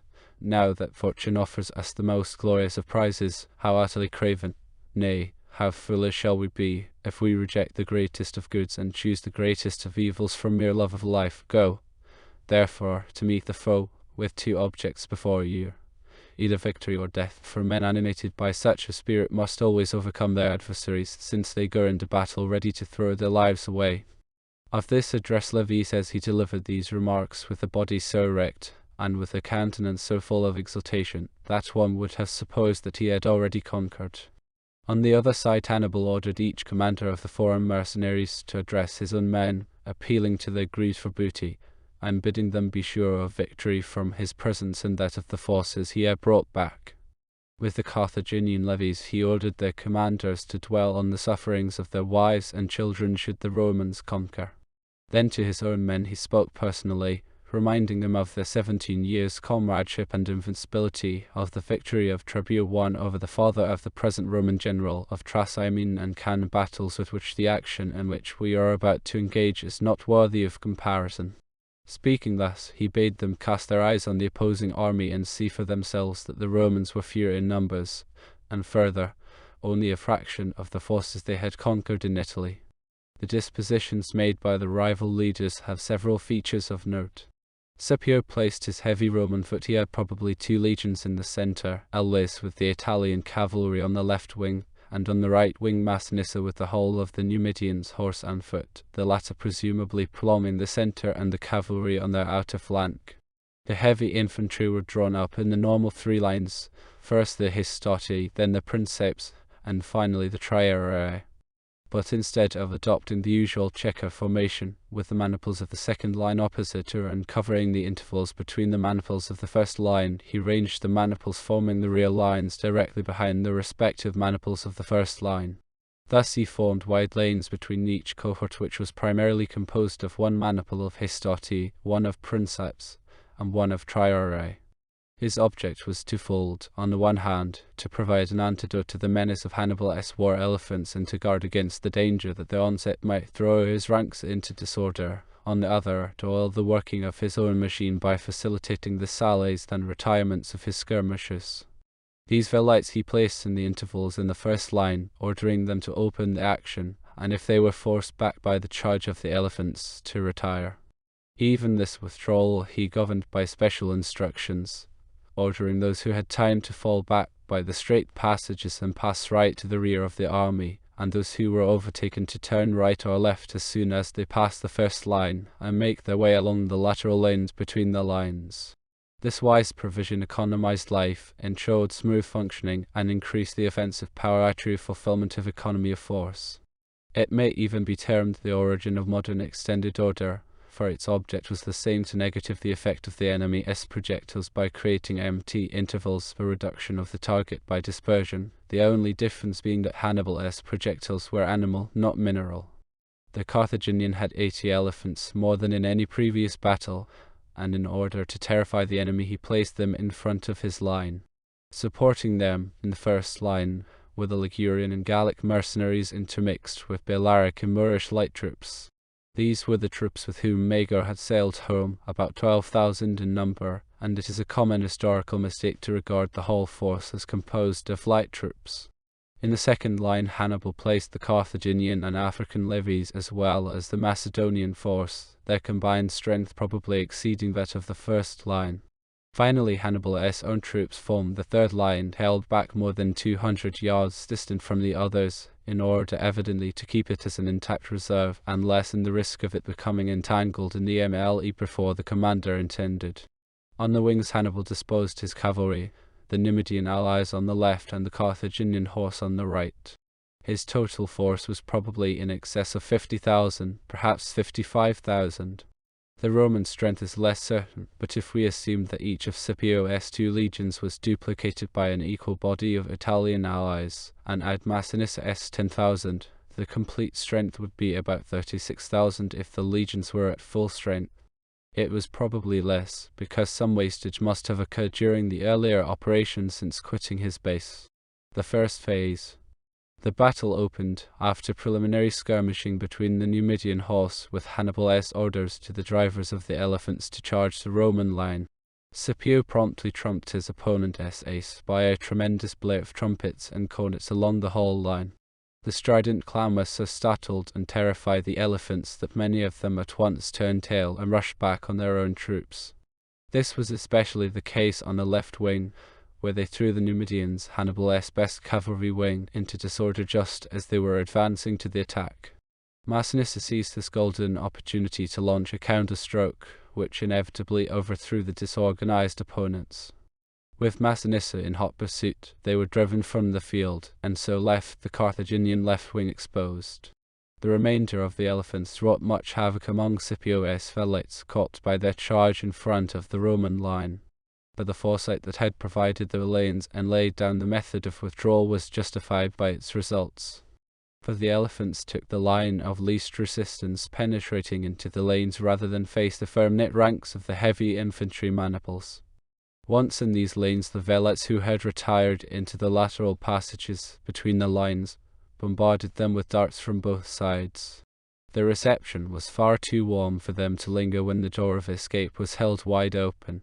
While some of the elephants rushed right through harmlessly and out to the open in rear of the Roman army, others were driven back out of the lanes and fled towards the Carthaginian right wing. Here the Roman cavalry received them with a shower of javelins, while the Carthaginian cavalry could not follow suit, so that the elephants naturally trended towards the least unpleasant side. It was at this moment that Aulis, availing himself of the disturbance created by the elephants, charged the Carthaginian cavalry and forced them to headlong flight. He pressed the pursuit closely, as likewise did Massinissa. Both Hannibal's flanks were thus stripped bare. The decisive manoeuvre of Ken was repeated, but reversed. Scipio was certainly an artist in tactical boomerangs, as Attila Pisonaur at some of his foresight, and outturned the enemy's best weapon back upon themselves. How decisive might have been the charge of the elephants is shown by the havoc they wrought at the outset among the velites. The second phase. In the meantime, the infantry of both armies had slowly and in imposing array advanced on each other, except that Hannibal kept his own troops back in their original position. Raising the Roman war cry on one side, polyglot shouts on the other, this vocal discord was a moral drawback. The lines met. At first the Gauls and Ligurians had the balance of advantage through their personal skill in skirmishing and more rapid movement. That the Roman line remained unbroken, and the weight of their compact formation pushed the enemy back despite losses. Another factor told, for while the leading Romans were encouraged by the shouts from the rear lines coming on to back them up, Hannibal's second line, the Carthaginians, failed to support the Gauls, but hung back in order to keep their ranks firm. Forced steadily back, and feeling they had been left in the lurch by their own side, the Gauls turned about and fled. When they tried to seek shelter in the second line, they were repulsed by the Carthaginians who, with apparently sound yet perhaps unwise military instinct, deemed it essential to avoid any disarray which might enable the Romans to penetrate their line. Exasperated and now demoralized, many of the Gauls tried to force an opening in the Carthaginian ranks, but the latter showed that their courage was not deficient and drove them off. In a short time, the relics of the first line had dispersed completely or disappeared round the flanks of the second line. The latter confirmed their fighting quality by thrusting back the Roman first line, the Hastati also. In this they were helped by a human obstacle, the ground encumbered with corpses and slippery with blood, which disordered the ranks of the attacking Romans. Even the princeps had begun to waver when they saw the first line driven back so decisively, but their officers rallied them and led them forward in the nick of time to restore the situation. This reinforcement was decisive. Hemmed in, because the Roman formation produced a longer frontage and so overlapped the Carthaginian line, the latter was steadily cut to pieces. The survivors fled back on the relatively distant third line, but Hannibal continued his policy of refusing to allow the fugitives to mix with and disturb an ordered line. He ordered the foremost ranks of his old guard to lower their spears as a barrier against them, and they were forced to retreat towards the flanks and the open ground beyond. The third phase. The curtain now rose on what was practically a fresh battle. The Romans had penetrated to their real antagonists, men equal to them in the nature of their arms, in their experience of war, in the fame of their achievements. Livius' tribute is borne out by the fierceness and the forlorn uncertain issue of the subsequent conflict, which gives the lie to those who pretend that Hannibal's old guard was but a shadow of its former power in the days of Trasimene and Can. The Romans had the moral advantage of having routed 2 successive lines, as well as the cavalry and elephants, but they had now to face a compact and fresh body of 24,000 veterans under the direct inspiration of Hannibal. And no man in history has shown a more dynamic personality in infusing his own determination in his troops. The Romans, too, had at last a numerical advantage, not large. However, Polybius says that the forces were nearly equal in numbers, and in reality still less than it appeared. For, while all Hannibal's third line were fresh, on Scipio's side only the triarii had not been engaged, and these represented but half the strength of the Hastati or princeps. Further, the Velites had been so badly mauled that they had to be relegated to the reserve, and the cavalry were off the field, engaged in the pursuit. Thus it is improbable that Scipio had at his disposal for this final blow more than 18 or 20,000 infantry, less the casualties these had already suffered. His next step is characteristic of the man of his cool calculation even in the heart of a battle crisis. Confronted by this gigantic human wall such the Carthaginians would appear in phalanx, he sounds the recall to his leading troops, and it is a testimony to their discipline that they respond like a well-trained pack of hounds. Then in face of an enemy hardly more than a bow-shot distant, he not only reorganizes his troops but reconstructs his dispositions. His problem was this: against the first 2 enemy lines, the Roman formation, shallower than the Carthaginian phalanx and with intervals, had occupied a wider frontage and so enabled him to overlap theirs. Now, against a body double the strength, his frontage was no longer, and perhaps less than Hannibal's. His appreciation evidently took in this factor, and with it 2 others. First, that in order to concentrate his missile shot power for the final effort, it would be wise to make his line as solid as possible, and this could be done because there was no longer need or advantage for retaining intervals between the maniples. Second, that as his cavalry would be returning any moment, there was no advantage in keeping the orthodox formation in depth and using the princeps and triarii as a direct support and reinforcement to his front line. The blow should be as concentrated as possible in time and as wide as possible in striking force, rather than a series of efforts. We see him, therefore, making his Hastati close up to form a compact centre without intervals. Then similarly he closes each half of his princeps and triarii outwards, and advances them to extend the flank on either wing. The order from right to left of his now continuous line would thus be half the triarii, half the princeps, the Hastati, the other half of the princeps, the other half of the triarii. He now once more overlaps the hostile front. To British readers, this novel formation of Scipio S, inspired by a flash of genius in the middle of a momentous conflict, should have a special interest. For here is born the line which the Peninsular War and Waterloo have made immortal, Here Scipio anticipated Wellington by 2,000 years in revealing the truth that the long shallow line is a formation which allows of the greatest volume of fire, which fulfills the law of economy of force by bringing into play the NRE weather bullets or javelins of the greatest possible proportion of the force. The role of Scipio's infantry in the final phase was to fix Hannibal's force ready for the decisive maneuver to be delivered by the cavalry. For this role, violence and wideness of onslaught was more important than sustenance.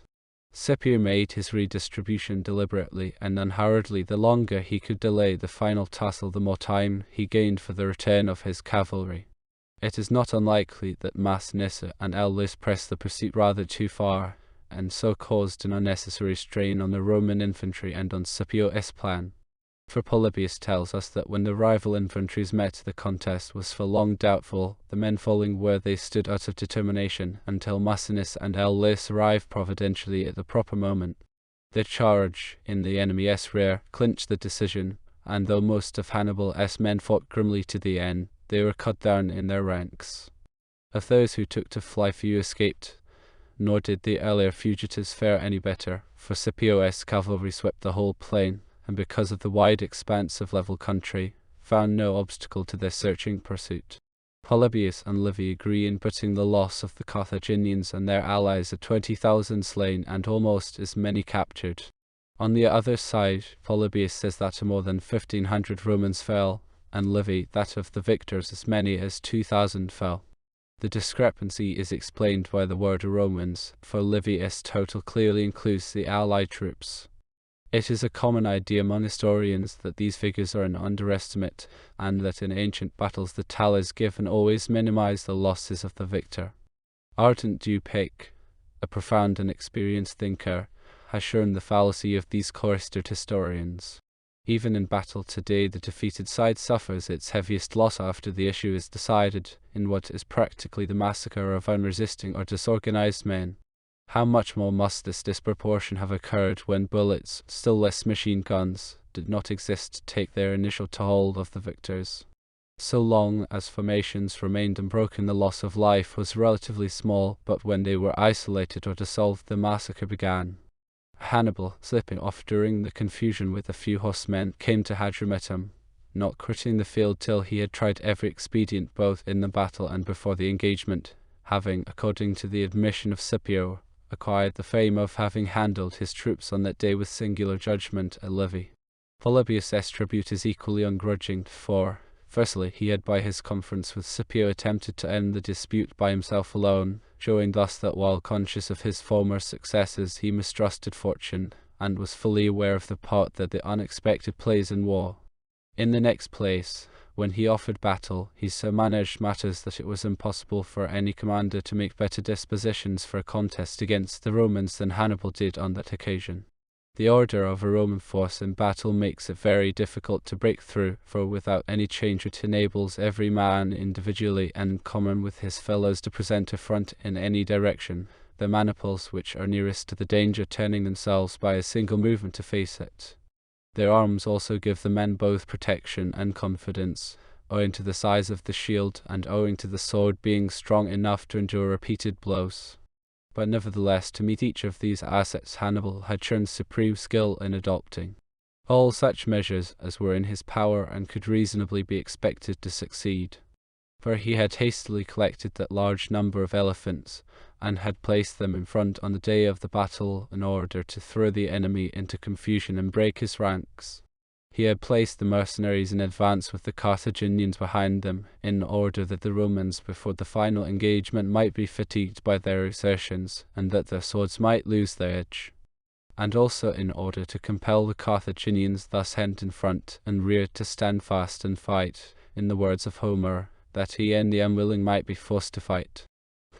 The most efficient and steadfast of his troops he had held in rear at an unusual distance in order that, anticipating and observing from afar the course of the battle, they might with undiminished strength and spirit influence the battle at the right moment. If he, who had never yet suffered defeat, after taking every possible step to ensure victory, yet failed to do so, we must pardon him, for there are times when fortune counteracts the plans of valiant men, and again at times, as the proverb says, a brave man meets another braver still, as we may say happened in the case of Hannibal. Using this proverb in the sense that Polybius clearly meant it here in a brief phrase is our verdict on the battle. A master of war had met a greater master. Hannibal had no Flaminius or Varro to facet. No longer was a complacent target offered him by a Roman general, conservative and ignorant of the sublime part of war, like those who first met Hannibal in Italy, unwilling recipients of his instructional course. At Zama he faced a man whose vision had told him that in a cavalry's superiority lay the master card of battle, whose diplomatic genius had led him long since to convert, in spirit and in effect, Hannibal's source of cavalry to his own use, whose strategic skill had lured the enemy to a battleground where this newly gained power could have full scope and offset his own numerical weakness in the other arms. Rarely has any commander so ably illustrated the meaning of that hackneyed phrase, gaining and retaining the initiative.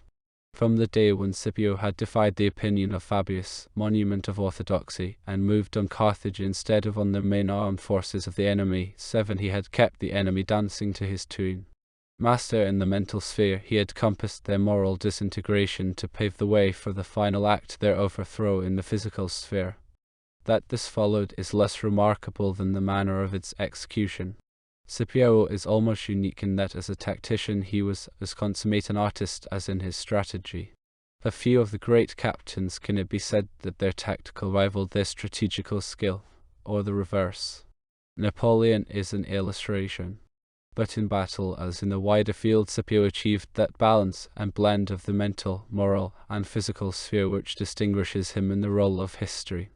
Thus it came about that on the battlefield of Zama Scipio not only proved capable of countering each of Hannibal's points, but turned the latter's own weapon back upon himself to his mortal injury.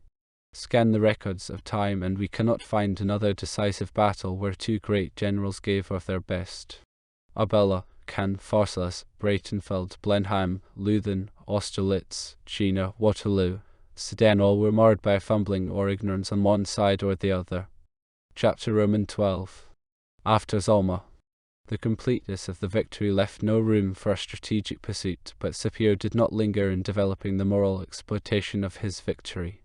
Concluding that he ought to bring before Carthage everything which could increase the consternation already existing there, he ordered Gnaeus Octavius to conduct the legions thither by land, and setting out himself from Utica with a fresh fleet of Lentulus added to his former one, made for the harbour of Carthage Livy. The immediate move achieved its object, a bloodless capitulation, thus crowning his 8 years' fulfillment of the law of economy of force by saving the costly necessity of a siege. A short distance from the harbour of Carthage he was met by a ship decked with fillets and branches of olive. There were 10 deputies, the leading men in the state, sent at the instance of Hannibal to solicit peace, to whom, when they had come up to the stern of the general's ship, holding out the badges of suppliance and entreating the protection and compassion of Scipio, the only answer given was that they must come to Tunis, whither he would move his camp, after taking a view of Carthage, not with any particular object of acquainting himself of it, but to dispirit the enemy. He returned to Tunis, and also recalled Octavius there at Levy. The army on its way had received word that Vermina, the son of Syphax, was on his way to the succour of Carthage with a large force. But Octavius, employing a part of the infantry and all the cavalry, intercepted their march and routed them with heavy loss, his cavalry blocking all the routes of escape. As soon as the camp at Tunis was pitched, 30 envoys arrived from Carthage, and to play on their fears they were kept waiting a day without an answer. At the renewed audience next day, Scipio began by stating briefly that the Romans had no call to treat them with leniency, in view not only of their admission that they had begun the war, but of their recent treachery in violating a written agreement they had sworn to observe. But for our own sake, and in consideration of the fortune of war and of the common ties of humanity, we have decided to be clement and magnanimous. This will be evident to you also, if you estimate the situation rightly, for you should not regard it as strange if we impose hard obligations on you or if we demand sacrifices of you, but rather it should surprise you if we grant you any favours, since fortune owing to your own misconduct has deprived you of any right to pity or pardon, and placed you at the mercy of your enemies. Then he stated first the indulgences, annexed the conditions of peace. From that day onward, the Romans would abstain from devastation or plunder. The Carthaginians were to retain their own laws and customs, and to receive no garrison. Carthage was to be restored all the territory in Africa that had been hers before the war, to keep all her flocks, herds, slaves, and other property. The conditions were that reparation was to be made to the Romans for the injuries inflicted during the truce. The transports and cargoes then seized were to be given up. All prisoners and deserters were to be handed over. The Carthaginians were to surrender all their warships except 10 triremes, all their elephants, and not to tame any more. Scipio evidently held these in more respect than some modern military historians do. The Carthaginians were not to make war at all on any nation outside Africa, and on no nation in Africa without consulting Rome. They were to restore to Massinissa, within boundaries that should subsequently be settled, all the territory and property that had belonged to him or his forebears. They were to furnish the Roman army with sufficient corn for 3 months, and pay the troops until the peace mission had returned from Rome. They were to pay an indemnity of 10,000 talents of silver, in equal annual installments spread over 50 years. Finally, they were to give as surety 100 hostages, to be chosen by Scipio from their young men between 14 and 30 years.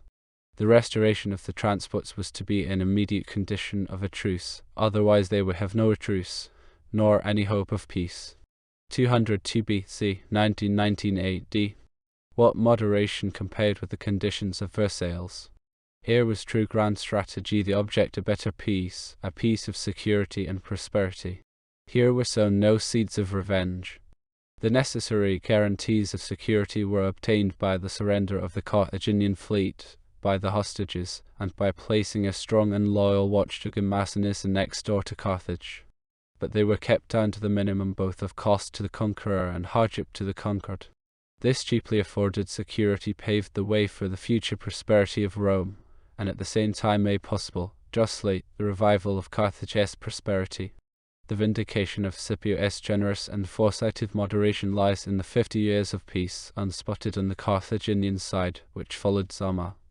And had the Roman politicians been as wise and dispassionate as Scipio, this peace would of a certainty have endured, with Carthage a prosperous and placid satellite of Rome, and the immortal phrase, delenda est Carthago, instead of being translated into dreadful fact, would have been no more than the transitory hobby horse of a senile die-hard, a jest for a generation and then forgotten. Moreover, had the execution of the treaty terms been left with Scipio, there would not have been that malignant distortion of its clauses whereby constant complaints, but no more, were wrung from a long-suffering state. Even as it was, despite these constant petty inflictions, Carthage became as prosperous and populous as in the height of its power, and only by deliberate and outrageous provocation, the order to the citizens to destroy their own city, could these patient traders be forced into the revolt that afforded the desired pretext for their obliteration. Let it be added that the moderation of Scipio called forth the response of Hannibal, and the true peace initiated by the former was being faithfully fulfilled by the latter, until the unrelenting hatred of the Roman Senate drove him into exile from the country whose peaceful prosperity he was rebuilding. Not for the last time in history, the vision and humanity of 2 great rival soldiers gave a shining example of true policy to revengeful and narrow-minded politicians. Yet for this constructive wisdom Hannibal paid by exile, and for suicide, Scipio by ending his days in voluntary exile from a state that had long since dropped the pilot. His envious and narrow political rivals in the Senate could not refuse to ratify his peace terms in face of his influence over the people, and were for the moment too conscious of relief in this happy ending of a ruinous and prolonged struggle.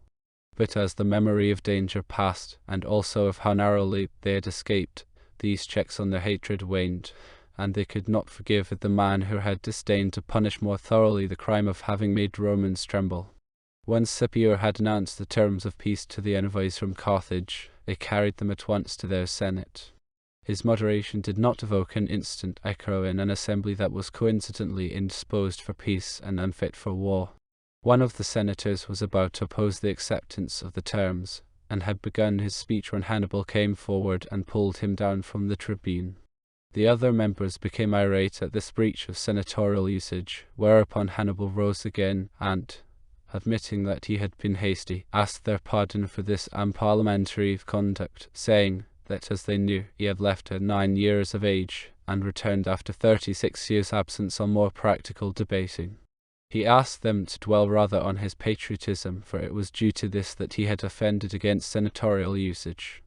It seems to me astounding and quite incomprehensible that any man who is a citizen of Carthage, and is conscious of the designs that we all individually and as a body have entertained against Rome, does not bless his stars that now he is at the mercy of the Romans he has obtained such lenient terms. If you had been asked but a few days ago what you expected your country to suffer in the event of a Roman victory, you would not have been able even to voice your fears, so extreme were the calamities then in prospect. So now I beg you not to argue the question, but to agree unanimously to the terms, and to pray, all of you, that the Roman people may ratify the treaty. 8. This dust-dispelling breeze of common sense so cleared their minds that they voted to accept the terms, and the Senate at once sent envoys with instructions to agree to them.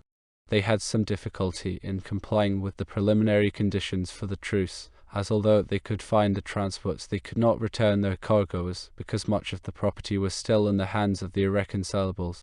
The envoys were forced to ask Scipio to accept a monetary compensation, and as he put no obstacles in the way, a 3 months' truce was settled and granted.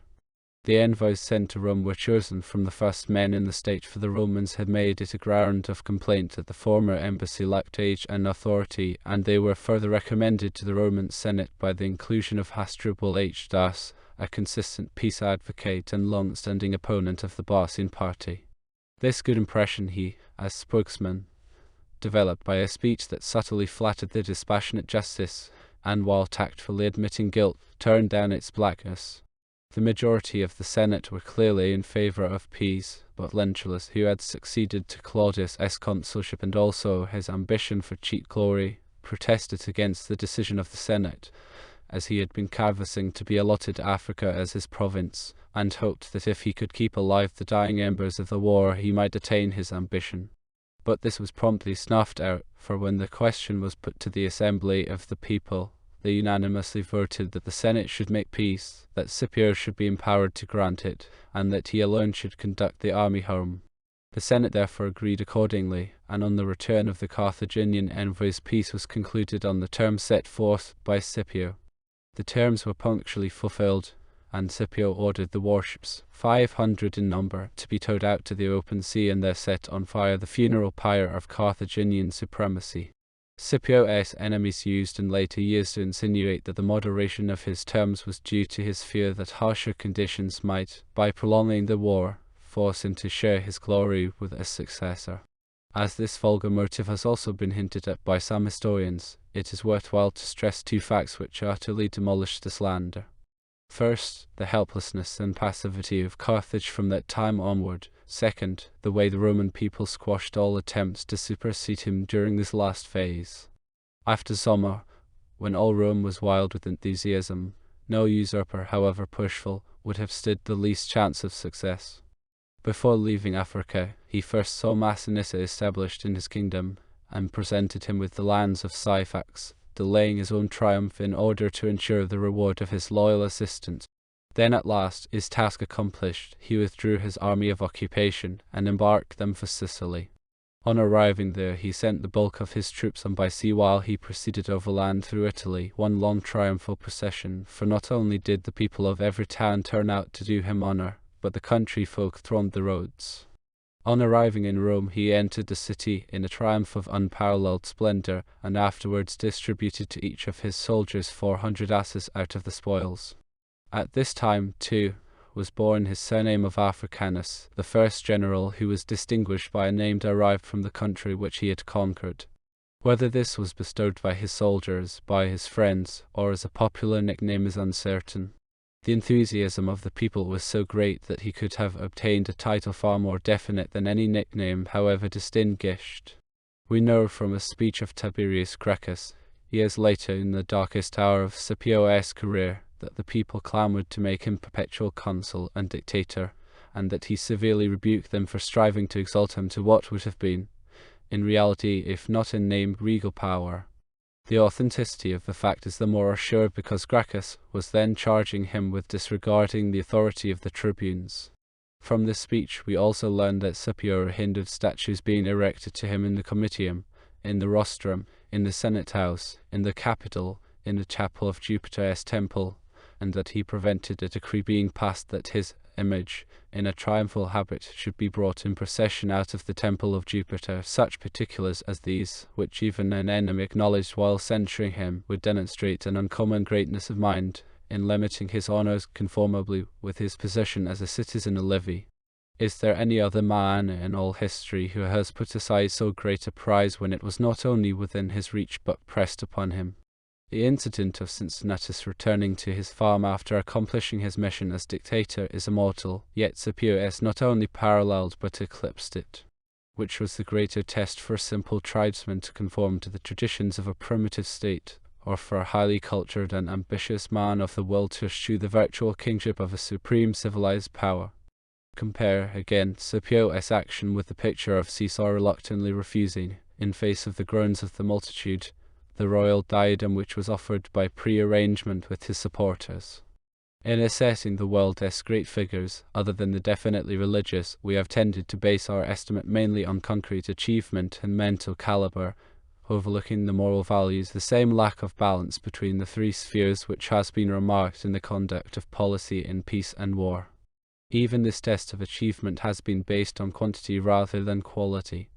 That Caesar's work is known universally, and Scipio little more than a name to the ordinary educated man, is a curious reflection on our historical standards, for the one inaugurated the world dominion of Roman civilization, the other paved the way for its decay.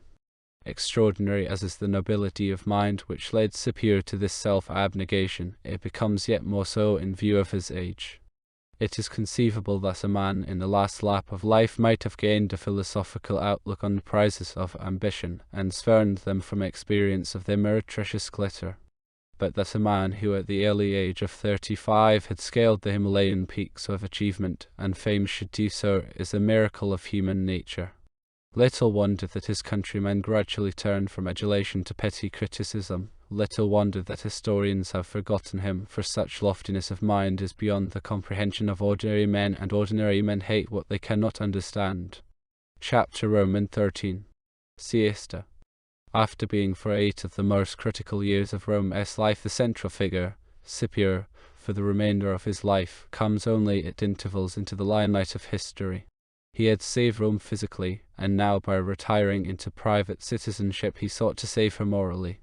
If a man who had attained such unapproachable heights of fame could sink his own ambition and interests, and show that the state was greater than the individual, the example might influence later generations. Supreme self-sacrifice has been one of the greatest moral forces in the civilization of the world. But the force of Scipio's example was unhappily to be submerged by the self-seeking of such men as Marius, Sulla, and Caesar. To trace the latter and longer part of his career is difficult. The curtain is raised only on a series of brief scenes. We hear of him concerned with the resettlement of his soldiers. To each of his Spanish and African veterans is allotted land in the proportion of 2 acres for every year as active service. Then 3 years after Zomar he was elected censor, an office which was not only one of the higher magistracies, but regarded as the crown of a political career.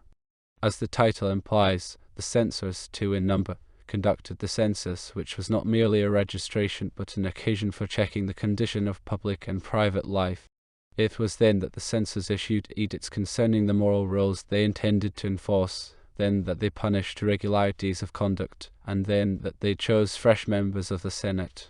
The censors were immune from responsibility for their acts, and the only limitation was that re-election was forbidden, and that no act was valid without the assent of both censors.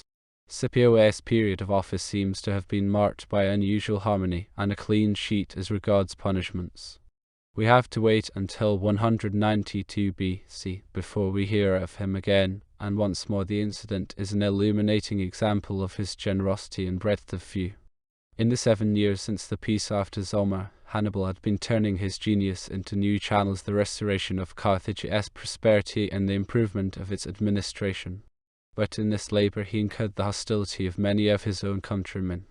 In his efforts to safeguard the liberty of the people he stopped the abuse of the judicial power, an abuse which recalls the worst days of Venice. Similarly, finding that the revenue could not raise the annual payment to Rome without fresh taxation, he made an investigation into the embezzlement which lay at the root of this faulty administration. Those who had been plundering the public combined with the order of judges to instigate the Romans against Hannibal. The Romans, whose fear of the great Carthaginian had not faded, had been watching with envy and distrust the commercial revival of Carthage. They eagerly seized on such a pretext for intervention. From Livy, however, we learn that a strenuous opposition was for long made to this by Scipio Africanus, who thought it highly unbecoming the dignity of the Roman people to make themselves a party to the animosities and charges against Hannibal, to interpose the public authority in the faction strife of the Carthaginians, not deeming it sufficient to have conquered the commander in the field, but to become as it were his prosecutors in a judicial process. Scipio's opposition delayed, but it could not stop the lust for revenge of smaller men. Cotta was consul, and an embassy was sent to Carthage to arraign Hannibal. He, realizing the futility of standing his trial, decided to escape before it was too late, and sailed for Tyre, lamenting the misfortunes of his country oftener than his own.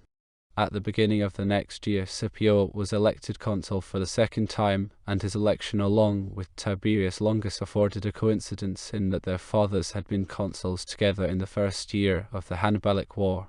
Scipio's second consulship was comparatively uneventful, at least in a military sense, for the Senate decided that as there was no immediate foreign danger, both consuls should remain in Italy.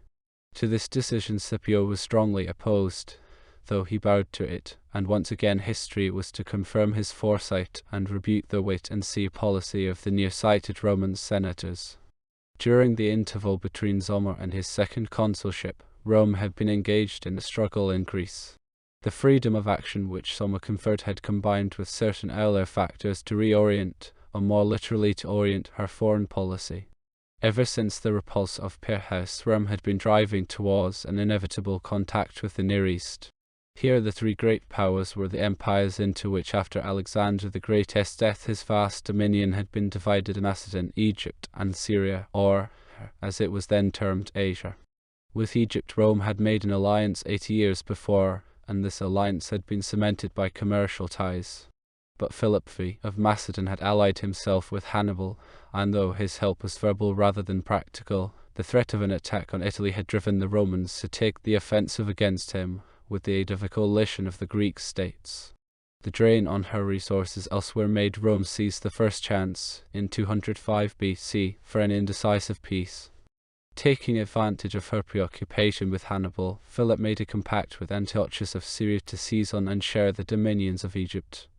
But after Zomar, Rome was free to respond to the appeal of her ally, and eager also to take revenge for Philip's neutral act in sending 4,000 Macedonians to aid Hannibal in the final battle. The Senate, however, could only persuade the assembly of the people anxious to enjoy the fruits of peace by pretending that Philip was on the point of invading Italy. At Cynocephal the legion conquered the phalanx, and Philip was forced to accept terms which reduced him to a second-rate power like Carthage, stripped of his foreign possessions, and forbidden to make war without the consent of Rome.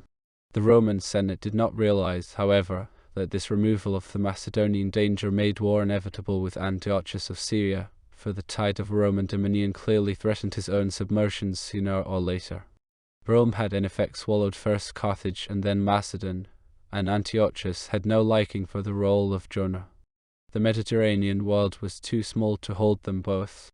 Antiochus, inflated with his own grandiloquent title of a king of kings, decided to take the initiative and enlarge his own dominions while the opportunity was good. In 197–196 BC he overran the whole of Asia Minor, and even crossed into Thrace. Greece was obviously his next objective, but the Romans could not see this, though Scipio did. In a prophetic speech he declared that there was every reason to apprehend a dangerous war with Antiochus, for he had already, of his own accord, come into Europe, and how did they suppose he would act in future, when he should be encouraged to war, on one hand by the Tullians, avowed enemies of Rome, and stimulated, on the other, by Hannibal, a general famous for his victories over the Romans, for Hannibal had recently moved to the court of Antiochus. But the Senate, acting like the proverbial ostrich, rejected this advice, and decided that not only should no new army be sent to Macedonia, but that the one which was there should be brought home and disbanded.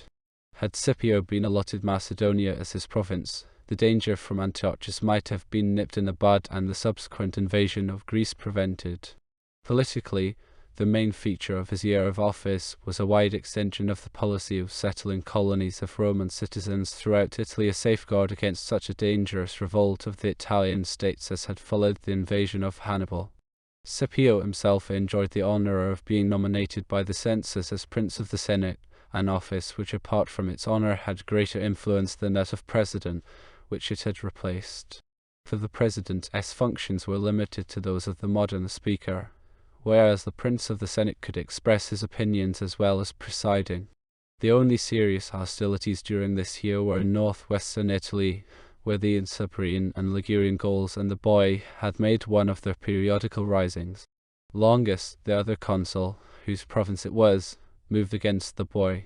Finding how strong and determined were their forces, he sent post-haste to Scipio, asking him, if he thought proper, to join him. The Gauls, however, seeing the consul's defensive attitude and guessing the reason, attacked at once before Scipio could arrive. It is evident that the Romans narrowly escaped a disaster, but the battle was sufficiently indecisive for them to retire unmolested to Placentia on the Po, while the Gauls withdrew to their own country. The sequel is obscure, though some writers say that Scipio, after he had joined forces with his colleague, overran the country of the Boii and Ligurians as far as the woods and marshes allowed him to proceed. In any case, he went there, for it is stated that he returned from Gaul to hold the elections. One other incident of his term of office was that, on his proposal, the senators were for the first time allotted reserved and separate seats at the Roman games. While many held that this was an honor which ought to have been accorded long before, others opposed it vehemently, contending that every addition made to the grandeur of the Senate was a diminution of the dignity of the people, that it distilled class feeling, and if the ordinary seats had been good enough for 538 years, why should a change be made now? It is said that even Africanus himself at last became sorry for having proposed that matter in his consulship. So difficult is it to bring people to approve of any alteration of long-standing customs of levy. All very petty, and yet Scipio's good-natured consideration for the comfort and dignity of others it could not enhance his own may have contributed to weaken his old influence with the people, who had been his support against the short-sighted senators. After the election of his successors, Scipio retired once more into private life instead of taking a foreign province, as retiring consuls so often did. This circumstance has led one or two of the latter Roman historians to search for a motive. Thus Cornelius Nepos, the biographer of Cotto, says that Scipio wanted to remove Cotto from his province of Spain and become his successor, and that failing to obtain the Senate's assent, Scipio, to show his displeasure, retired into private life when his consulship was ended.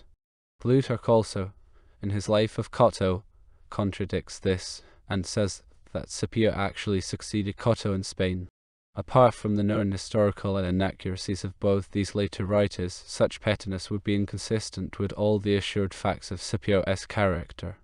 We know that Cotto and Scipio were always at variance, but the animosity, so far as speeches are recorded, was all on the side of Cotto, to whom Scipio's Greek culture was as a red rag to a bull, and not less his moderation towards Carthage.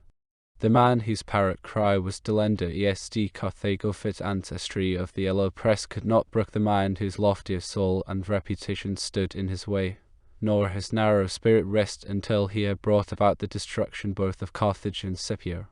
The quarrel, if one-sided spite can be so called, dated from Soma, when Cotto serving as Castor under Scipio, and already hating his Greek habit so much that he would not live in the same quarters, took violent exception to his general's lavish generosity to the soldiers in the distribution of the spoil. Fortunately, there are external facts which demolish the statements of both Nepos and Plutarch on this matter. A decision to disband Cotto's army in Spain was made by the Senate at the same time as they refused Scipio's request to allot Macedonia as his consular province, and disbanded that army also.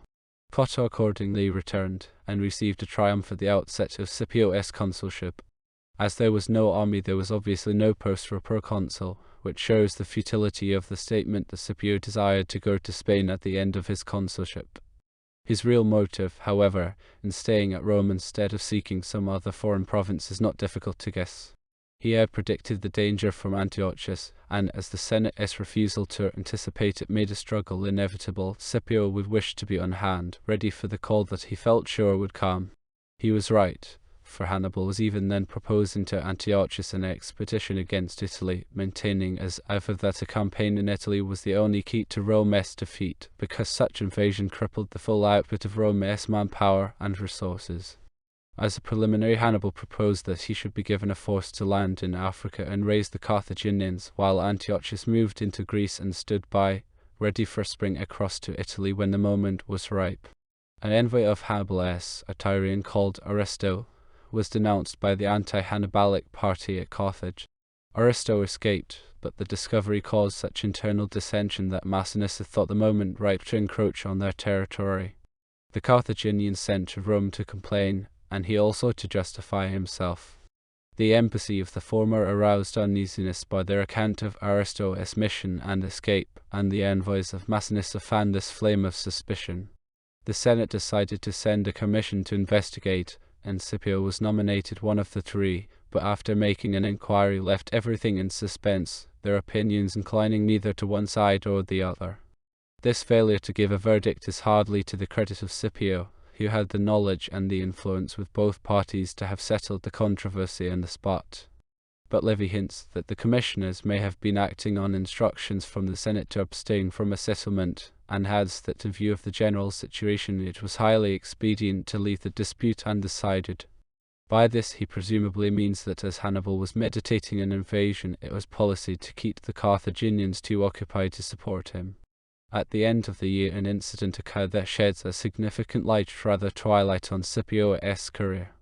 The two candidates for the patrician vacancy as consul were Lucius Quinctius Flamininus, brother of the victor of Cynocephal, and Publius Cornelius Scipio, namesake and half-brother to Africanus. The upshot is aptly told by Livy. Above everything else, the brothers of the candidates, the two most illustrious generals of the age, increased the violence of the struggle. Scipio's fame was the more splendid, and in proportion to its greater splendor, the more obnoxious to envy. That of Quinctius was the most recent, as he had received a triumph that same year. Besides, the former had now for almost 2 years been continually in people's sight, which circumstance, by the mere effect of satiety, causes great characters to be less revered. All Quinctius's claims to the favour of the public were fresh and new. Since his triumph, he had neither asked nor received anything from the people. He solicited votes, he said, in favour of his own brother, not of a half-brother, in favour of his legatus and partner in the conduct of the war, or his brother having commanded the fleet against Philip of Macedon. But by these arguments he carried his point. Lucius Quinctius was elected, and Scipio Africanus received a further rebuff when Aulus, his old comrade and lieutenant, failed to secure election as plebeian consul despite Scipio's canvassing. The crowd, eternally fickle and forgetful, preferred the rising star to the setting sun. Meantime the war clouds were gathering in the east. Antiochus had safeguarded his rear by marrying his daughter to Ptolemy, king of Egypt. He then advanced to Ephesus, but lost time by waging a local campaign with the Pisidians. Across the Aegean, the Ptolemians were labouring hard to stir up war against the Romans, and to find allies for Antiochus. Rome, on the contrary, was weary and exhausted with years of struggle, and sought by every means to postpone or avert a conflict with Antiochus. To this end the Senate sent an embassy to him, and Livy states that, according to the history written in Greek by Acilius, Scipio Africanus was employed on this mission. The envoys went to Ephesus, and while halting there on their way took pains to procure frequent interviews with Hannibal, in order to sound his intentions, and to remove his fears of danger threatening him from the Romans. These meetings had the accidental and indirect but important consequence that the report of them made Antiochus suspicious of Hannibal. But the main interest to us of these interviews, assuming that Acilius' witness is reliable, is the account of one of the conversations between Scipio and Hannibal. In it Scipio asked Hannibal, whom he thought the greatest captain The latter answered, Alexander, because with a small force he defeated armies whose numbers were beyond reckoning, and because he had overrun the remotest regions, merely to visit which was a thing above human aspiration. Scipio then asked, to whom he gave the second place, and Hannibal replied, to Pehes, for he first taught the method of encamping, and besides no one ever showed such exquisite judgment in choosing his ground and disposing his posts, while he also possessed the art of conciliating mankind to himself to such a degree that the natives of Italy wished him, though a foreign prince, to hold the sovereignty among them rather than the Roman people. On Scipio proceeding to ask, whom he esteemed the third, Hannibal replied, myself, beyond doubt. On this Scipio laughed, and added, what would you have said if you had conquered me? Then I would have placed Hannibal not only before Alexander and Pehes, but before all other commanders. This answer, turned with Punic dexterity, and conveying an unexpected kind of flattery, was highly grateful to Scipio, as it set him apart from the crowd of commanders, as one of incomparable eminence. From Antiochus this embassy gained no direct result, for the King of Kings was too swollen with pride on account of his Asiatic successes, too sure of his own strength to profit by the examples of Carthage and Macedon. His standards of military measurement were strictly quantitative. Realizing at last that war was inevitable and imminent, the Roman Senate set about the preparations for this fresh struggle. As a first step, they predated the consular election so as to be ready for the coming year. The new consuls were Publius Scipio, the rejected of the previous year, and Manius Acilius. Next, Bibis was ordered to cross over with his army from Brindisi into Epirus, and envoys were sent to all the allied cities to counteract Tullian propaganda.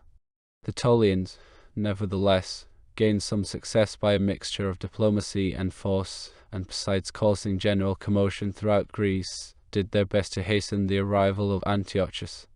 Had his energy approximated to his confidence, he might well have gained command of Greece before the Romans were able to thwart him. Further to his own undoing, he abandoned Hannibal's plan and the expedition to Africa from a jealousy-inspired fear that if Hannibal were given an executive role, public opinion would regard him as the real commander. Even when he made his belated landing in Greece with inadequate forces, he missed such an opportunity as was left by frittering away his strength and time in petty attacks against the Thessalian towns, and in idle pleasure at Chalcis. Meantime, at Rome the consuls cast lots for their provinces. Greece fell to Acilius, and the expeditionary force which he was to take assembled at Brundisium. For its supply, commissaries had been sent to Carthage and Numidia to purchase corn. It is a tribute alike to the spirit in which the Carthaginians were seeking to fulfill their treaty with Rome, and to Scipio's wise policy after Zoma, that they not only offered the corn as a present, but offered to fit out a fleet at their own expense, and to pay in a lump sum the annual tribute money for many years ahead. The Romans, however, whether from proud self-reliance or dislike of being under an obligation to Carthage, refused the fleet and the money, and insisted on paying for the corn. In face of all these preparations, Antiochus awoke to his danger too late.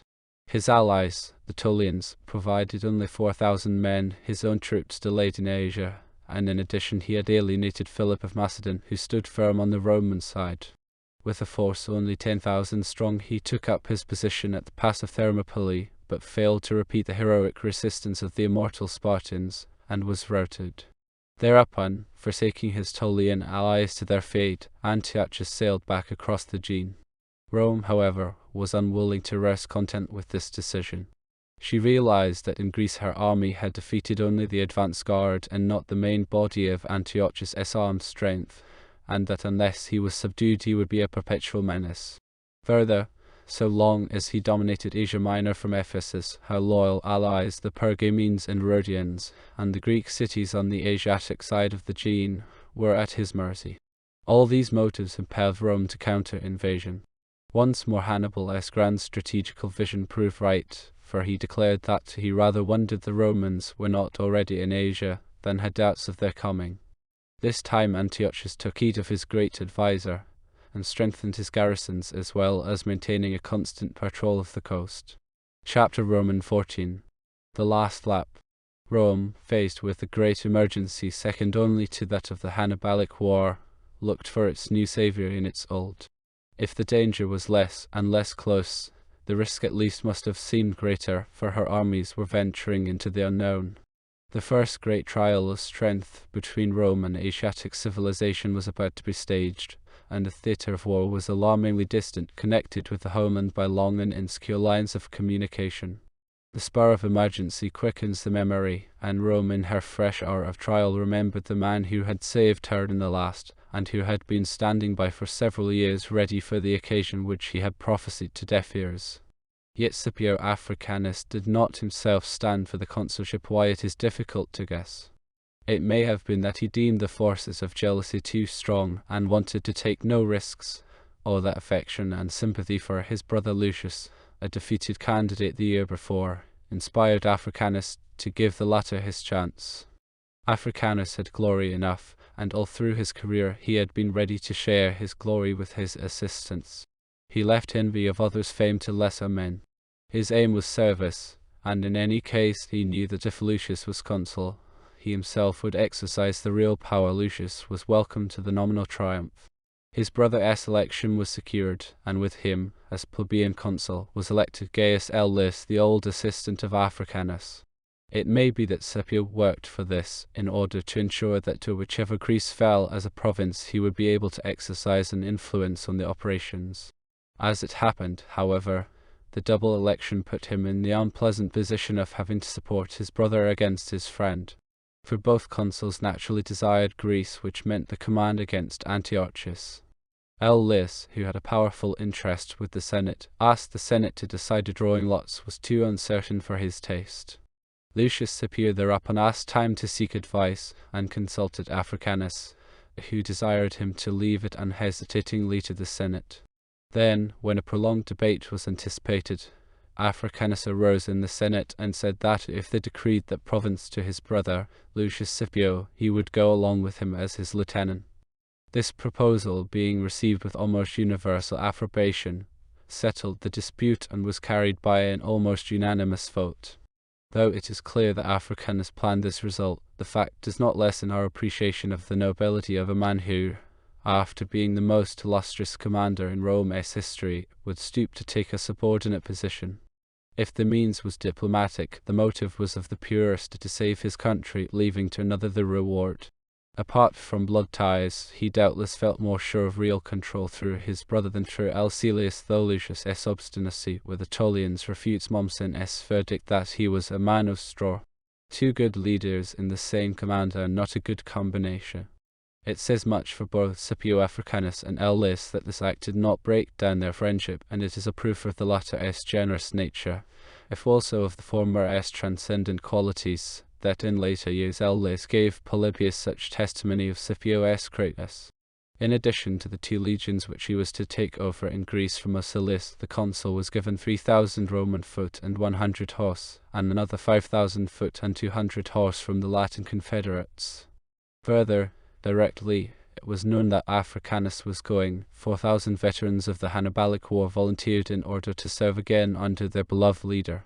The expedition set forth in March the Roman July 190 BC, but the advance into Asia was to be delayed because of the Senate's obstinacy in refusing to grant reasonable peace terms to the Tullians, so driving them to take up arms anew and maintain a stubborn warfare in their mountain strongholds.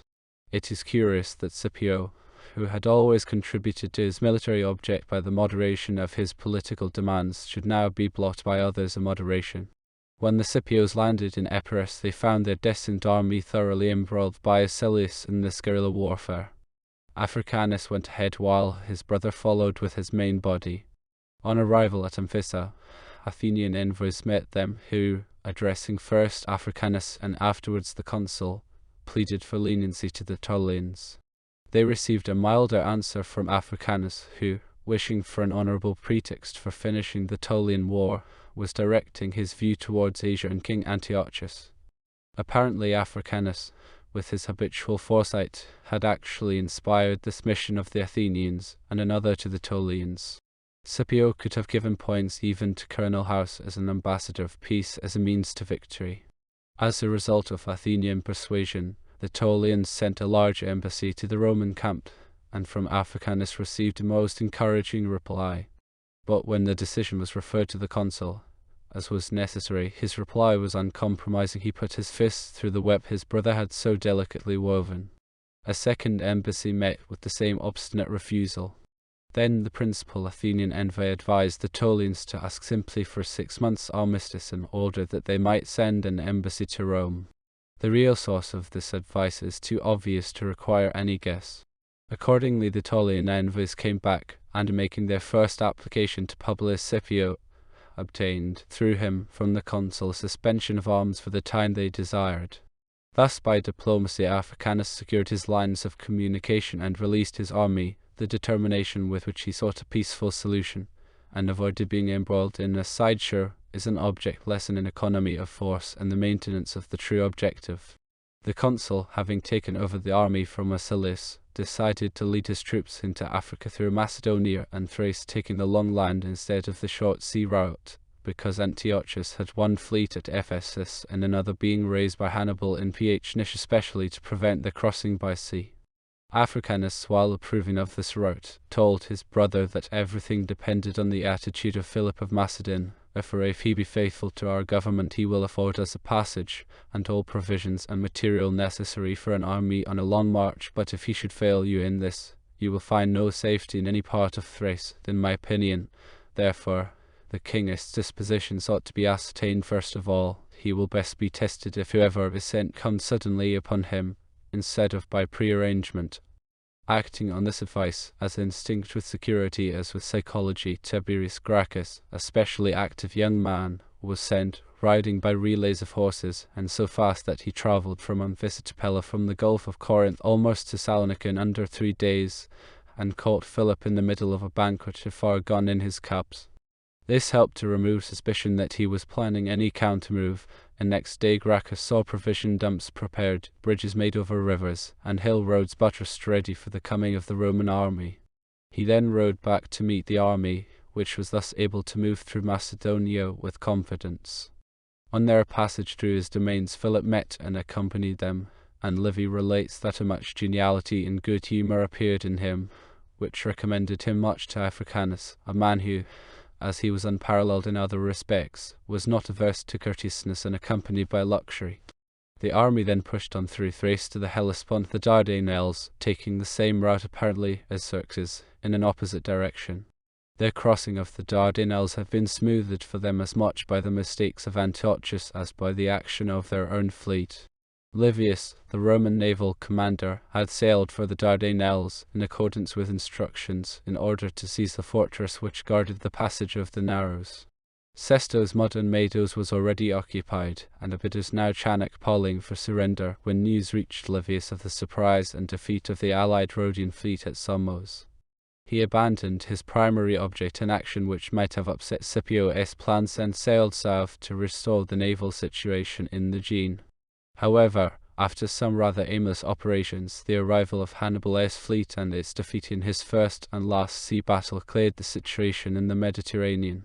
A second victory in August, this time over Antiochus' Aegean fleet, ensured for the Romans command of the sea.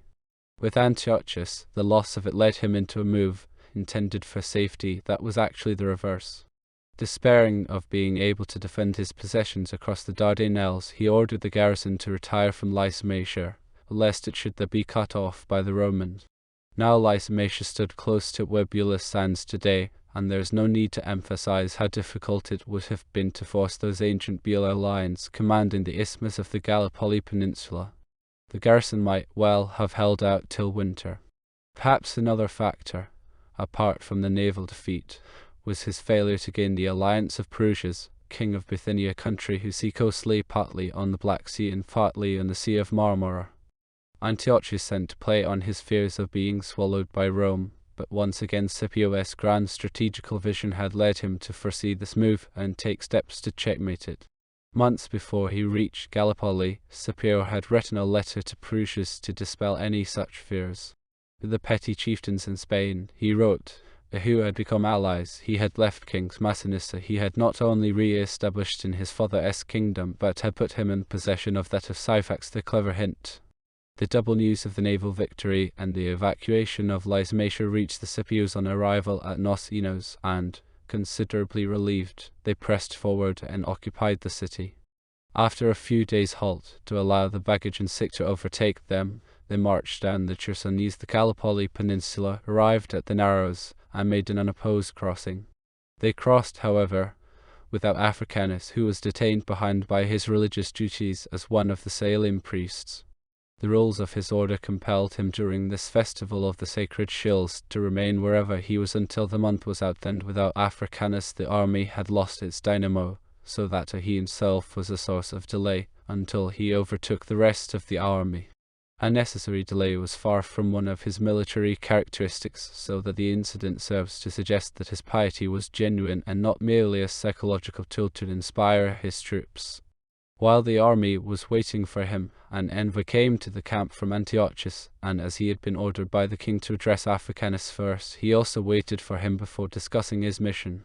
In him he had the greatest hope, besides that his greatness of soul and the fullness of his glory tended very much to make him inclined to peace, and it was known to all nations what sort of a conqueror he had been, both in Spain and afterwards in Africa, and also because his son was then a prisoner with Antiochus at Livy. How the son was captured is uncertain, whether in a distant cavalry reconnaissance or earlier at sea, as the pen suggests.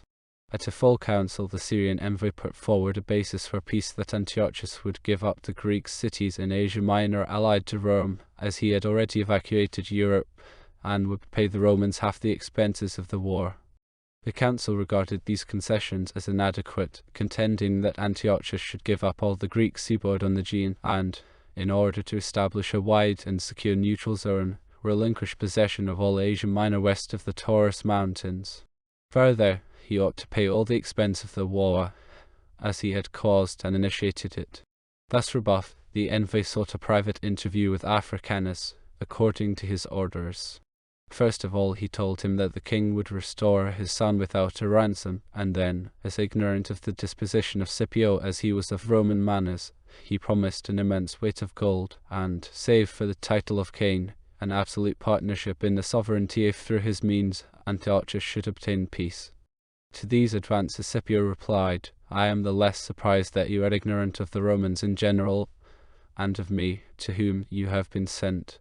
When I see that you do not realize the military situation of the person from whom you come, you ought to have kept Lysimachia to prevent our entering the Chersonese Gallipoli, or to have opposed us at the Hellespont to hinder our passing into Asia, if you meant to ask peace as from people anxious as to the issue of the war, but after leaving the passage into Asia open, and receiving not only a bridle but a yoke, then what negotiation on equal terms is left to you? When you must submit to orders, I shall consider my son as a very great gift from the generosity of the king. I pray to the gods that my circumstances may never require others. My mind certainly never will require any. For such an act of generosity to me he shall find me grateful.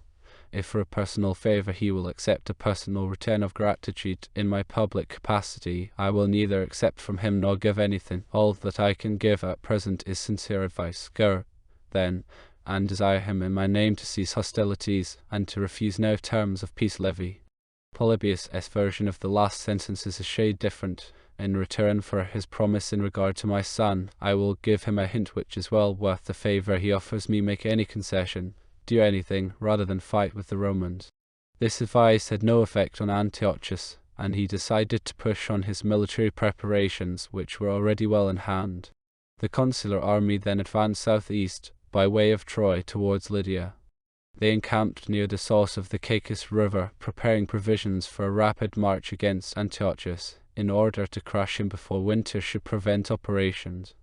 Antiochus faced them at Thyatira, modern Acassar.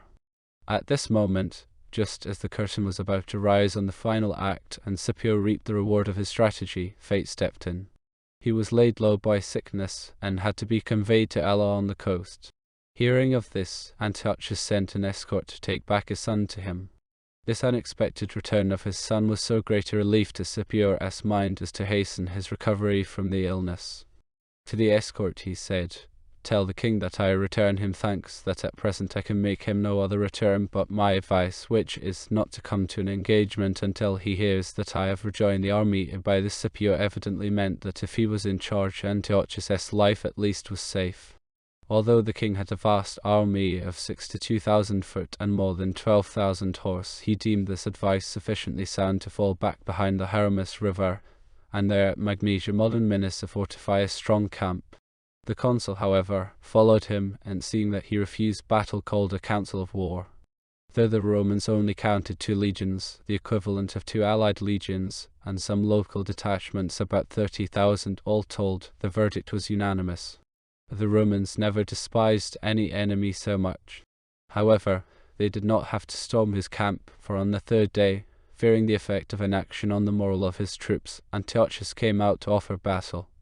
Though the Roman victory was ultimately decisive, they clearly missed the tactical mastery of Africanus, and were even in trouble, if not in jeopardy, for a time. For while the Romans were driving in the enemy's center, and the mass of their cavalry were attacking the enemy's left flank, Antiochus himself with his right-wing cavalry crossed the river left almost unguarded and fell on the consul's left flank. The troops that were routed and fled to the camp, and only the resolution of the tribune left in charge rallied them and staved off the danger until reinforcements came. Foiled here and seeing a heavy concentration developing against him, Antiochus fled to Sardes, and the survivors of his broken army followed. Further assistance was hopeless, his western dominions crumbling all around him, and the subject states making their peace with Rome. He therefore retired to Apamia, and from there sent a peace mission to the consul of Sardes, whither Africanus came from Ella as soon as he was fit to travel. Before the mission arrived, the terms had been decided on, and it was agreed that Africanus should deliver them. Scipio began by saying that victory never made the Romans more severe than before. The conditions were the same as had been offered before Magnesia, when the issue was still open, not a whit augmented because of Antiochus' present helplessness. Antiochus was to retire to the other side of the Taurus range to pay 15,000 euboic talents towards the expenses of the war, part at once and the rest in 12 annual installments, and to hand over 20 selected hostages as pledge of his good faith. In addition, Antiochus was to give up Hannibal, as it was clear that the Romans could never hope to enjoy peace wherever he was, and certain other notorious instigators of the war. Hannibal, however, getting news of this clause, took refuge in Crete. The notable feature of these terms, as of those in Africa and Greece, was that the Romans sought security and prosperity merely. So long as Scipio guided Rome's policy, annexation, with all its dangers and troubles, is eschewed. His object is simply to ensure the peaceful predominance of Roman interests and influence, and to secure them against external dangers. It was true grand strategy which, instead of attempting any annexation of Antiochus' normal domains, simply compelled him to retire behind an ideal strategic boundary, the Taurus Mountains, and build up a series of sovereign buffer states as a second line of defense between the Taurus Range and the Aegean Sea. These were definitely the allies of Rome and not her subjects, and Asia Minor was organized for security by strengthening and rewarding the allies who had been faithful throughout the war. How might the course of history have been changed had not Scipio's successors reversed his policy and entered upon the fateful path of annexation? When the barbarian invasions came, they found the Mediterranean world composed of states so thoroughly Romanized that they had long since forgotten the feel of their fetters, yet from this one fact so atrophied as to be a drain and a weakness to Rome. Instead of the ring of virile outposts planned by Scipio, a ring of political eunuchs.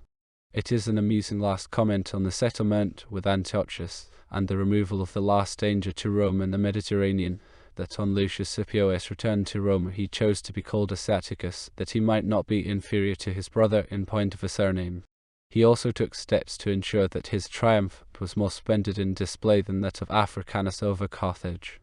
The only reward of Africanus was that for a 3rd time he was nominated Prince of the Senate.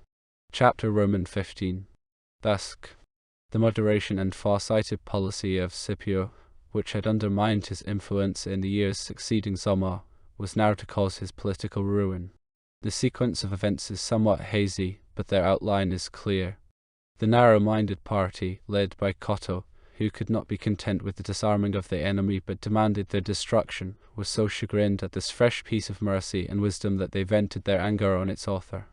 Unable to revoke the peace, they schemed to compass the downfall of Scipio, and fastened on the suggestion of bribery as the most plausible charge. Perhaps, quite honestly, men like Cotter could conceive no other cause for generosity to a vanquished foe. However, they seem to have been clever enough not to assail the stronger brother first, but rather, aiming at weakness instead of strength, to strike at Africanus indirectly through his brother. The first move seems to have been the prosecution of Lucius for misappropriation of the indemnity paid by Antiochus. Africanus was so indignant at the charge that, when his brother was in the act of producing his account books, he took them from him, tore them in pieces, and threw them on the floor of the Senate house. This action was unwise, but very human. Let anyone put himself in the place of a man who by unparalleled services had rescued Rome from a deadly menace on her very hearth, and raised her to be the unchallenged and unchallengeable mistress of the world, and then, as he said indignantly, to be called on to account for 4,000,000 sesterces when through him the treasury had been enriched by 200,000,000.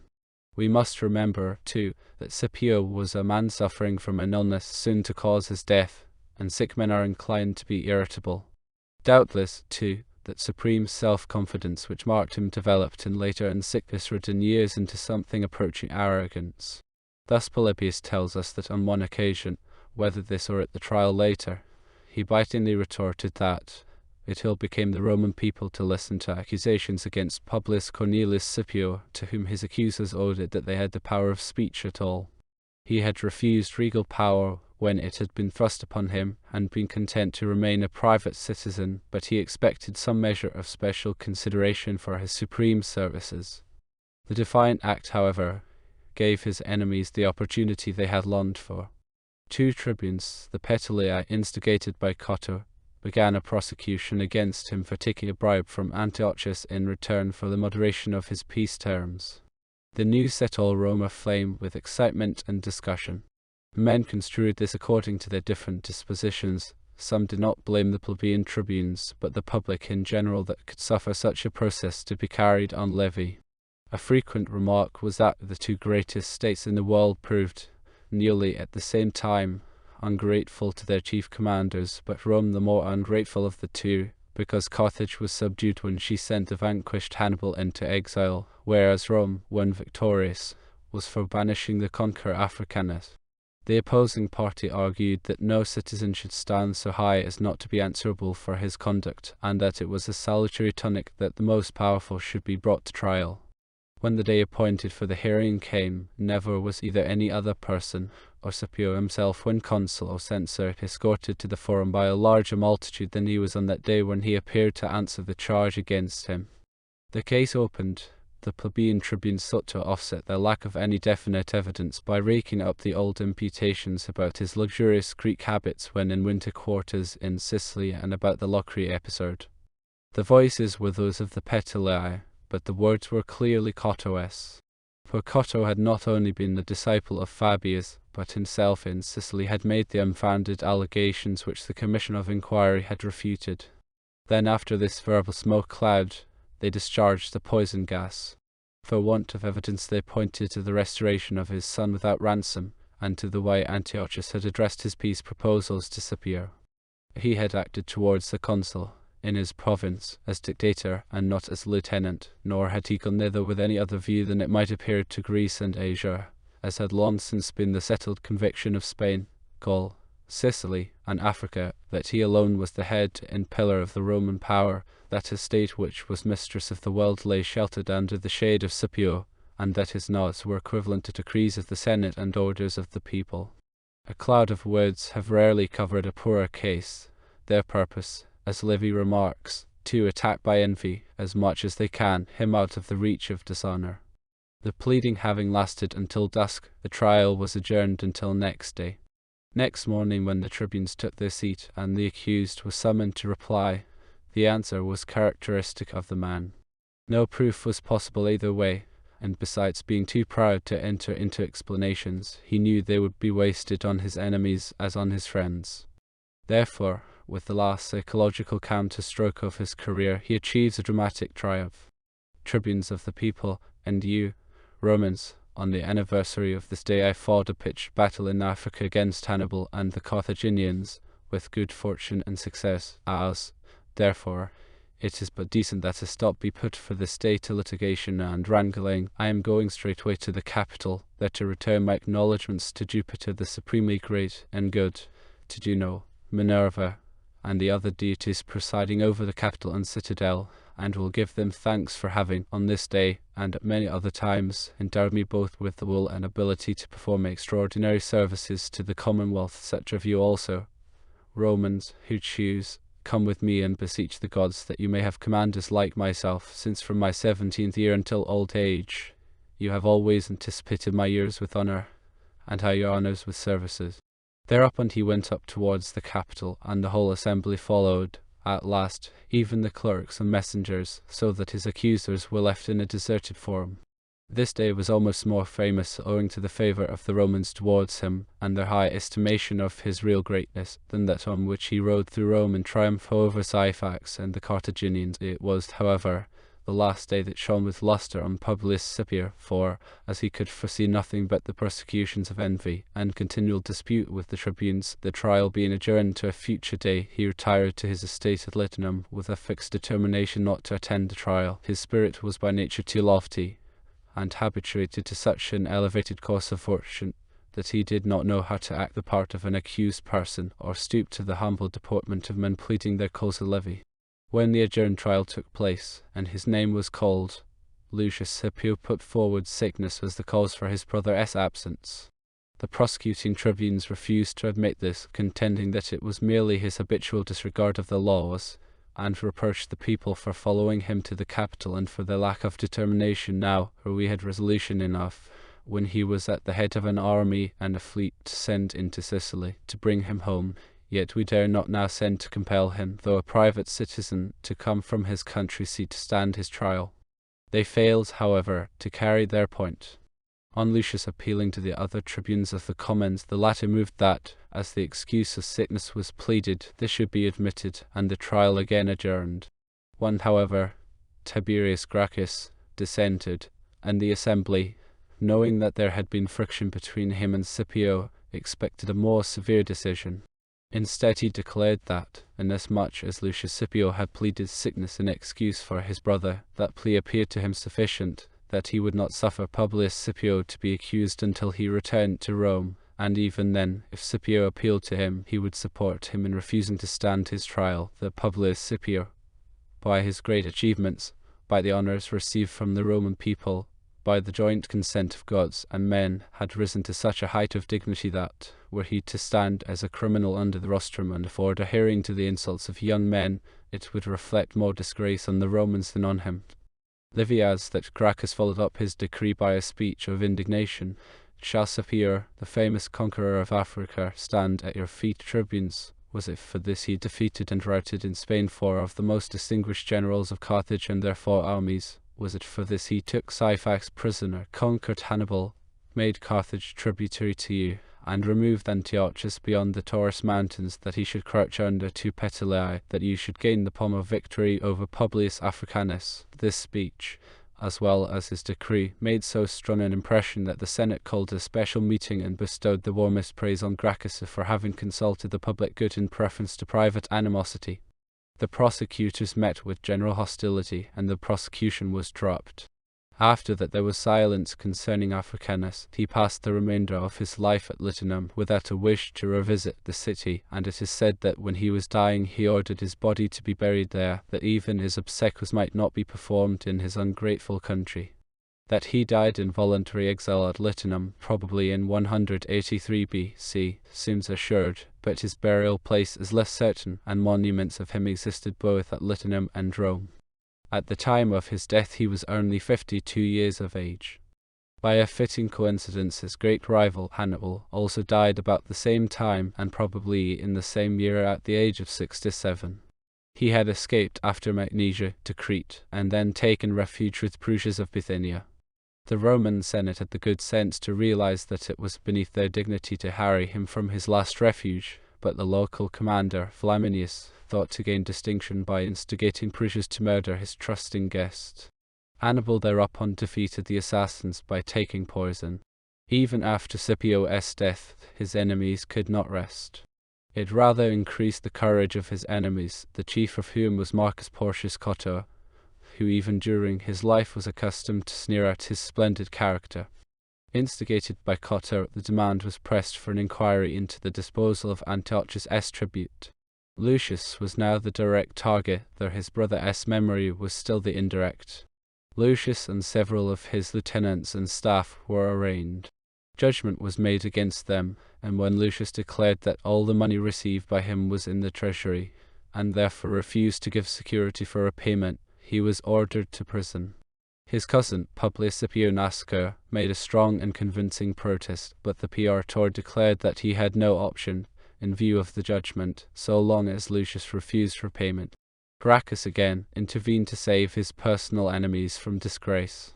Using his tribuniciary authority, he ordered Lucius' discharge on account of his services to Rome, and decreed instead that the praetor should levy the sum due from Lucius' property.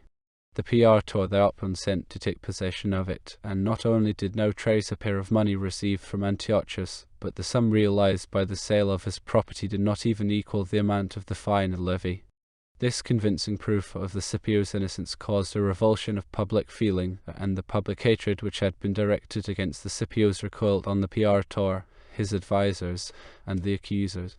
That his name should have been cleared after death was, however, no consolation to the last years of Africanus.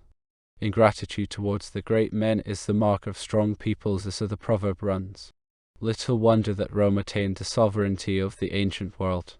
Chapter Romans 16. Rome zenith. There is perhaps no military dictum so universally quoted as Napoleon's read and reread the campaigns of Alexander, Hannibal, Caesar, Gustavus Adolphus, Turenne, Eugenie, and Frederick. Take them for your model. That is the only way of becoming a great captain, to obtain the secrets of the art of war. In another of his maxims he said, knowledge of the great operations of war can only be acquired by experience and by the applied study of all the great captains. Gustavus, Turenne, and Frederick, as well as Alexander, Hannibal, and Caesar, have all acted on the same principles. Here Napoleon appears to single out a list of 6, or possibly 7, commanders who stand out as supreme in the history of warfare. Whether consciously or unconsciously, there has been a general tendency among students of war to accept Napoleon's list as a standard classification of merit, not merely a haphazard mention when completed by the addition of his own name. True, some have felt the absurdity of counting Eugenie's worthy to the exclusion of Marlborough, and others have dropped Turenne because of a perhaps mistaken idea that greatness is synonymous with vastness of destruction, or for the rather better reason that his record lacked the decisive results gained by his compeers. In this way one finds that not a few commentators have arrived at a list of 3 ancient commanders, Alexander, Hannibal, and Caesar, and 3 modern, Gustavus, Frederick, and Napoleon, as the Himalayan peaks of military history. At Frederick, with his gross blunders and most unoriginal oblique order, should receive preference over such consummate artists as Turenne, and Marlborough must remain one of the mysteries of military criticism. This is not the place to deal with the fallacy. Here we are concerned with the great captains of the ancient world, and so far as we desire a comparison with the modern, Napoleon himself affords it, since his supremacy is hardly questioned. Let us therefore compare Scipio with these 3 ancient great captains by a threefold study and test as general, as man, and as statesman. Any such comparison must be based on the conditions these men had to deal with, and on the skill with which they turned these conditions to their advantage. Alexander, and to a hardly less degree Caesar, enjoyed the immense asset of having autocratic power, complete control over the forces and resources available. Even Hannibal, if poorly supported, was immune from the petty interference with his operations against which Scipio, like Marlborough later, had to contend. Alexander's victories were won over Asiatic hordes, whose lack of tactical order and method offset their numerical superiority, and as Napoleon demonstrated in his well-known comment on the Mamluks, the defects of Asiatic troops increased in ratio with their numbers. No critic places Clive in the first rank of great captains, and but for the clear brilliance of his maneuvers and the scale of his conquest, Alexander would suffer a like discount. Caesar, also, was hardly more than an able super-general until Iolader and Pharsalus, and, as he himself is said to have remarked, he went to Spain to fight an army without a general, and thence to the east to fight a general without an army. And even so, Caesar found himself, owing to an unwise dispersion of force, twice forced to fight under the handicap of inferior strength. In the first, at Dehesim, he suffered defeat, and though he atoned for it at Pharsalus, this single first-class victory is a slender base on which to build a claim to supreme generalship. But if we are to accept Napoleon's dictum that in war it is not men but the man who counts, the most significant fact is that both Alexander and Caesar had their path smoothed for them by the feebleness and ignorance of the commanders who opposed them. Only Hannibal, like Scipio, fought consistently against trained generals, and even as between these the advantage of conditions is on Hannibal's side. For his 3 decisive victories, Trebia, Trarsaimene, and Cannae, were won over generals not only headstrong and rash, but foolishly disdainful of any tactics which savoured of craft rather than of honest bludgeon work. Hannibal knew this well. Witness his remark to the troops who were to lie concealed for the flank attack at the Trebia: "You have an enemy blind to such arts of war."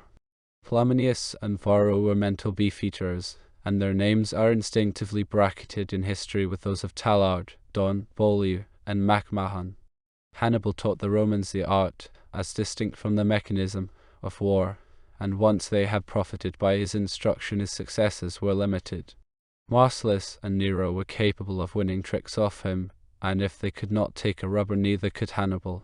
But in surveying Scipio's record, not only do we find his tactical success uncheckered, but that his opponents from the outset were generals trained in the Bossine school, and all the evidence goes to show that Hannibal's brothers, Hasdrubal and Mago, were no mean commanders.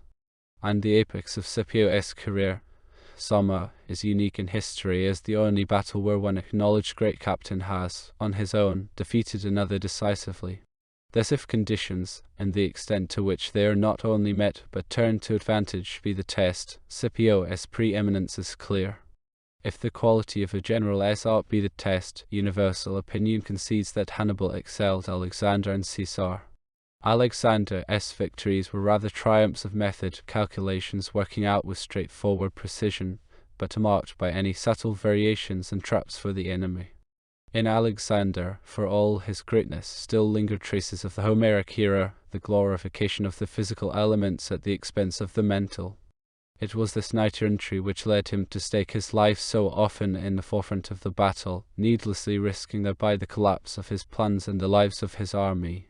To him might well be applied the rebuke made by Timotheus to Ches, when the former remarked, "How greatly ashamed I was at the siege of Samos when the ball fell near me. I felt I was behaving more like an impetuous youth than like a general in command of so large a force." This mistaken Bayardism, too, explains the absence of the subtler artistry in his battles. It is epitomized in his rejection of Parmenio's proposal to attack Darius by night at Arbela, on the ground that he would not steal a victory. Caesar's plans were assuredly more difficult to guess, but he did not mystify, mislead, and surprise to anything like the degree that Hannibal attained. So general is the recognition of Hannibal's genius in this battle art that he is commonly termed the supreme tactician of history. Yet in ruse and stratagem the record of Scipio's battles is even richer. Recall the unfortified front, the timing of the direct assault, and the legume maneuver at Cartagena, the double envelopment and reversal of adverse ground conditions at Bricula, the change of hour and of dispositions, the refused centre, the double oblique, and the double convergent flank blows at Illapa. As Colonel Denison notes in his history of cavalry, Illapa is generally considered to be the highest development of tactical skill in the history of Roman arms. I would suggest that the student of war, if he considers it as a whole from the mental opening moves to the physical end of the pursuit, cannot but regard it as without a peer in all history.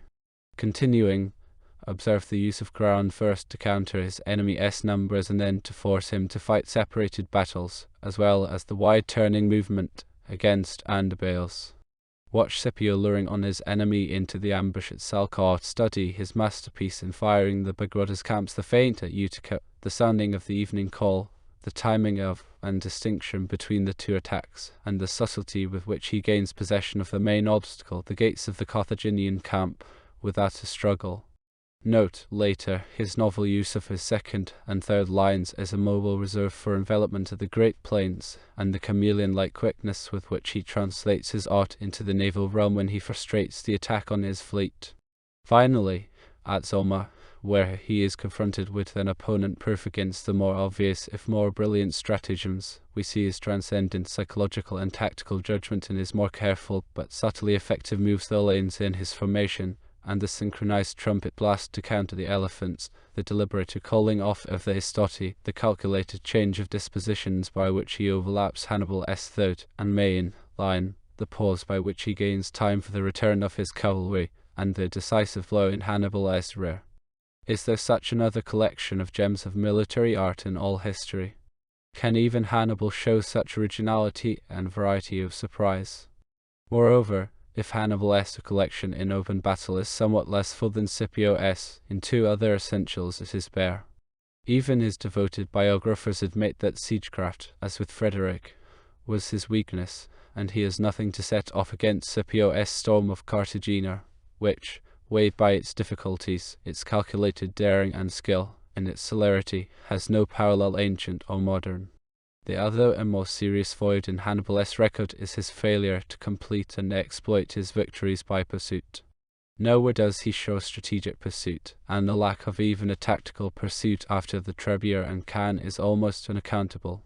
In contrast, we have Scipio's swift and relentless pursuit after Illiva, and hardly less after the battle on the Great Plains, which alike for range and decisiveness are unapproached until Napoleon, if then.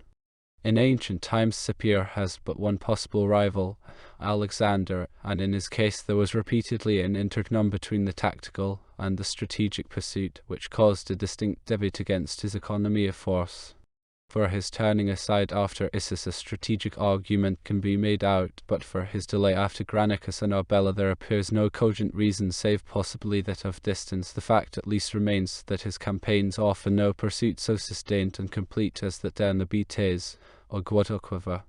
It may be suggested that Scipio did not always pursue as after the two battles cited, but an examination of his other battles showed that pursuit was usually either rash or unnecessary. Rash after Beculor, where he had two fresh armies converging on him, and unnecessary after Zoma, where there was no enemy left to be a danger.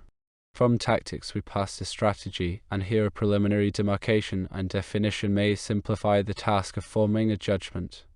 Strategy is too often considered to comprise merely military factors, to the overshadowing of the political and economic with which it is interwoven.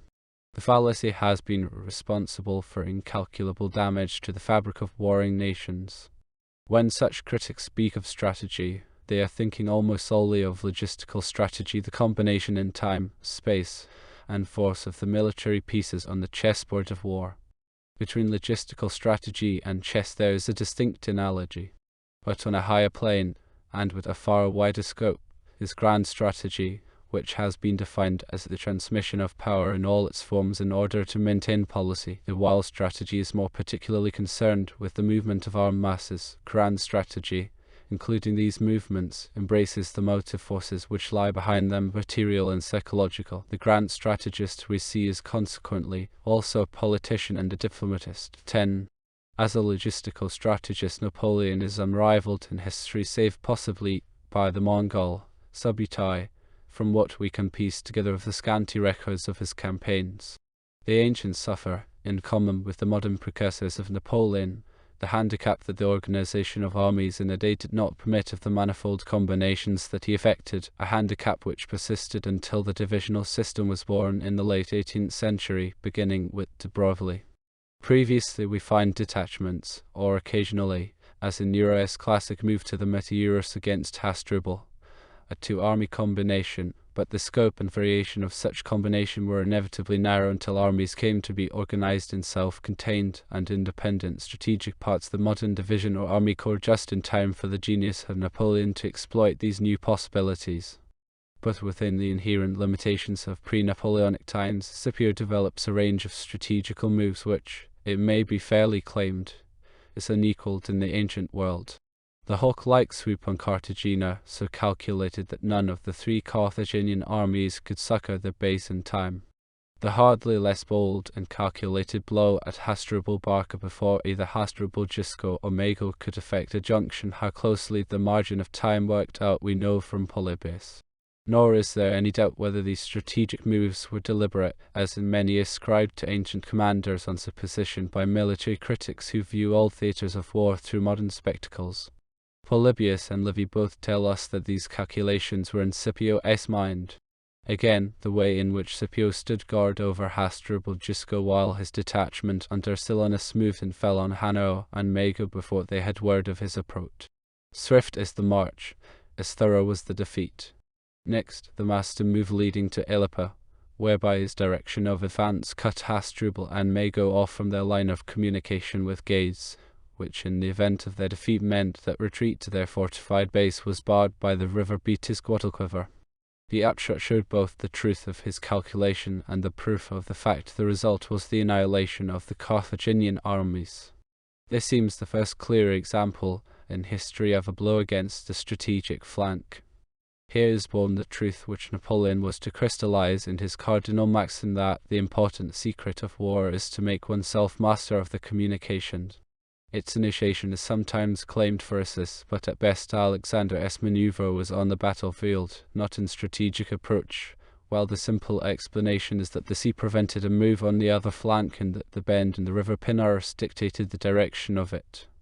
Admittedly, Scipio's strategic intention at Ilipa is a hypothesis, and not definitely stated in Livy or Polybius, but the established facts of the advance, and still more of its sequel, form a chain of indirect evidence that could not be firmer.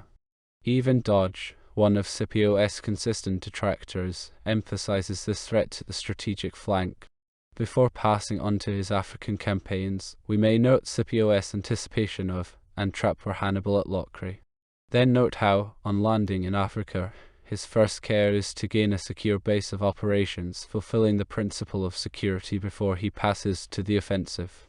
See him balk the enemy's superior concentration of strength by the Torres Vedras at lines near Utica.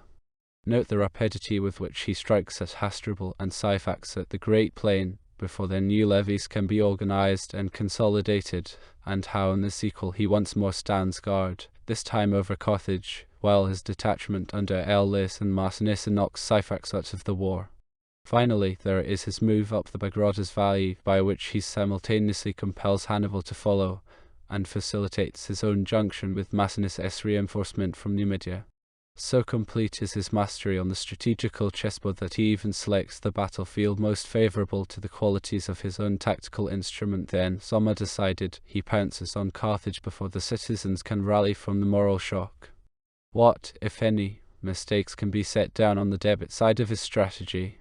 A study of military commentary shows that his critics advance but three that Hasdrubal Barca and Mago in turn escaped from Spain, and that Scipio did not lay siege to Carthage immediately on landing in Africa.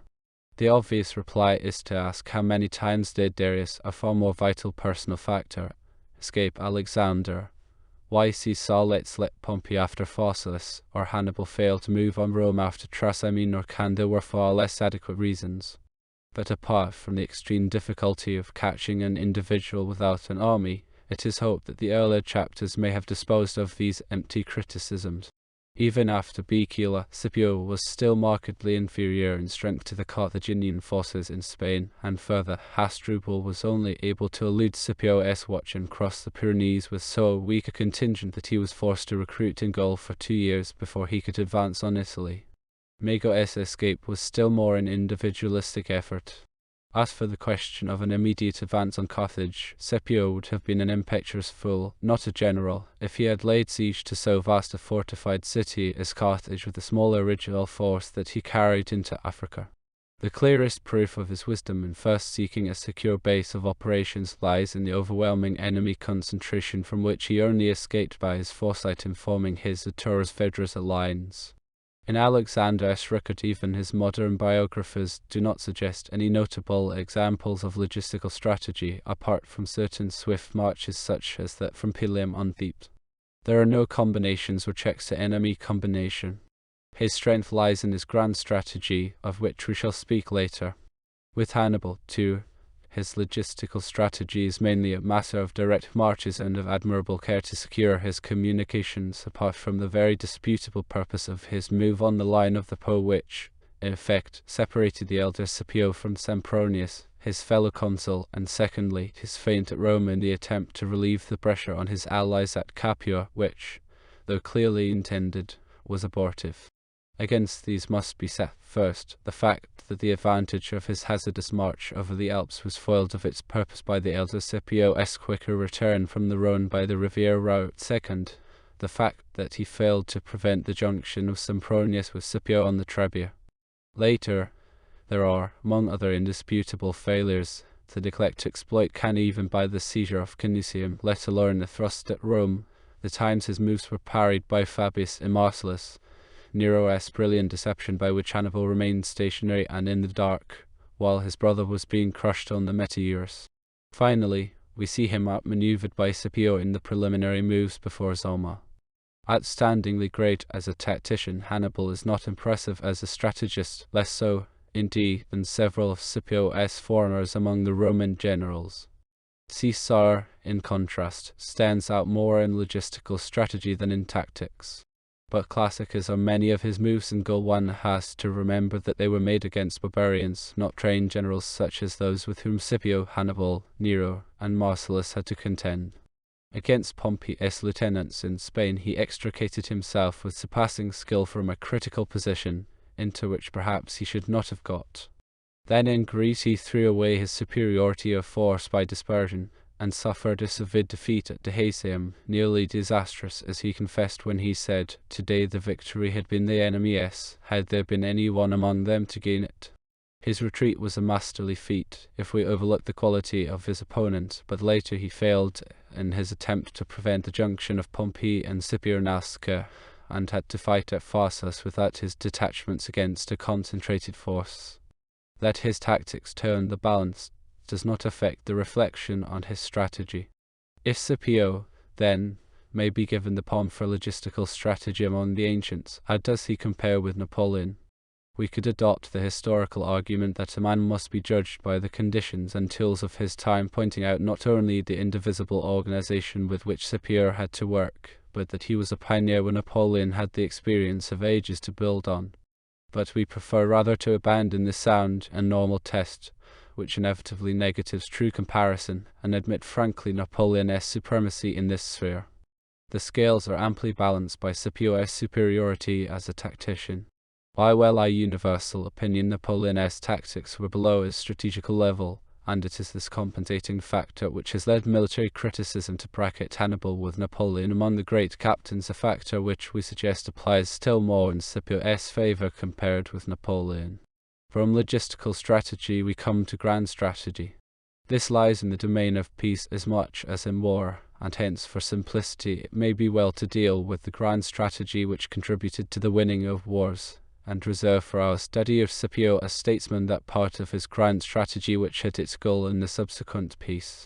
If our examination of the years 210–190 BC has achieved its historical purpose, it should be clear that Scipio showed an understanding of war in its three spheres: mental, moral, and physical, and of their interplay, such as is just dawning on the most progressive politico-military thought of today.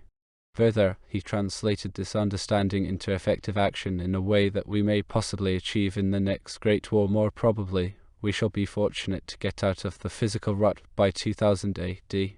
For proof of this claim, look at the progressive and coordinated steps by which, starting from the valley in Rome's darkest hour, he climbs steadily and surely upwards to the summit of his aims, and plants Rome's flag on the sunlit peaks of earthly power.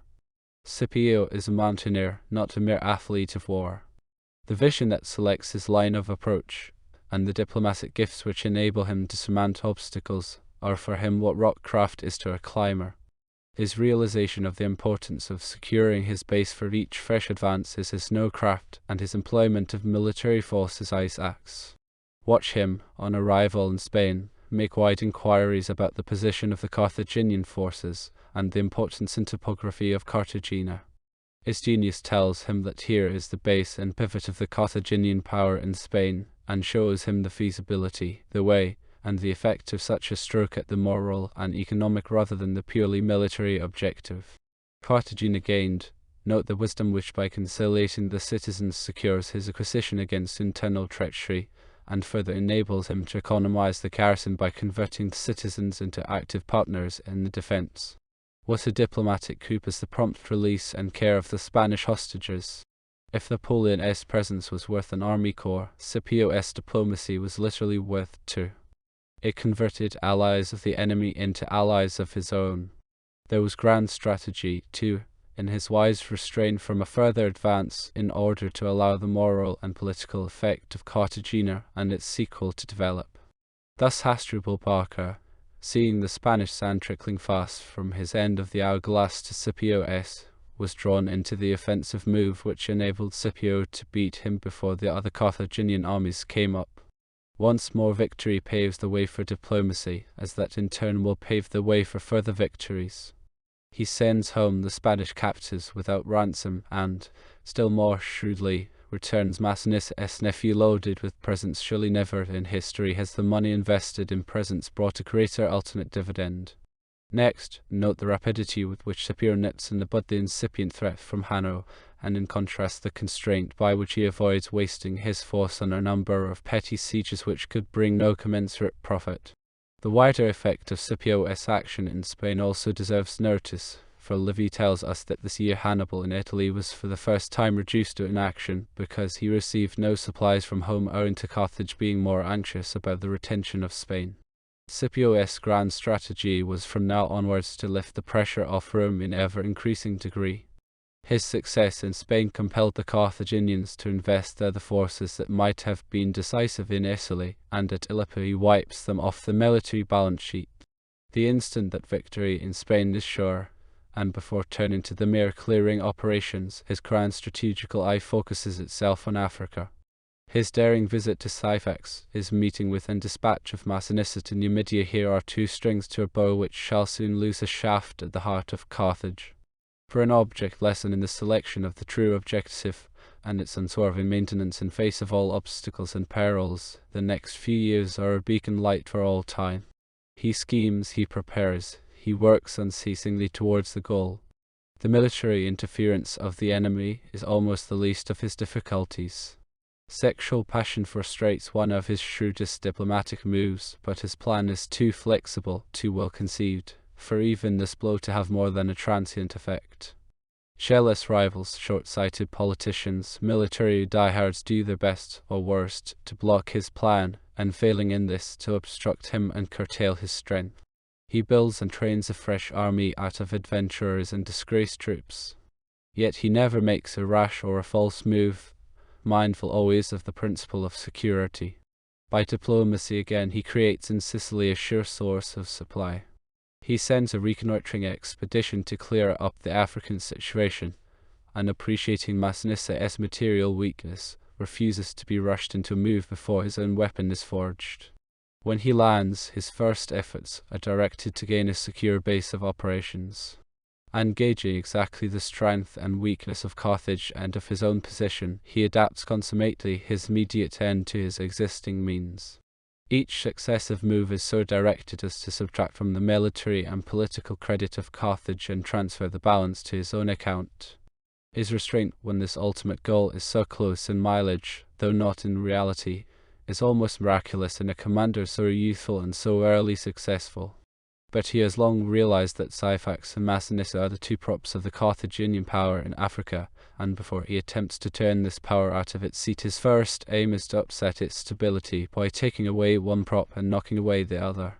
Just as he has gained this end, passion once more intervenes to threaten his military achievement as it previously thwarted his diplomacy, but the psychological master move by which he foils Sophonisba's wiles averts the danger. Now assured of security, he aims at Carthage itself, and characteristically pauses in sight of Carthage to achieve, if possible, the supreme economy of force of a moral victory instead of the drain of a physical siege. The move succeeds, and Carthage capitulates with Hannibal still across the seas, helpless to aid.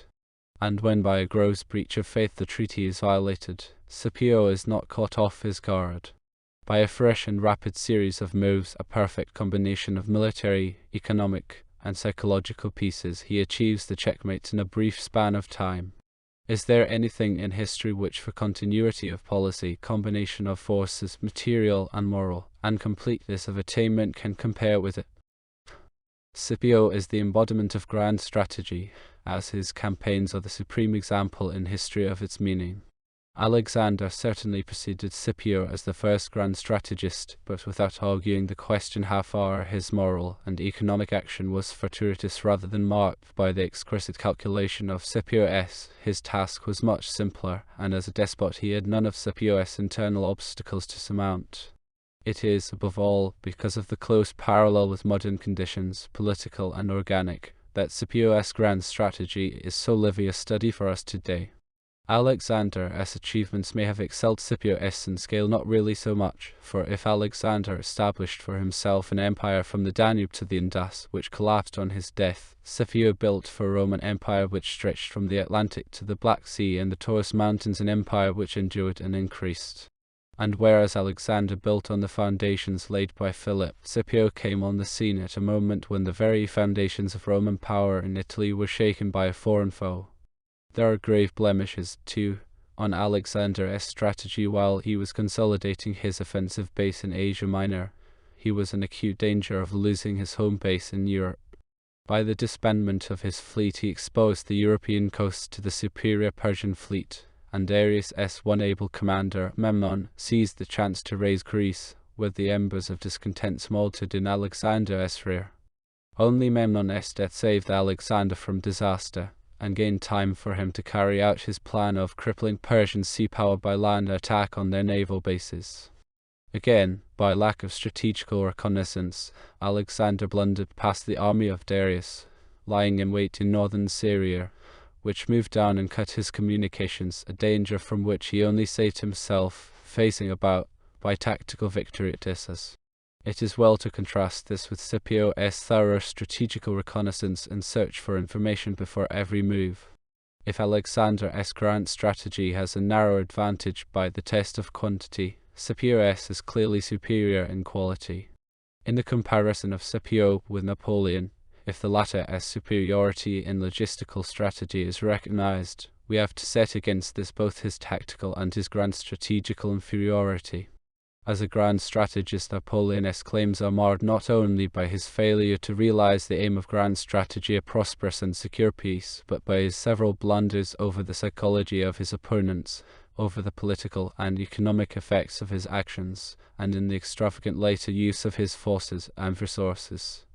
Finally, let us point out that while Alexander had the military foundations laid by Philip to build on, while Hannibal built on Hamilcar, Caesar on Marius, Napoleon on Carnot, Scipio had to rebuild on disaster. From the comparison of generalship we pass to the comparison of character.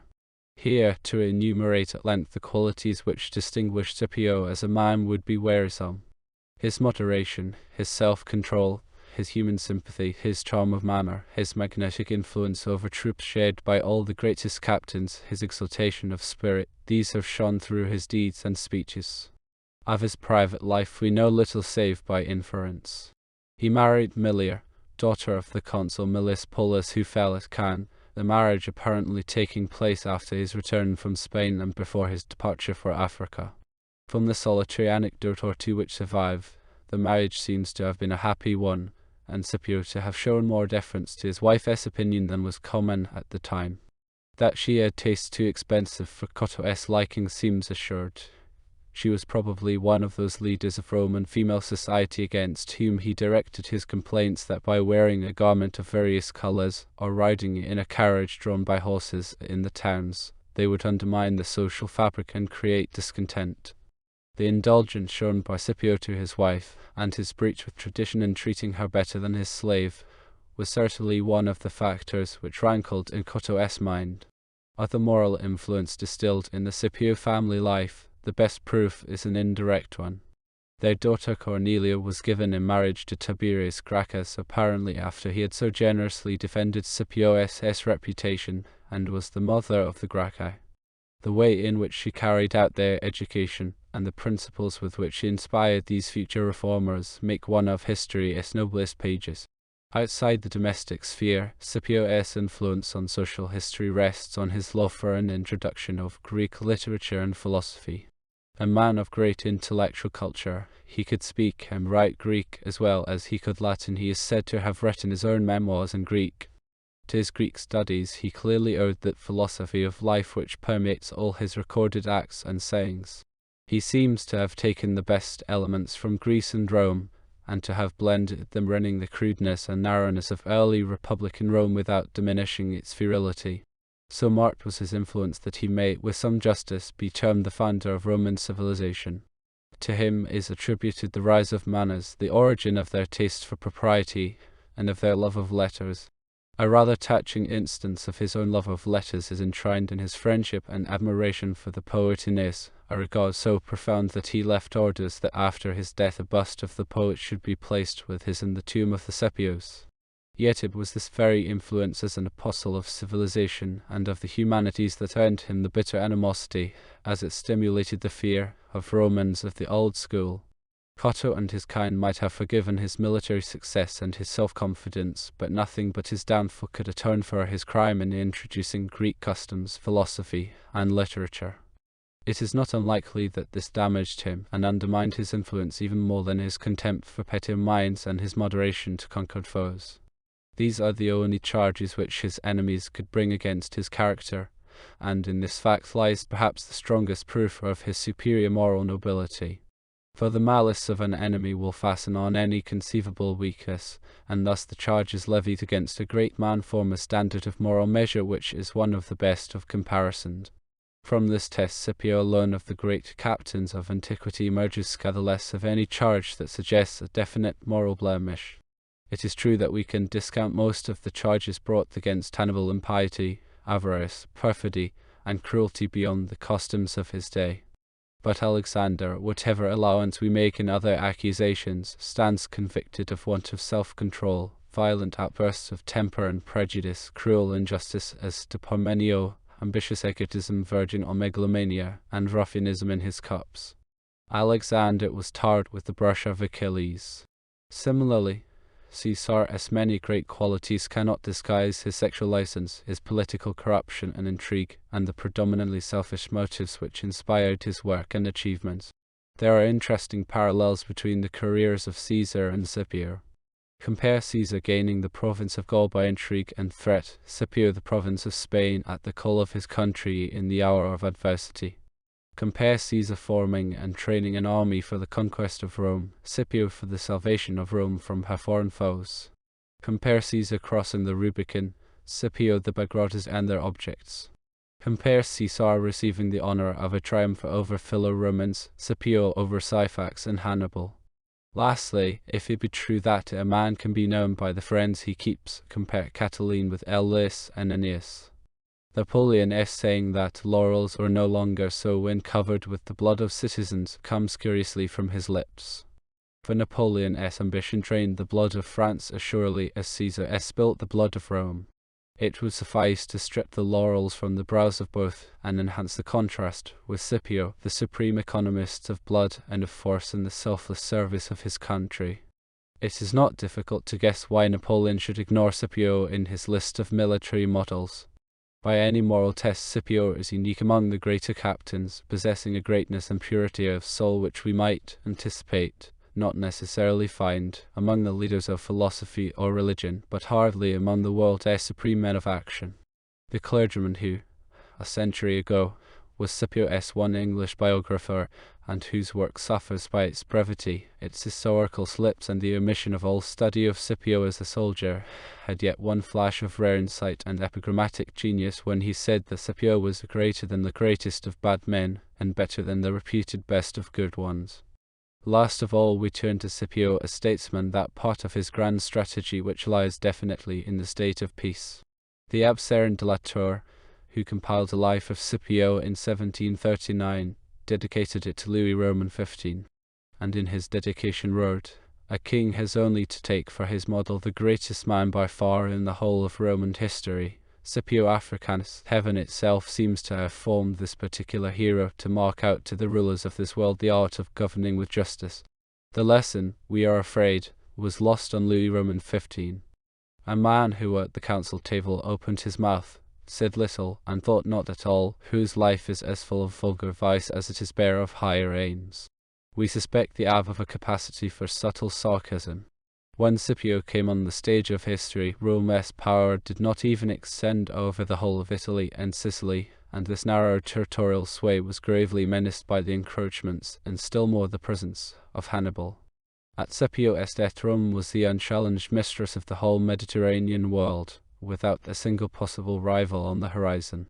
This period saw by far the greatest expansion in the whole of Roman history, and it was due either directly to Scipio's action, or made possible by him. But if territorially he stands out as the founder of the Roman Empire, politically his aim was not the absorption, but the control of other Mediterranean races. He followed, but enlarged, the old Roman policy, his purpose not to establish a despotic empire, but a confederation with a head, in which Rome should have the political and commercial supremacy, and over which her will should be paramount. Here lies the close parallel with modern conditions, which gives to the study of his policy a peculiar and vital interest. Caesar's work paved the way for the decline and fall of Roman power. Scipio's work made possible a world community of virile states, acknowledging the overlordship of Rome, but retaining the independent internal organs necessary for the nourishment and continued life of the body politic.